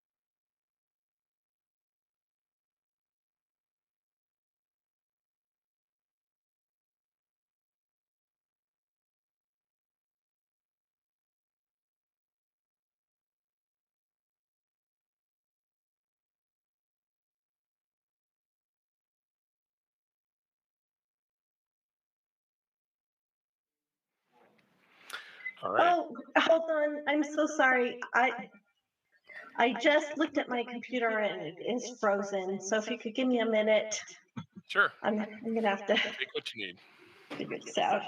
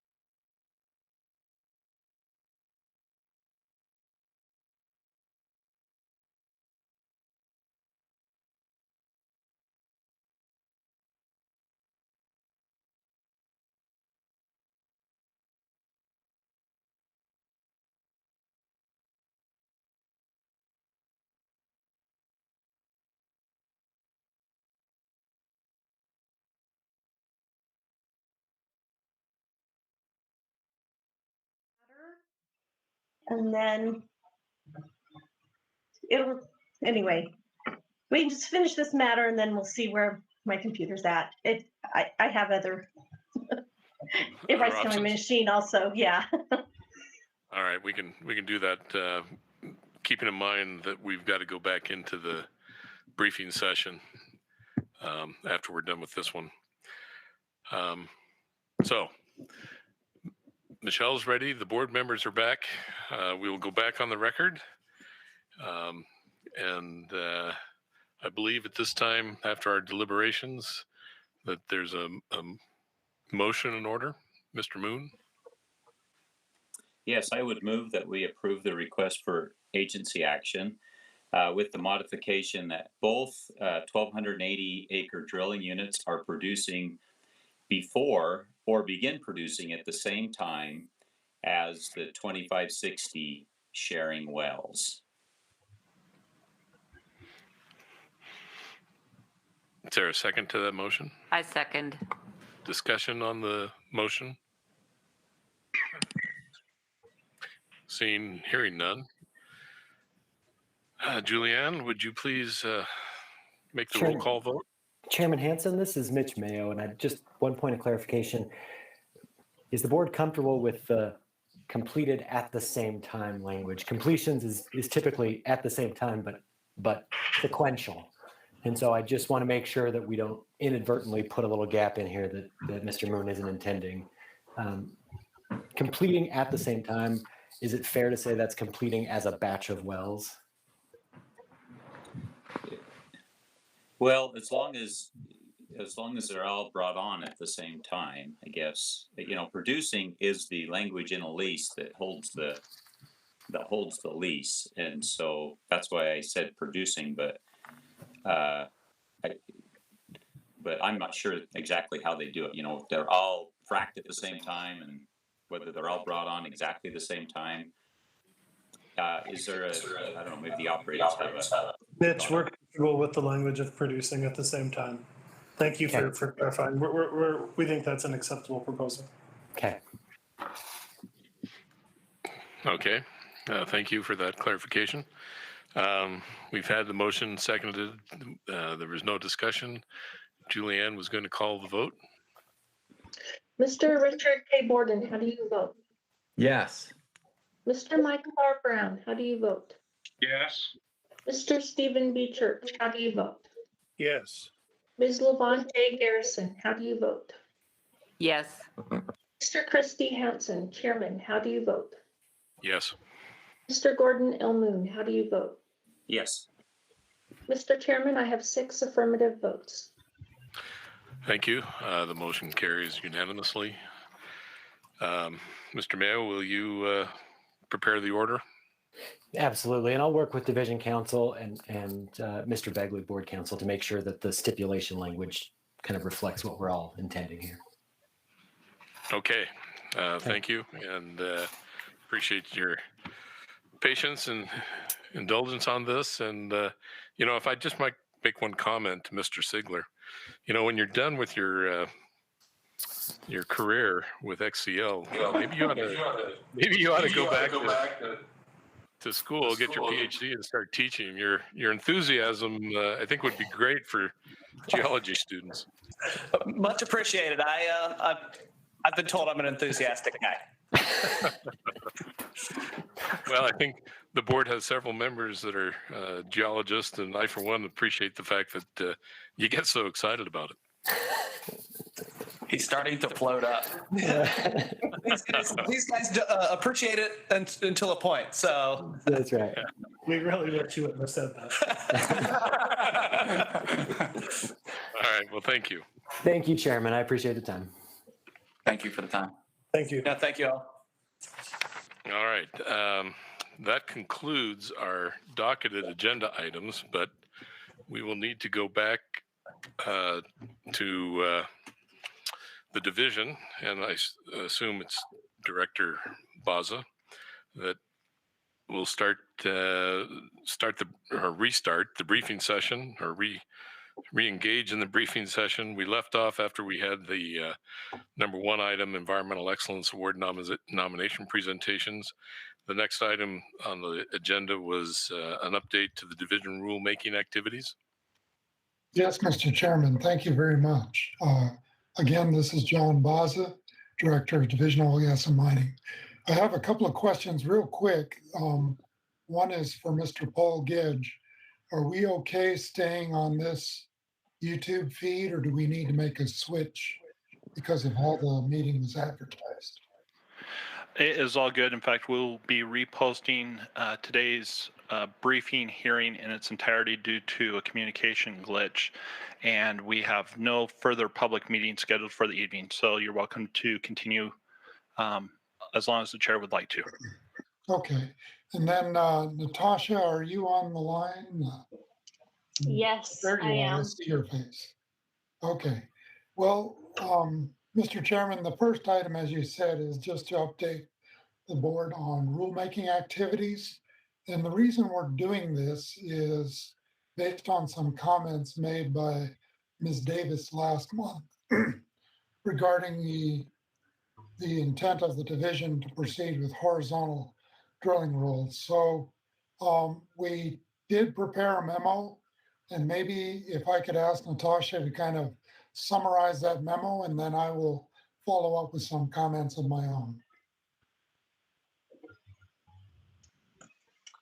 All right. I don't know if it needs to be said for the record. I'm Natasha Balliff. I'm the Legislative and Policy Coordinator for the division. Basically, the memo was just asking or providing a list of all of our rulemakings that we would like to accomplish in the coming years, and asking for direction from the board since this legislative rulemaking hold expires on June 30th. Being mindful of other legislative bills that were passed in both 2020 and 2021, the division suggests resuming rulemaking on small mines first, and then moving to amend the basalt definition, and then completing suspension rulemaking for the minerals program. And for our oil and gas program, the division is recommending completing bonding rulemaking first, since the audit asked for it, and then moving to disposal facilities, and then finally horizontal rulemaking. The division also suggests working on one rulemaking per program at a time, completing that, and then moving on to the next rulemaking matter. And unless there's any questions, I turn the time back over to the board to offer any direction, or I guess John Baza, if he has any additional comments that he would like to add. Thank you. If I could follow up on Natasha's statements real quickly, and then we can take any questions from the board. But I did want to emphasize that rulemaking is not an easy thing for us. I think the experience we've had is that even when we try to do it quickly, it can escalate to a very time-consuming effort. So I've held the opinion for quite some time that to do a rulemaking right from start to finish can take anywhere from 6 to 12 months, and sometimes even longer. there's also a question of how much capacity does division have to address specific rulemakings. The way the memo is written, we've separated it out to say that there's a set of rules that are appropriate to engage on the mining side, and then there's a set of rules that are appropriate to engage on the oil and gas side. They can be done concurrently on those two sides of the division, but I wouldn't suggest trying to do two mining rules at the same time unless they are substantially compatible with each other. So that's why we're saying to do the rulemaking sequentially, starting in the order listed for the mining programs, addressing the small mines definition, talking about the basalt definition, and then talking about mineral suspension, which actually has been in the works for quite some time, but we really need to re-engage in that. So those are our first three efforts that we propose on the mining side. On the oil and gas side, we really feel that bonding is important because it was devoted to a whole chapter of the legislative audit back in November of 2019. We did have a status update to the board in February of last year before the pandemic started, but we really need to get back to that effort and finish that out so that we can address the needs of the audit. And then we've indicated disposal facilities. I think some of you may be aware that as we've gone through penalties rulemaking, there was kind of a last minute effort by disposal facility operators to engage in that rulemaking. And we committed to them during that process during the stakeholders meetings that we would address disposal facilities rulemaking as a separate matter. And then the horizontal rulemaking, I know that the board and Ms. Davis were pretty interested in seeing that proceed.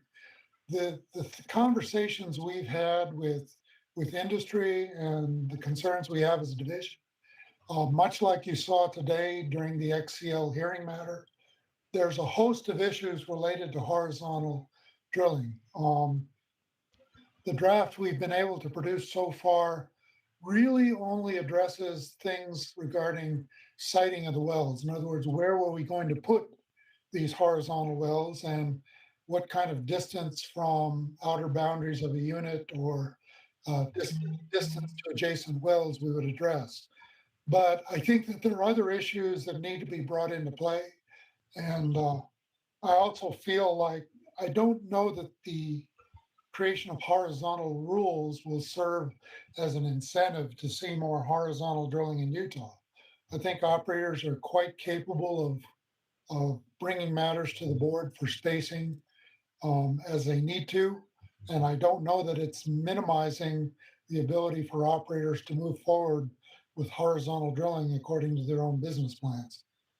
So with that in mind, I would address any questions the board might have. If you have a different concept of what is a priority in your mind, please let me know and we can pursue that course of action. Natasha also showed that we, as a list and attachment to the memo, that we've tried to identify all of the rulemakings which we may have in mind at this point.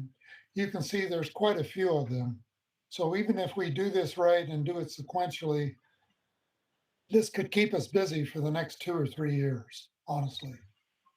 But I'll ask for any questions from the board. Board members, do you have questions about this list and the timing? I'm not seeing any questions. I look at the list and realize that after just a few of these, I'll be long gone from the board. So hey, you newbies, if this is a concern for you, you might want to speak up. Okay. Go ahead, Director Baza. Well, thank you for that. And unless we hear differently, we will pursue along the lines that we've stated in the memo. The second item that we want to finish up with you And honestly, this is a conversation that may take the next 15, 20 minutes or so, and then depending on Q&A, could extend that time. But we have encountered an interesting quandary or a problem that we wanted to inform the board of. We're not asking for action by the board on this matter, but we thought it was important to address it with you and provide you some information that we've learned over time. And it started probably last fall, late fall, when we got some indication that at a reclaimed and a post bond release site in Carbon County, the landowner who had acquired the property was concerned about some water saturation that had developed in the area of the reclaimed mine portals.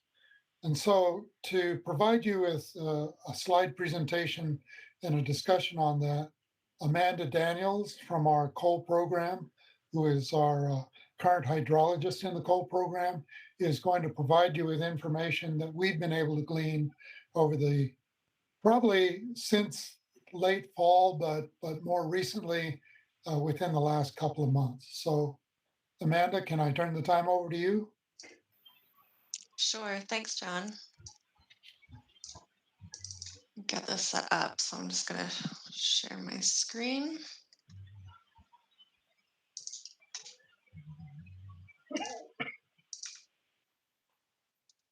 Okay, let me know if that pops up for you.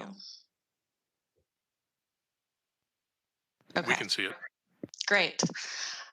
So as John said, I'm a hydrologist with the coal program. And I'm just here to give you a quick overview of some of the issues that have come up at the old Willow Creek coal mine.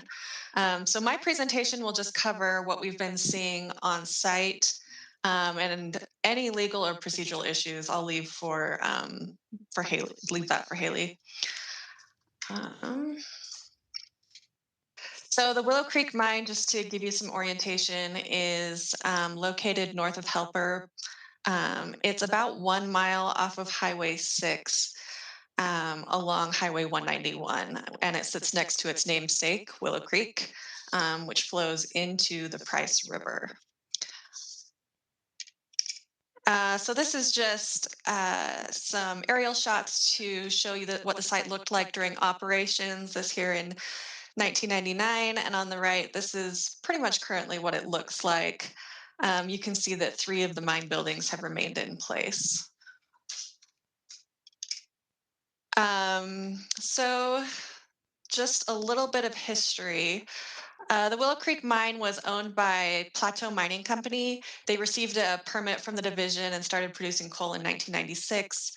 The mine only mined the D seam, but there are several mineable seams in the area that have been extensively mined over the past 100+ years.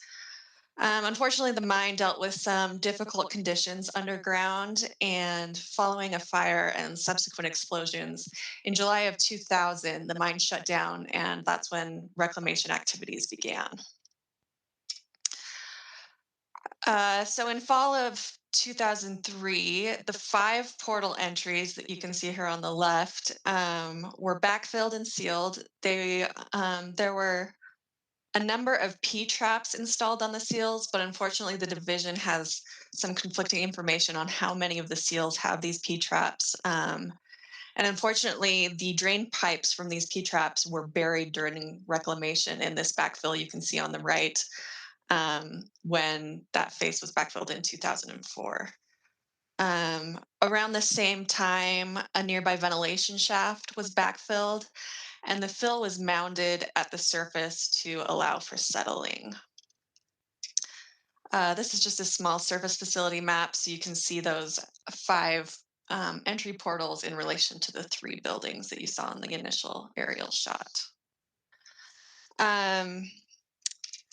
So in 2006, the division terminated jurisdiction over the surface facilities property.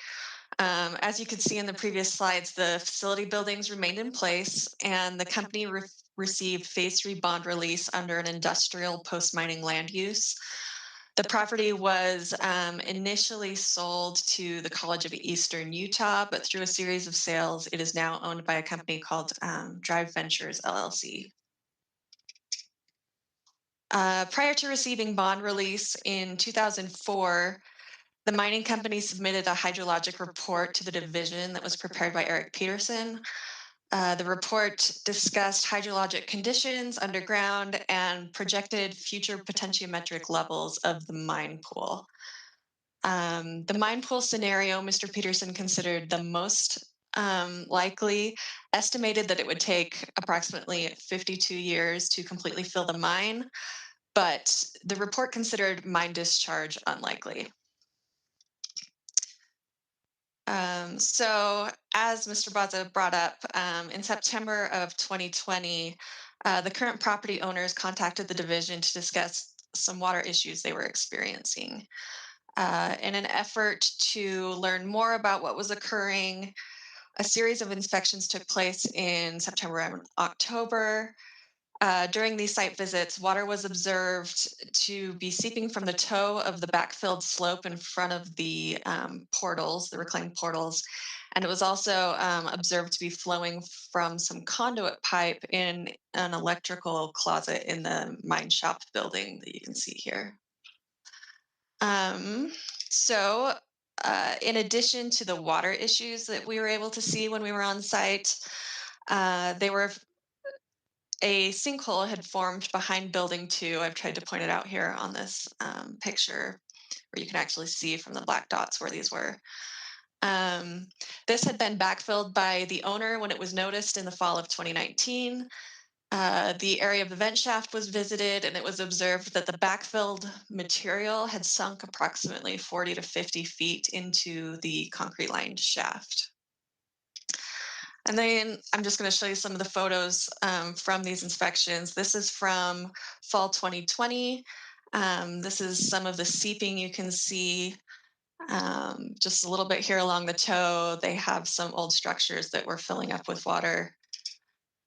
This is that shop building I had discussed, and this bottom left picture is where we were seeing this water dribbling out of these conduit pipes, where the pipe terminated about 4 feet off the ground. And then this bottom right is just a shot of that backfilled slope in front of the old portals. Let's see. Oh yeah, these top two. So this was the sinkhole that had formed. The owners have backfilled it. You can see it has settled a little bit, but it's been pretty stable. And then the bottom two are the shaft, as I discussed earlier. So in spring of 2021, some follow-up inspections were conducted. Let's see. This time we went to the site with BLM personnel. During these site visits, more water was actually evident. This was in March and April, and we were definitely seeing more water visible seeping from the toe of that slope. This right picture, it was still quite cold, so you can see it was kind of frozen over, but there was still water coming out of those conduit pipes. Here you can see even more water that was seeping from that slope, especially along this edge where that rock retaining wall was. You could see some evidence of flow right there as well. But really you could see water pooling along the entire toe of that slope. So at this point, given the amount of water seeping from the face of the backfilled portals and the water that's flowing into the shop building, and with the current state of the backfilled ventilation shaft, there is a risk that water is impounding behind the seals. We also know the portal seals were not designed for the stress of impounding water. The division has taken some limited water samples where that water was coming out of the conduit pipe. It did come back with TDS that was higher. It was in the range of 4,500 to 5,000 milligrams per liter. So potential scenarios that could result from water impounding behind the seals range from nuisance water for the property owners to slope failure and untreated mine discharge reporting to Willow Creek. We don't know, as I said, how many portals have those P-traps, but by the drains of those P-traps being buried, it does allow water to seep into that backfilled slope. During some of our site visits, the toe of that slope has been wet approximately 10 feet up from the toe of the slope, which raises some slope stability questions. And lastly, we don't know the volume of water if it's building up in the mine. And we also don't know the source of the water. It's still an unknown given that this is not following exactly the projections that were made during the reclamation process. So I know that kind of covers this pretty quickly, but and if anyone has any questions, I'm happy to answer them. But if not, I can turn the time over to Haley.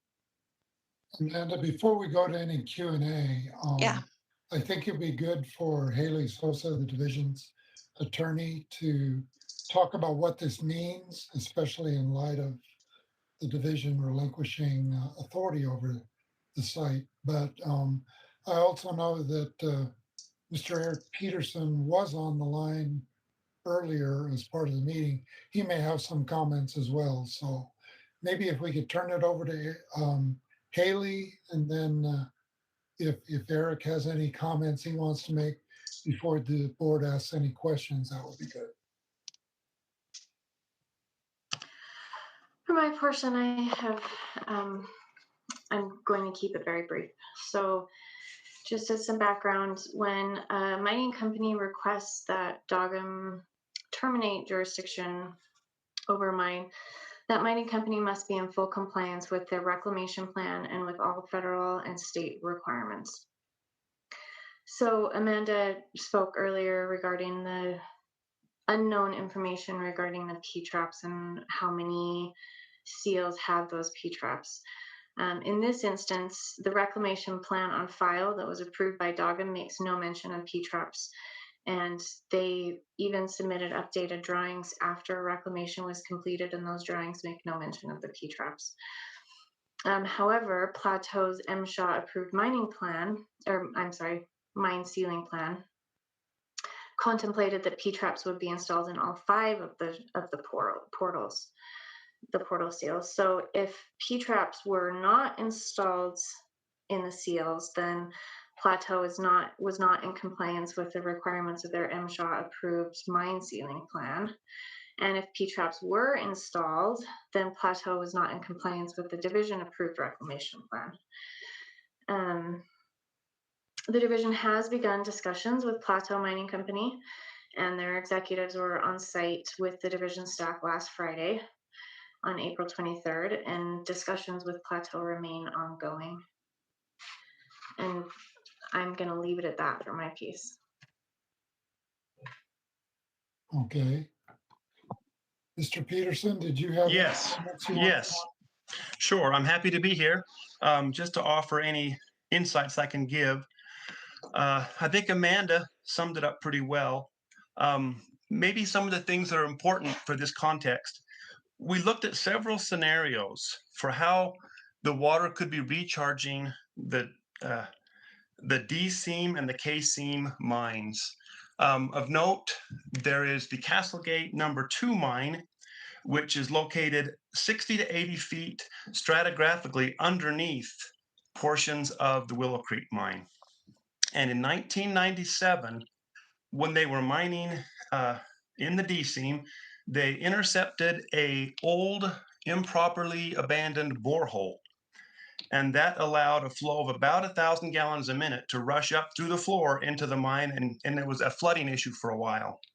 So they pumped that water out and resume mining.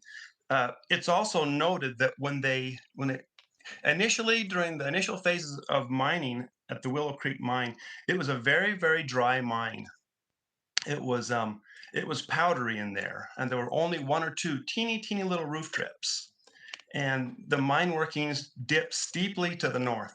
So without giving you too much detail, from all this information, we looked at the topography and the dip of the rocks, and most importantly, we looked at the conditions of the stratigraphy and the water associated with Willow Creek, which runs, maybe 100 yards, maybe less, away from the mine portals.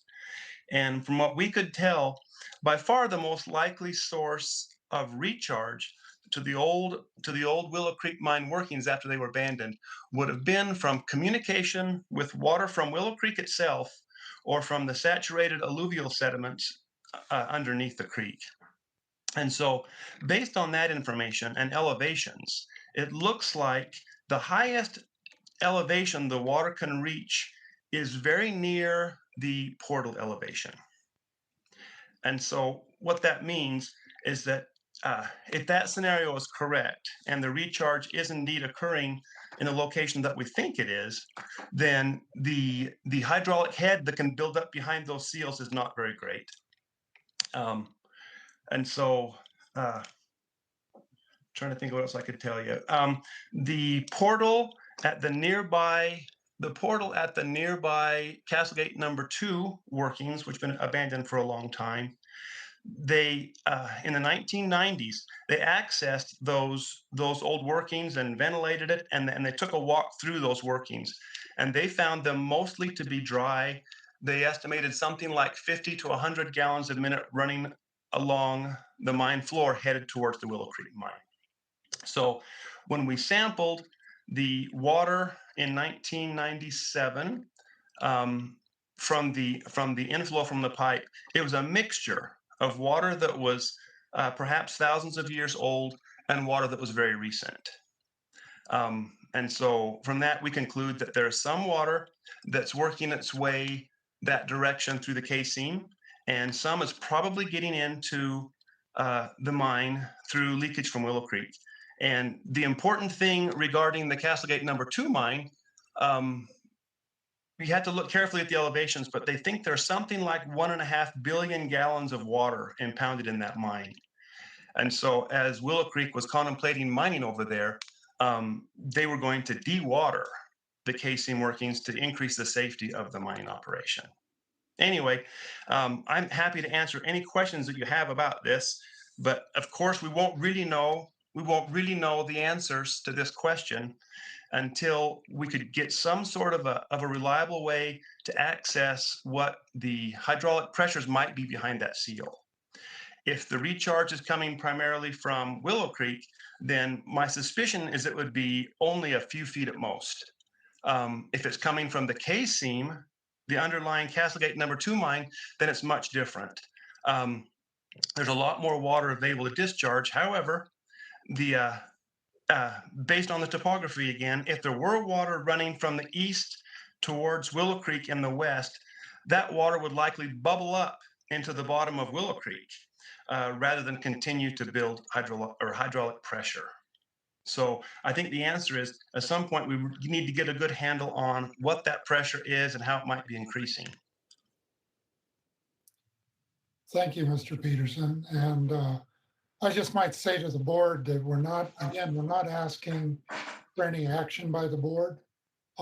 This creates a lot of complicated issues, both technically and procedurally, not the least of which is how the division goes about reasserting jurisdiction over the site.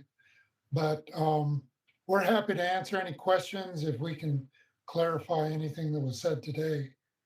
So I'll turn it back to you, Mr. Chairman. Thank you, Mr. Baza and Amanda and Mr. Peterson.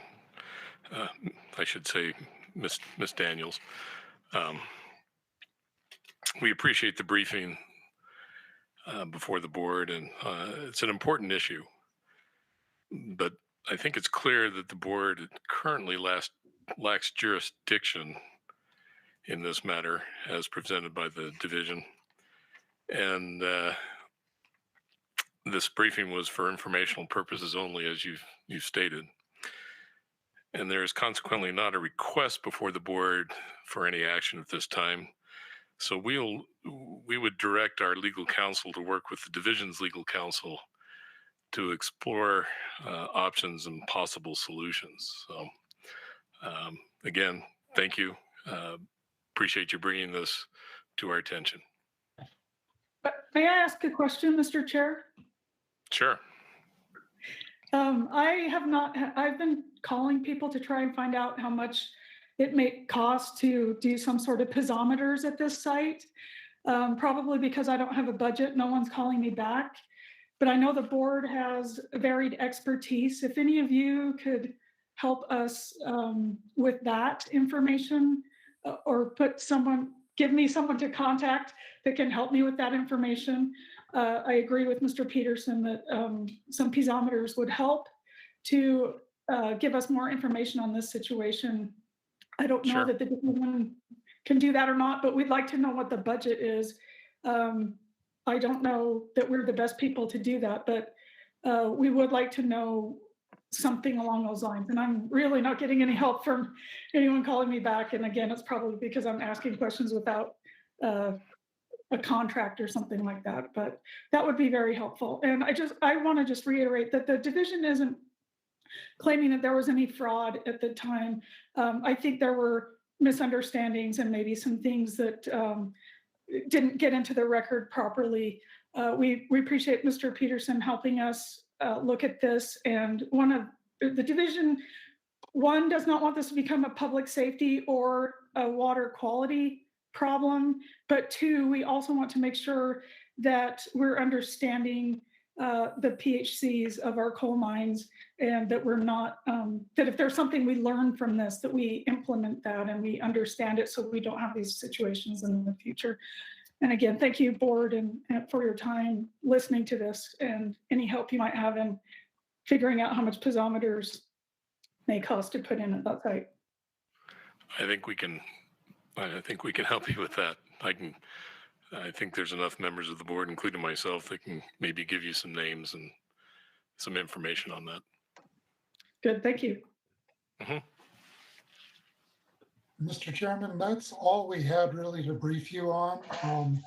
One of the things I would mention in terms of upcoming calendar events is we do have a Uinta Basin Oil and Gas Collaborative meeting scheduled as a virtual meeting on May 13th at 9 o'clock in the morning.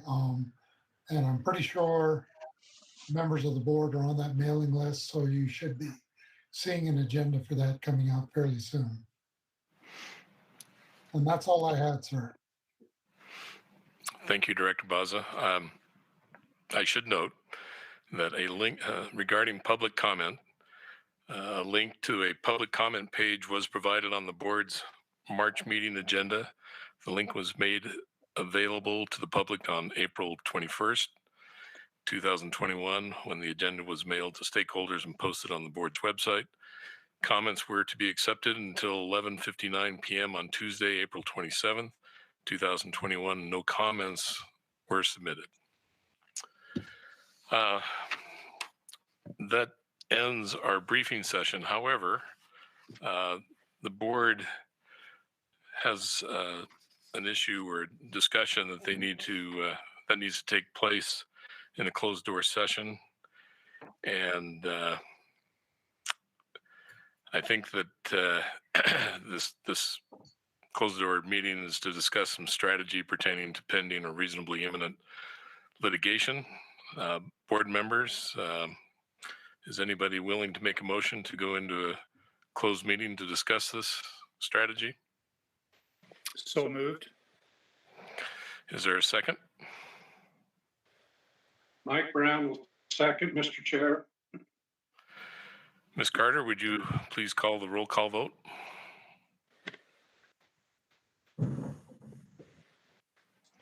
Mr.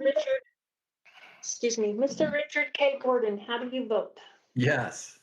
Mr. Michael R. Brown, how do you vote? Yes. Mr. Stephen B. Church, how do you vote? Yes. Ms. LaVon J. Garrison, how do you vote? Yes. Mr. Chris D. Hampson, Chairman, how do you vote? Yes. Mr. Gordon L. Moon, how do you vote?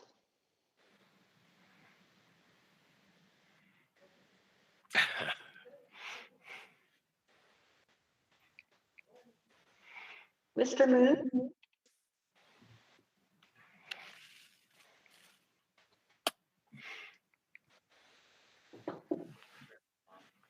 I think we have a quorum without He's Mr. mute- He's muted. I can see him on, but he's muted. Or away.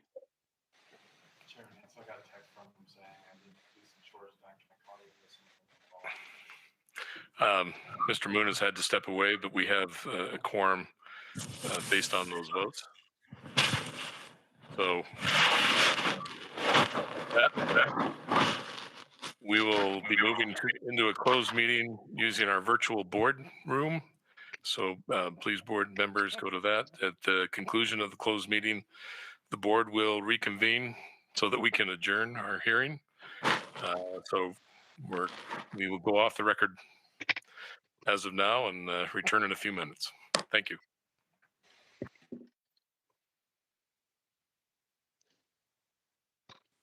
Okay, that's fine. I'll call into my other one. Okay. Sorry, I didn't get your console mode. That's okay.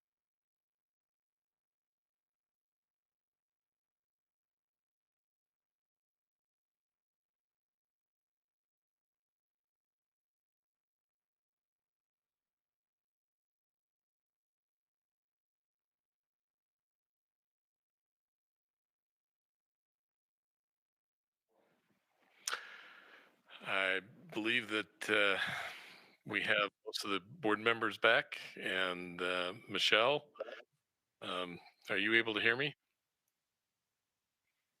I don't. Okay, thumbs up.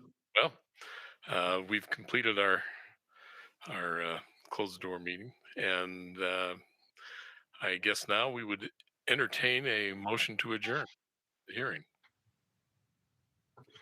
I move that we adjourn. There's a motion to adjourn. I don't think there's a second required, so we are adjourned. Thank you, everybody, for attending. Thanks, Michelle, for your patience, and we'll reconvene next month. Thank you.